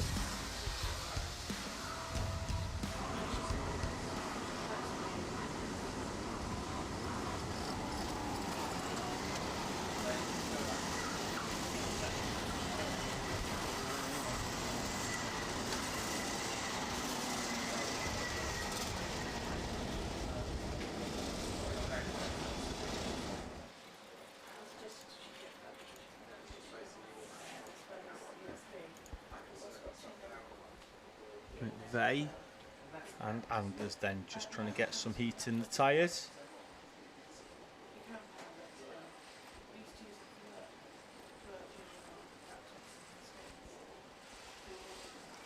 McVeigh has been slow with the pace throughout. Just all of the rolling starts that he's dictated the pace of. Jake Anders, who won the final yesterday but fell foul of a carbon build-up on the piston that took that result away from him. Pace though today has been equally as fast in the colours of Dave Edwards Racing, but racing as a privateer here this weekend will go off the front row alongside one of the championship top 5 in Laurie McVeigh, and he is away.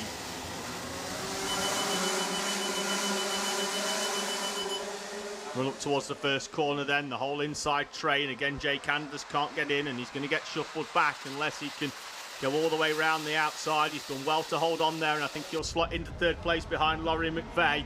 Tigran Gregorian pops out the train in that orange and black cart in the background. We've got one through the chicane. It looks like that could well have been the 81 of Elijah Hartley. So slowing down, he was in P7, we'll confirm that when he comes through because he's well down the order after that. So McVeigh, McCullough, Anders your top 3 in front of Peacock and Milan. Bit of a gap back then to Jake Cozzy, who's done well to move up as Jake Anders goes down the inside of Alex McCullough. Jameson's in 7th, Ward, Dolby, Wheatley, Pudderfoot, Hartley in P12, Tigran Gregorian as Warwick Milan goes down the inside of Amy Peacock. Peacock rides it out all the way around the outside. It's lost them both a little bit of track time as we've got a slow moving car down the far end of the circuit. Not sure on number will pick it up, but the cart's moved off. It's Harry Ward in the number 71. As the cart rolls to a halt, he takes a few seconds in the seat to compound his disappointment and climbs up out and out of this final here at round number 8.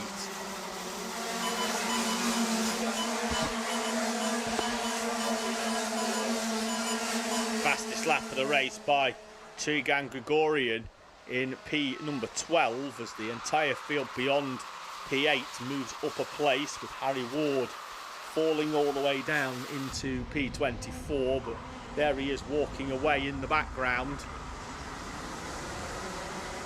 No yellow flag on the entry there though, as the cart is clearly safely out of the way. As down the inside there, that looked like Isaac Jameson. We've got one off on the outside and wave yellow flags. We've got one up on the grass.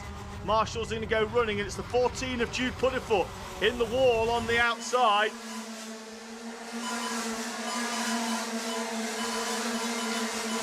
He's had a tough day after a strong showing yesterday, although didn't quite have the final that he wanted as he was trying to battle his way for the lead for Jude Puddifoot, but has had a really tough day today.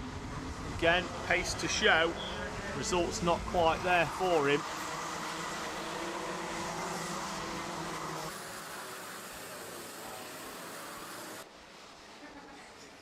So Cozzy and Milam swapping places there by the look of things. Yes, it was for P5. Jake Cozzy struggled for pace all weekend really, and has managed to find some when it matters in the final. Came into this with a points lead over the driver that's in front of him, Amy Peacock.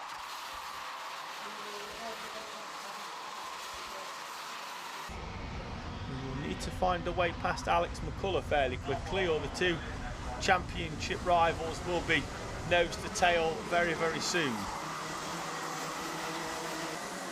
McVeigh from Anders, and then Peacock trying to go down the inside there of Alex McCullough. Manages to get it done as well, but it's allowed Jake Cozzy through. So third and fourth, the two championship protagonists are going to battle it out. Anders and McVeigh trade personal bests and fastest laps inside the top two. Peacock, Cozzy, then it's McCullough and Milam. Gap back then to Dolby, who is being pursued by Isaac Jameson, Elijah Hartley, Ryan Wheatley. Gap back then to Tigran Grigorian, with Young, Hundle, Taylor, Grounds, who's just picked up a contact warning, as has Nathan Ron, 2 places further down. He's in P18.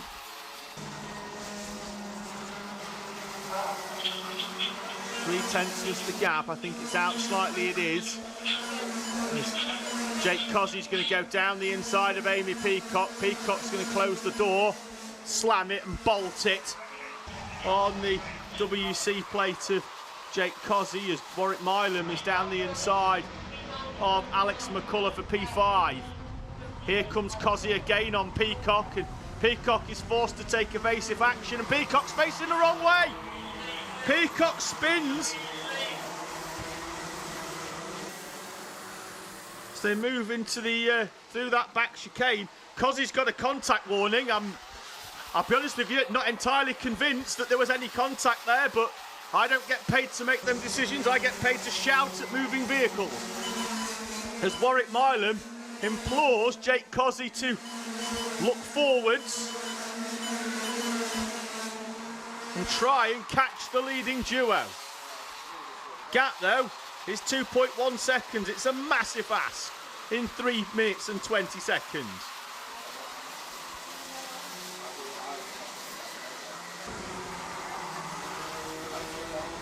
Need these two to scrap, and to start scrapping very, very quickly. To give Cozzy, Milam, McCullough an opportunity.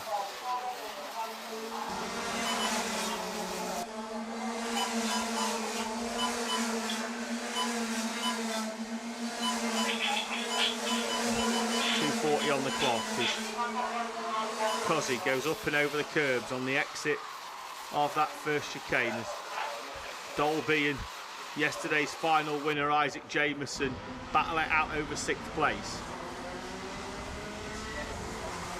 McVeigh and Jake Anders split largely throughout this race by a quarter of a second or so. Oh, that's a messy exit, I think, there by Travis Dolby. Isaac Jameson can't take advantage.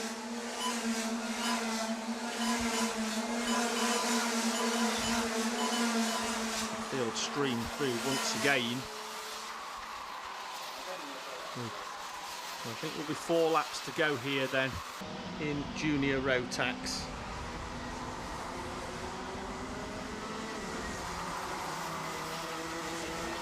Anders fallen away a little bit in the last lap or so. Helped largely by Laurie McVeigh's pace more than anything, because Anders put in a personal best on the last lap and it still wasn't enough, as Laurie McVeigh put in the fastest lap of the race with 1.5 minutes to go.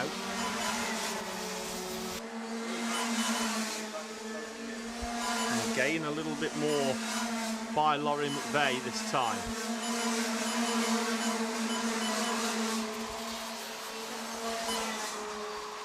Cozzy, Milan, McCullough. McCullough with the fastest lap last time. We're still saying fastest laps and we're on lap 10 at the moment. I wonder whether Anders has got anything here. He's a little bit closer to Laurie McVeigh than what he has been the last couple of laps. McVeigh isn't going to hand this to him, that's for sure. Gap is down, but it's negligible, and to be fair, when you've got nobody around you, it doesn't make a lot of difference whether it's 3/10 or 5/10, other than the fact that you're still within touching distance. Dolby is still in front of Jameson. Gregorian now with the fastest lap. Into the back chicane, we've got a driver off, and I think that's Jake Richardson in the 18. Into the back chicane, and we've got yellow flags for the leaders. Just in enough time actually for them to go into this complex. Time is down to 0. Slow car in front that may well hamper the progress, but the gap's out again, and no, drivers moving off to the right hand side as Laurie McVeigh and Jake Anders come through up towards the first corner.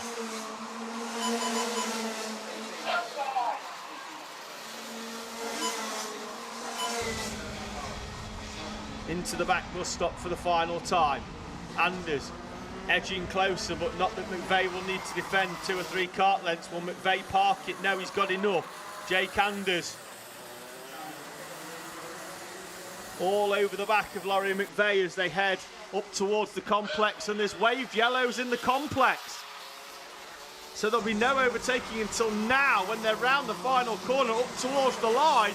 McVeigh pulls to one side, takes the victory with an emphatic slide towards the camera in front of Jake Anders, Jake Cozzy and Warwick Milam, Alex McCullough, Travis Dolby and Isaac Jameson, with Elijah Hartley, Ryan Wheatley and Kian Hundle completing your top 10 in front of Nelson Taylor, Tigran Gregorian, Nathan Rond, Amy Peacock, Aidan Young, Charlie Halewood, Fletcher Grounds, Tyler Banks, Daniel Barton, Timmy Shahini, the final runner who saw the checkered flag. Jerry Duffy out with 2 laps to go.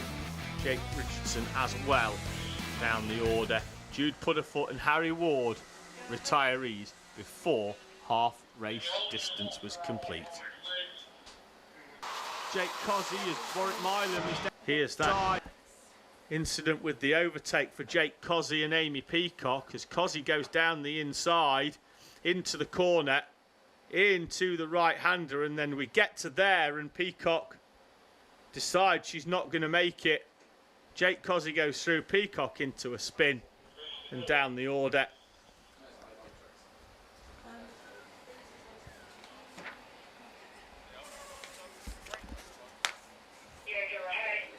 that is it for Junior Rotax. 3 more finals then. Mighty Super Cadet next up, Intermax and then Senior Max to bring the day to a close. So race 24 of the day sees us move on to Mighty Super Cadet.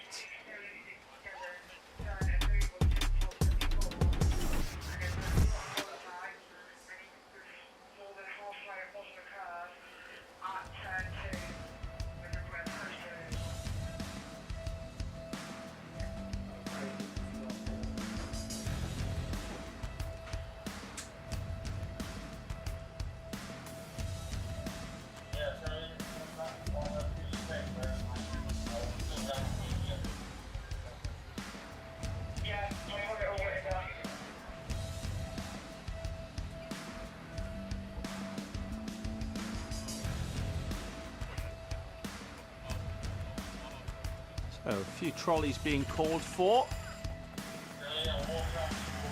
We should be clear and green at most marshals posts, which should allow us to get the Mighty Super Cadet race underway.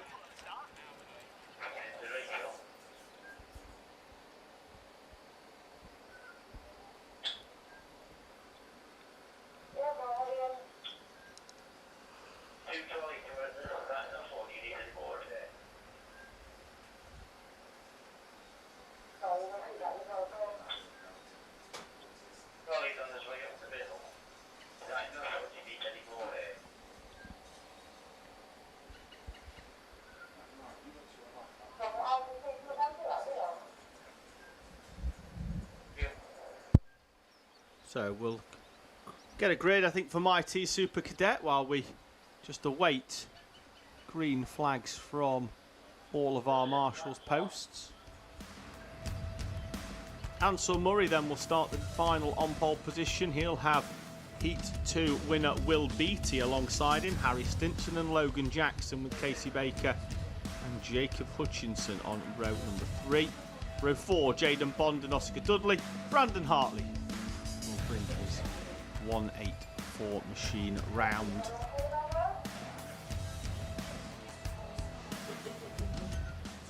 Yeah, just double check with Bruce. 'Cause I think,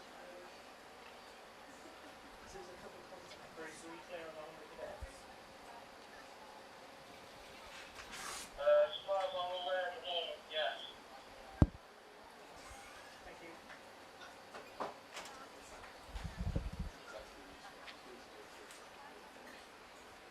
Yeah, those towels.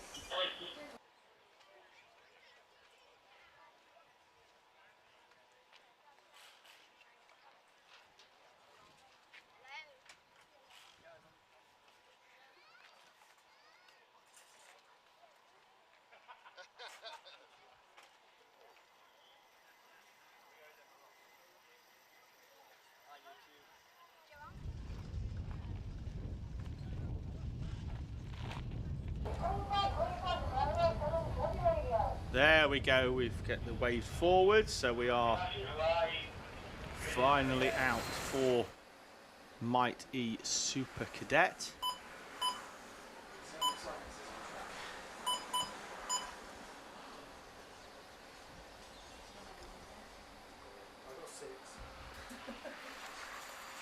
So Will Beattie then will lead us round.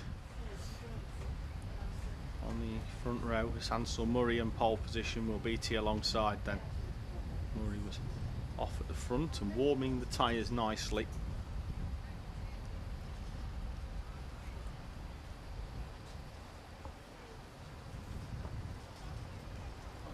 Stinson on the inside of the second row, Logan Jackson on the outside.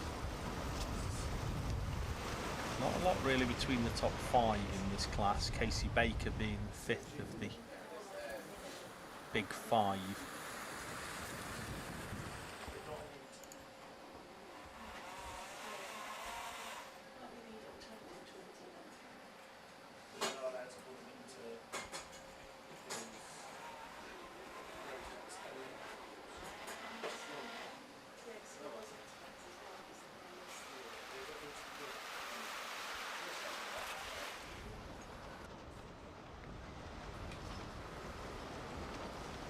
field then coming into position as Ansel Murray slows right down up towards the acceleration line. We are slow, we are slow. This is a game of cat and mouse here. It's like being at the velodrome. That's the acceleration line, and away he goes for Ansel Murray as he was trying to get the jump on those behind him, and particularly his championship rival Harry Stinson. Stinson into third place. Quite a smart move that, I think, there by Ansel Murray.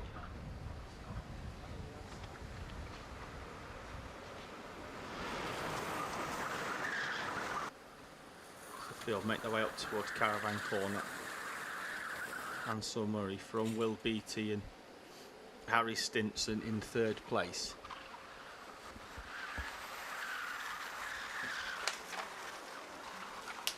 So as they cross the timing line at the end of lap number 1. Casey Baker there in P4, so it's Ansel Murray leading then from Will Beattie. Slowest starting history. Side by side, Baker's under pressure. Down the inside. Tries to go Jaden Bond in the 148. Logan Jackson has fallen, I think, all the way down to P6.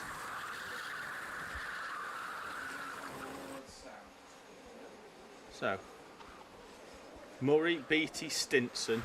Here's your top 3 as they come through.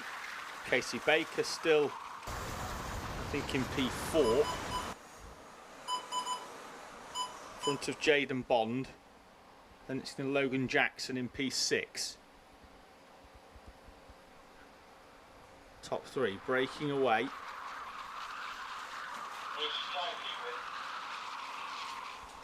Murray, double look over the shoulder.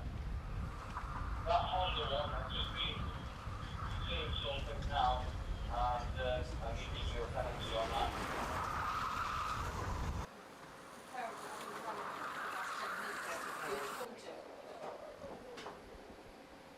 So Ansel Murray under pressure now from Will Beattie, who won that second heat. Good move down the inside for the overtake for the lead. Still Murray, Beattie, Stinson, the top 3. Baker, Bond, there goes Logan Jackson down the inside of Jaden Bond for 5th place. Jackson in to P5 then.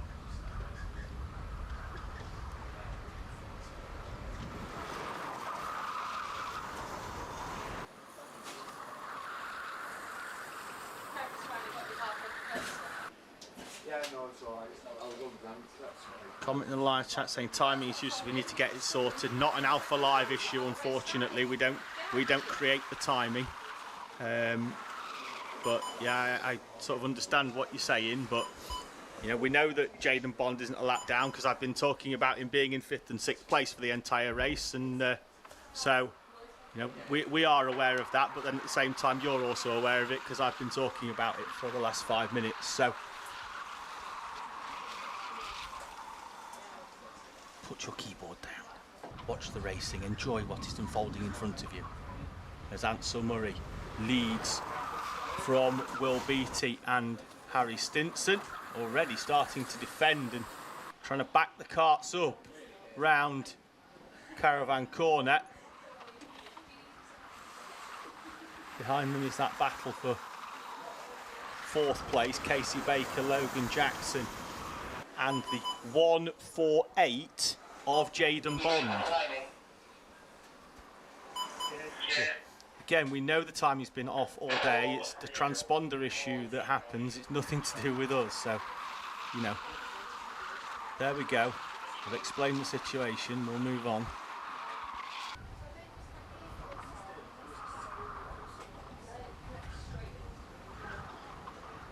Top 3 on a bit of a breakaway here. Logan Jackson in the background trying to find the way past Casey Baker, but can't.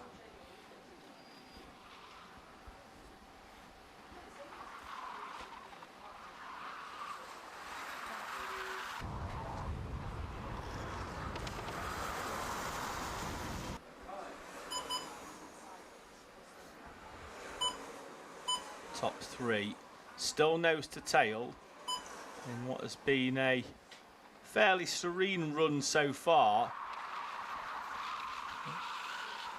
Certainly one that has the potential to come alive with still about half of this race still to go.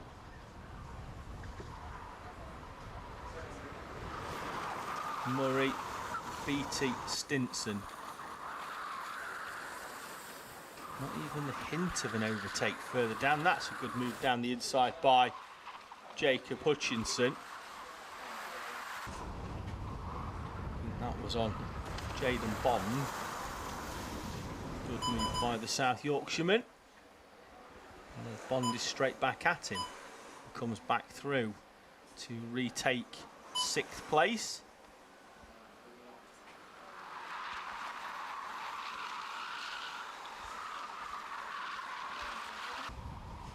Run up then towards this back bus stop chicane.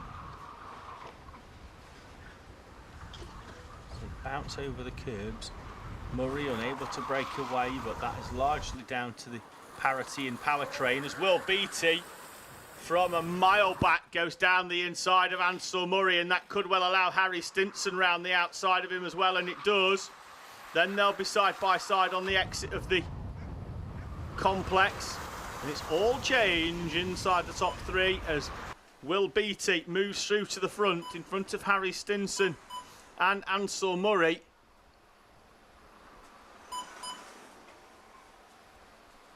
And then Stinson is going to go down the inside of Beattie down the far end of the circuit.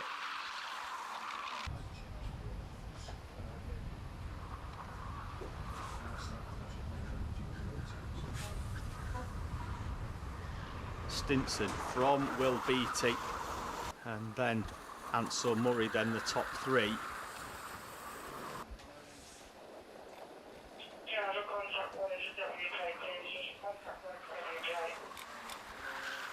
Minute and 50 on the clock. Laps are roughly around about 50 seconds or so, so we'll get round, I think, with about 4 seconds on the clock in 2 laps time. So I think we've got 4 laps here in this mighty Super Cadet final, and Harry Stinson at the moment has got a bit of a gap to Will Beattie. All 3 of these inside the top 3 have led this race at some point.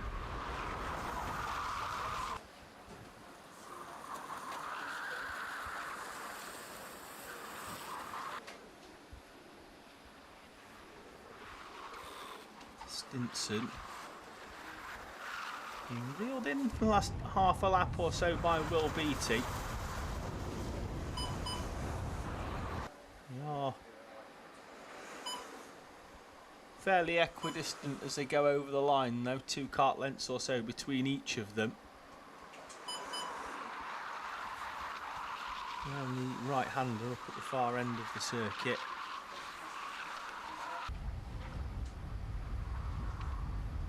Into that back bus stop. Stinson getting it stopped. Beattie probably under a little bit more pressure by Ansel Murray than what he was on the previous lap as well. They close right up. He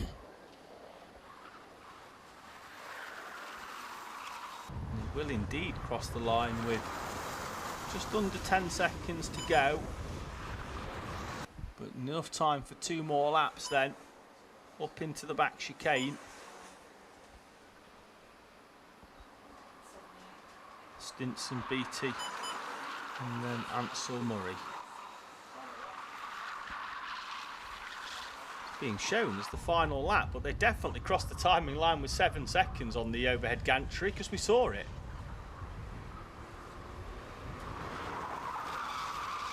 Round the left-hander up towards Caravan Corner.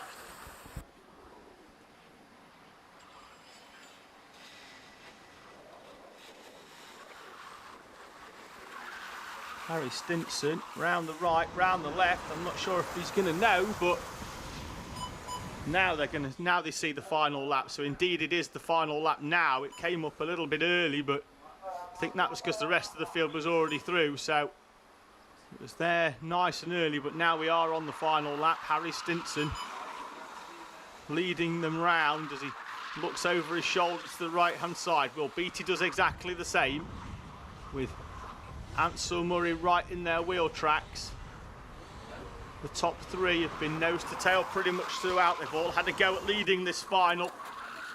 As Beattie takes the defensive line, that will give Murray a bit of a run on the exit, and he tries to draw alongside and go round the outside into the complex. And Ansel Murray does go round the outside. Will Beattie's going to be side by side. They're both off the track. They're hooked up together. Stinson's going to win it, but they're not. Who's going to get second? It's not going to be either of them two.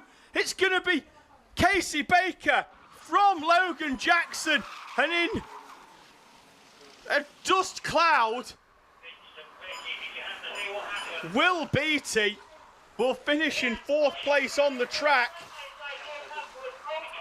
Ansel Murray crossing the line with his Nassau panel every which way but straight. But Harry Stinson will have no idea of what's unfolded behind him there on the final corner.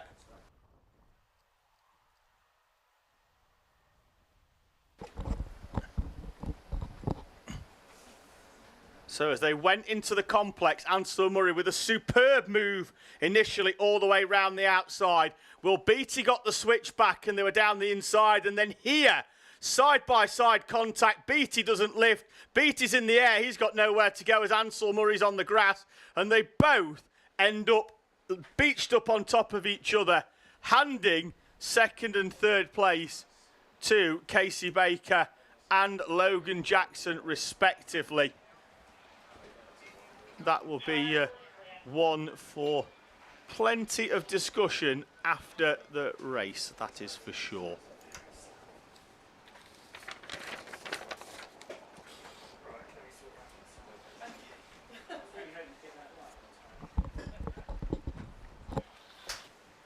Yeah, still getting grief from JM. Can't even get your name right by putting only 2 letters in your name in the live chat there. I'll be honest with you, I think normally we attract viewers with a little more intellect than that. We'll move on then quickly, and hopefully we'll attract some of them in for your penultimate final of the day, which is Intermax.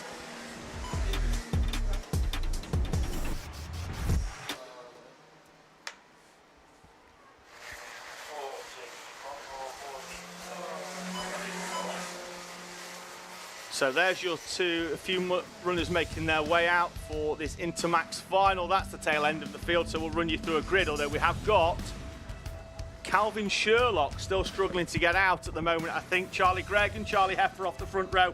Louis Granell and Sam Dixon with Charlie Ford and Finley Thompson on row number 3. Row 4, Toby Miles and Xavier Davidson, Amelia Hay and Eva Jones with Eli Romolo and Leyland Bradnam are on row number 6. Calvin Sherlock has just got out, but we'll start from the back. Should have been P13. Ronnie Griffin, Aubrey Harrington Evans, Oliver Wynne and TJ McLeish, although I'm not sure we'll have TJ. We'll check.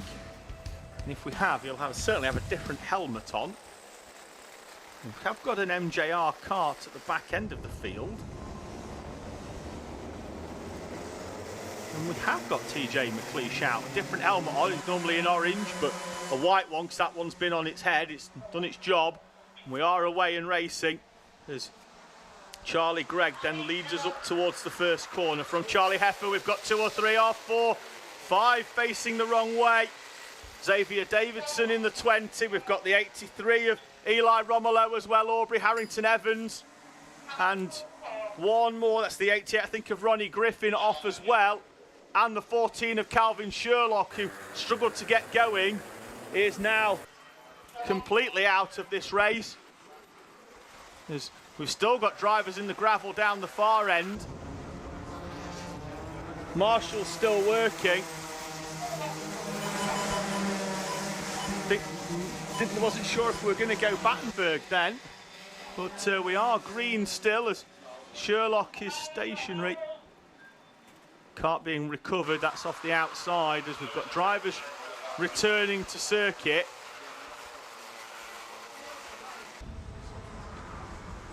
So Charlie Gregg, Charlie Heffer, Sam Dixon in front of Louis Granell. Finley Thompson with Charlie Ford. Okay, guys, can we have that flag green, Battenberg flag, please? Let's get this cleared up before we go too far. I don't want that marshal getting hurt. So we've got a Battenberg called. We've got a kart still deep in the gravel down the far end of the circuit, so we're going to slow this down.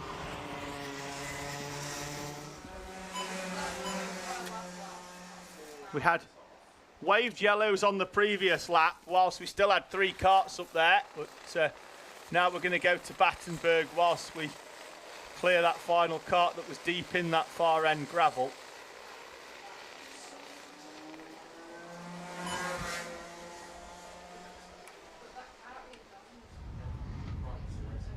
Are you able to move the red and towards the barrier a bit more?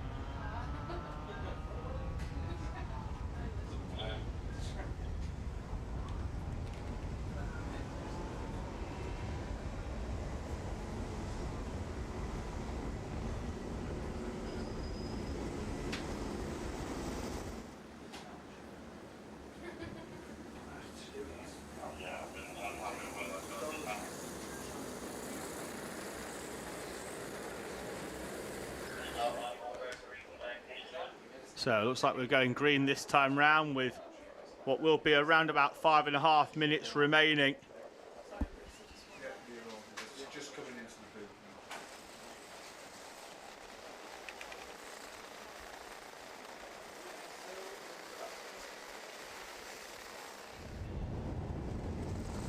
Out to the final corner. And we're going to go green this time as Charlie Heffer's going to try and get the run on Charlie Gregg and up towards the first chicane, of course. And there, Heffer is going to go down the inside of Charlie Gregg. Sam Dixon's going to try and go down the inside there. Took a big clattering on the front left, did Sam Dixon.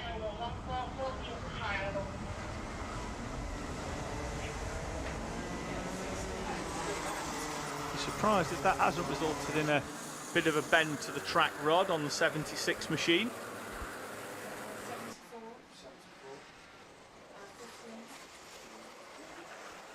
And then Charlie Gregg back down the inside of Charlie Heffer in the switchback in the middle of the boot.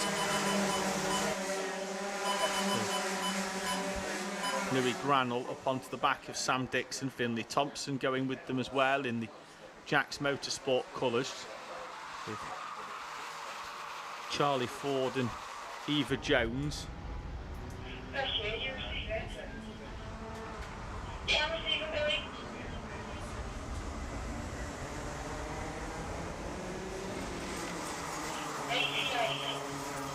Field up towards the right-hand hairpin of Caravan Corner.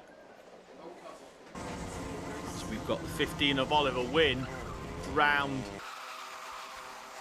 the left-hander before Caravan Corner.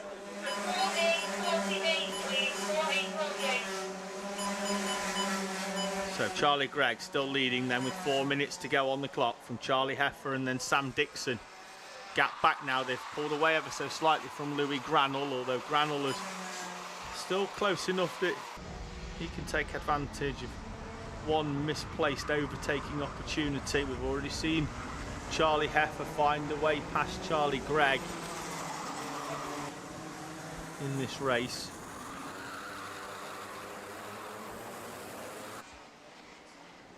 And there's always a lot of support for Charlie Gregg in the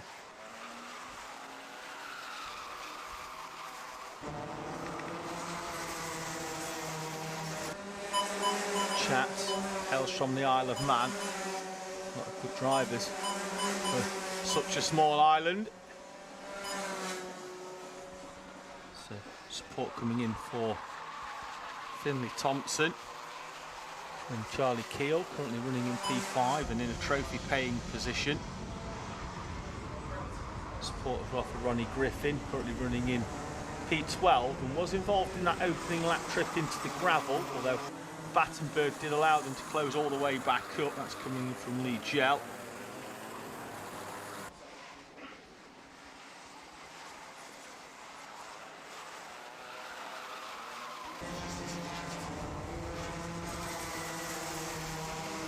Two and a half minutes to go then as they head up towards the first chicane once again for what will be the 7th time. So that looked like Louis Granell trying to go down the inside of Sam Dixon. Don't think the move would have worked. It was a little bit of a late one as we now see Charlie Ford and Toby Miles in pursuit of Eva Jones. That is a change for the lead though, as Charlie Heffer moves through in front of Charlie Gregg. Sam Dixon still in 3rd place, although has lost a little bit of ground in his battle with Louis Granell. He's caught back up in the complex as Charlie Heffer parks the cart to stop. Charlie Gregg getting the run on him, 1:40 on the clock. 4 laps to go.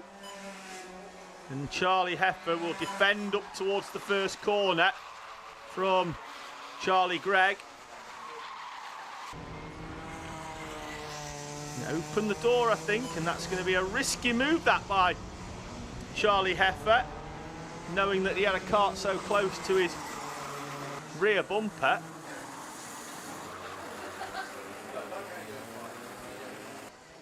Behind, there's a move down the inside there by Charlie Ford, I think, which moves him up into 6th place. In the final trophy paying position. Finley Thompson's just off the back of this, but again close enough to take advantage if they start squabbling. It's Toby Miles, in fact, who's taken advantage of that train squabbling further back. Again, Charlie Heffer playing a bit of a risky game.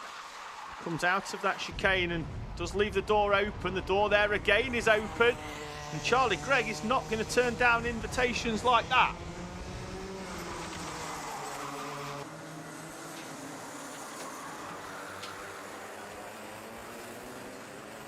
Charlie Gregg retakes the lead from Charlie Heffer.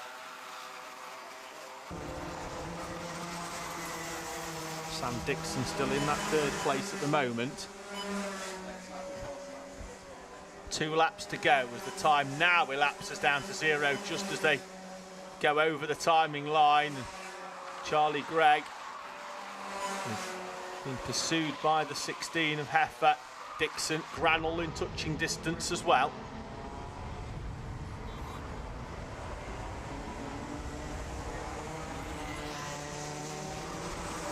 And to the left up towards Caravan Corner. Gregg with a semi-defensive park to the middle. Dixon going slightly wide to try and maximise the exit speed. Louis Granell with a nose down the inside as the top 4 bounce over the curbs under the watching guys of the spectators down there in the grandstand as the final lap commences.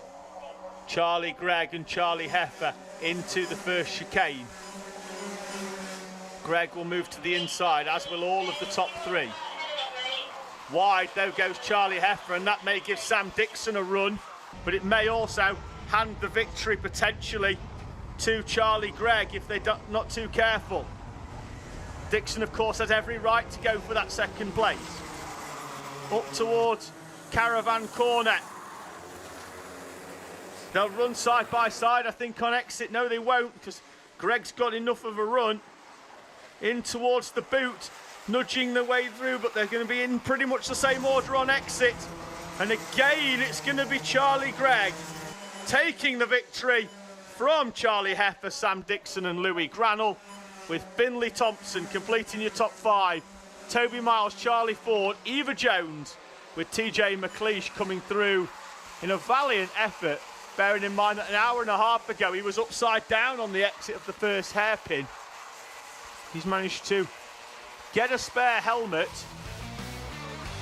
and get himself out, straight back on the horse, as they say. And he finishes in P9 in front of Leyland Bradnam, Amelia Hay, Ronnie Griffin, Oliver Wynne after that spin earlier on.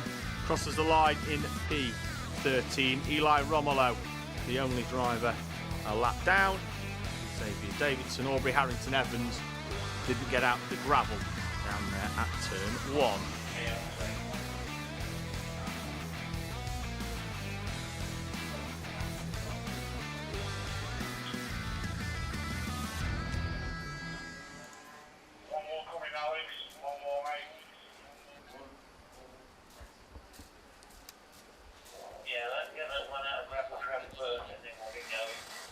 So support from Isla Parsons for Charlie Gregg and Charlie Keel, saying he's enjoying the shout outs. Also calls me top tier. Flattery will get you absolutely everywhere. We're a big fan of that. So if you're in the live chat, you know, all commentators are vain. You tell me how good I am. Of which that means the live chat will now completely dry up for the rest of the day.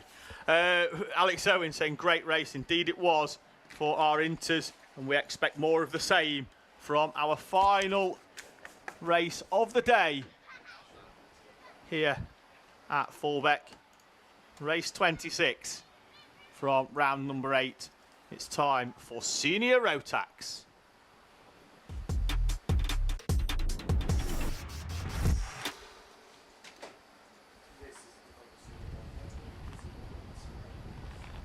The top two from yesterday are the top two after the points in the two heats today.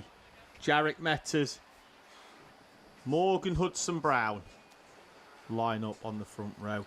George Cole nearest to the camera.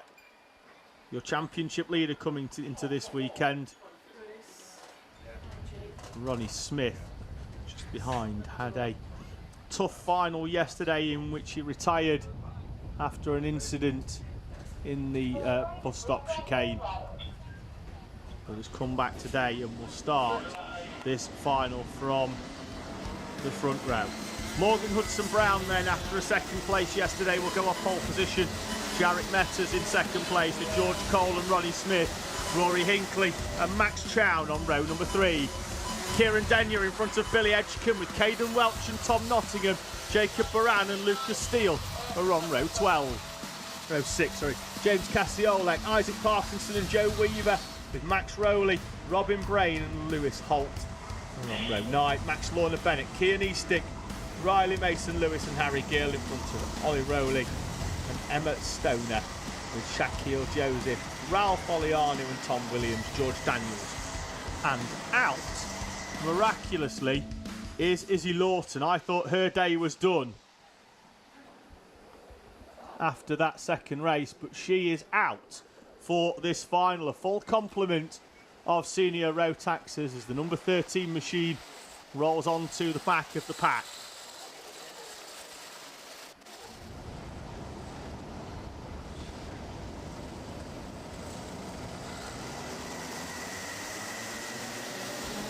And we're away and racing for the final time this afternoon as Morgan Hudson Brown will lead us up towards the first corner, being pursued by Ronnie Smith, but it's Jarek Metters who's going to try and sweep all the way around the outside, but he runs out of tarmac and he's going to have to slot back into 4th place by the look of things.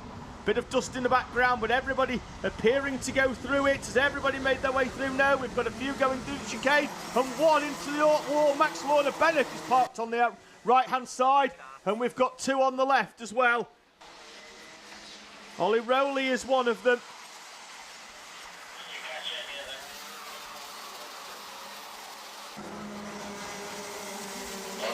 So Morgan Hudson Brown then will lead us over the timing line. In front of Ronnie Smith and Jarek Metters. Cole, Hinckley, Denyer, Edgecombe, Chown, Cassiolek and Barron.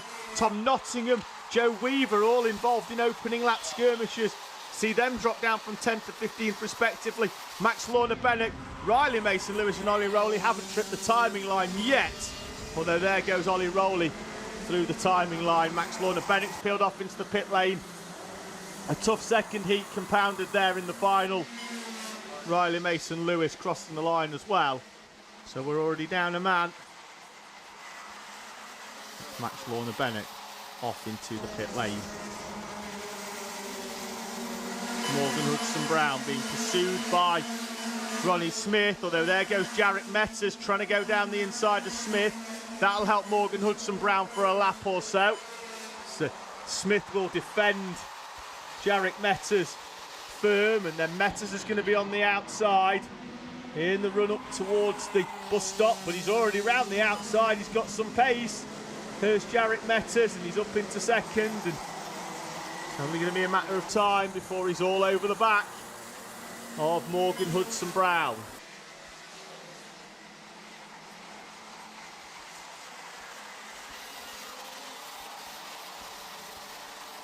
On to lap 3 they go. Wave yellow in the complex. Looks like the marshal's running, so we might have one stationary. Tom Williams, I think, in the 51, as George Cole is disposed of 4th place. There indeed is Tom Williams. Cole down to 5th then. Rory Hinckley up into 4th place.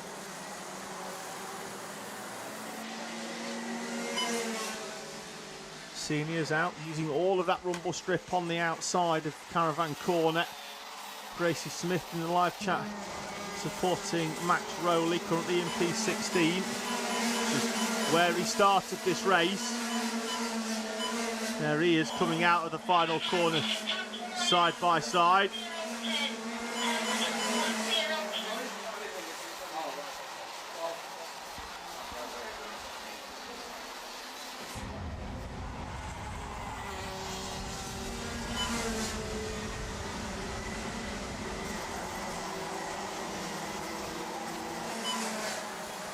Gap was 0.6 of a second. Hinckley down the inside of Smith at Caravan Corner for 3rd place, and the final step on the podium for Rory Hinckley as it stands.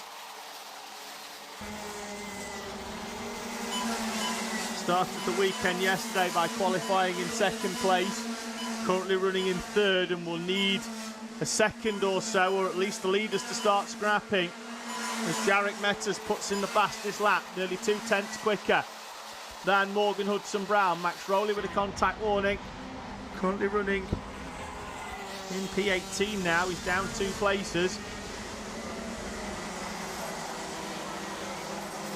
Metzers up onto the back of Morgan Hudson-Brown. Not quite close enough this time round, but next time I think he's going to be there. He's carrying all of the speed at the moment.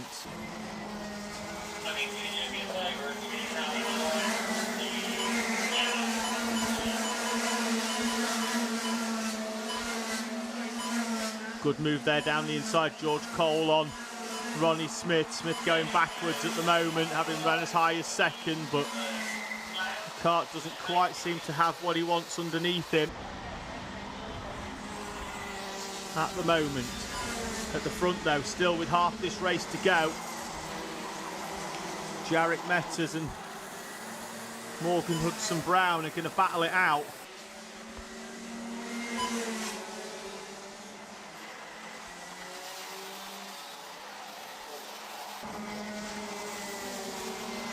Minutes on the clock. 6 laps or so of senior row tax action. Look over the shoulder normally invites a send down the inside. Not on this occasion though. Jarek Metzers thinks about trying to go all the way around the outside of Morgan Hudson-Brown in the run up to the bus stop chicane. Hudson-Brown is defensive up at Caravan Corner.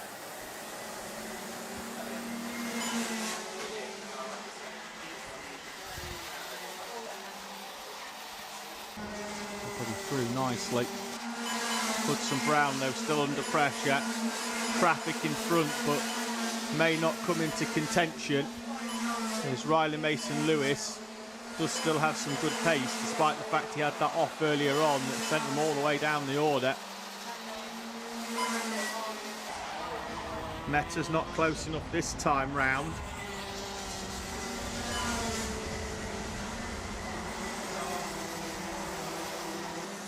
Hudson Brown again defensive in that run up towards Caravan Corner. Metas is going to try round the outside. Hudson Brown is hanging on here. The track that, if parked nicely, is very difficult to overtake at. There goes Metas again, just trying to go down the inside. Hudson Brown has it scouted. Metas is alongside as they run up towards the bus stop chicane. Can he keep his footing round the outside? No, he can't. Showing all his hands here at the moment is Jarek Metas, but in the moment he's also getting backed into Rory Hinckley, who was nearly a second behind 4 laps ago. George Cole sets the fastest lap, and we've got a 4-kart battle for the lead here. Morgan Hudson Brown backing Jarek Metas into the pack. Is it a deliberate ploy? Or is it something that he's having to do because Jarek Metas might have a little bit more pace at this phase in the race?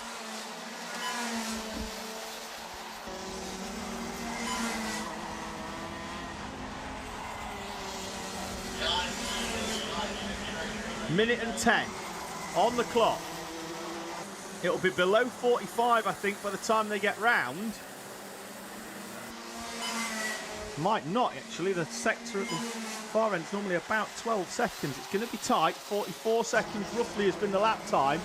They'll cross the timing line now at 50 seconds. 3 laps to go in Senior Rotax. Morgan Hudson Brown, Jarek Metas. They've moved away again slightly from Rory Hinckley and George Cole as Ronnie Smith, James Kasiolek, and there's somebody cooking up some dust there, and it's Morgan Hudson Brown going 3. Contact warning for both the 2 leaders, Morgan Hudson Brown and Jarek Metas. Hudson Brown, I think, is trying to slow down slightly just to let them catch back up, to redress where they were. James Kasiolek and we've got Rory Hinckley through the chicanes as well. Slots back into 4th place, so doesn't gain.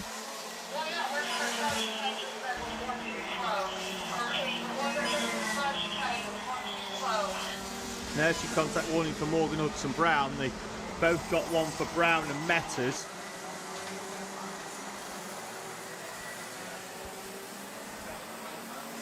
All of that will get discussed post-race. On the track, at least, it is currently Morgan Hudson Brown.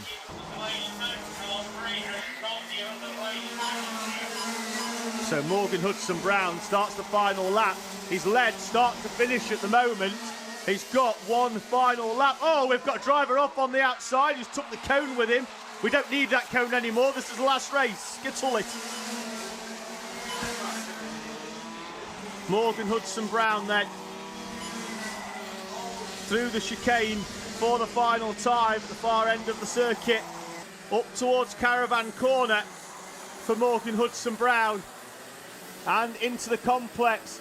A year ago at this same round, he was leading comfortably and took himself out of the lead. He's had to wait a year, but Morgan Hudson Brown wins at Fulbeck from Jarek Metas, George Cole, Rory Hinckley and Kieran Denyer, with Billy Edgecombe got a cut off in the waved yellows down the far end. Ronnie Smith, James Kasiolek and Max Chown. Caden Welch finishes inside the top 10 in front of Jacob Baran and Lucas Steele. Robin Brain, Lewis Holt, I think it's Isaac Parkinson is the driver off at the far end of the circuit. He's falling down the order and will finish in P28. As that is Tom Williams coming through, Riley Mason Lewis, and then it will be Isaac Parkinson in P28. Eddie Hayes asking what's the fastest lap. George Cole with the fastest lap, 44.064 on his way to third place. Brown, Metters, Cole, Hinkley, Denyer, Edgecombe, Smith, Cassiolek, Chown and Welch are your top 10 in front of Burren, Steele, Brain and Holt, finishing in P14. George Daniels, then it's Shaquille Joseph and Tom Nottingham, Max Rowley and Joe Weaver with Harry Gill, Izzy Lawton, Kian Eastick, Emma Stoner, Ralph Oliano and Ollie Rowley, Tom Williams, Riley Mason Lewis, Isaac Parkinson, your final classified runner, will be classified in P28. And Max Lorna Bennett did not really get going. He retired on the opening lap as Isaac Parkinson seeks sanctuary upon the tyre wall at the end of the race. He was running inside the top 10 in P9 on the final lap. He'll be classified in P28 for Isaac Parkinson as the day here at Fulbeck comes to a close. We'll be back in a month's time at Wilton Mill, the home of Alpha Live. We can't wait for you to join us back once again here then at the HWE BIM Services SuperOne Championship. Thank you very much for joining us. I've been David Sullivan. This has been Alpha Live. Thank you to the whole team here at the championship. The marshals, the medics as always, the camera operatives bringing you the wonderful pictures of the SuperOne Championship. Enjoy the rest of your Sunday. And if you're watching this back after you've been at the circuit, hope you've enjoyed the race day. We'll see you again in 4 weeks' time at Wilton Mill for rounds 9 and 10. Round 9 will be a slipstream broadcast powered by Alpha Live.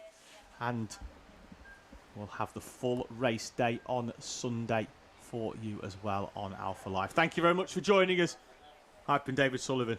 We'll see you again.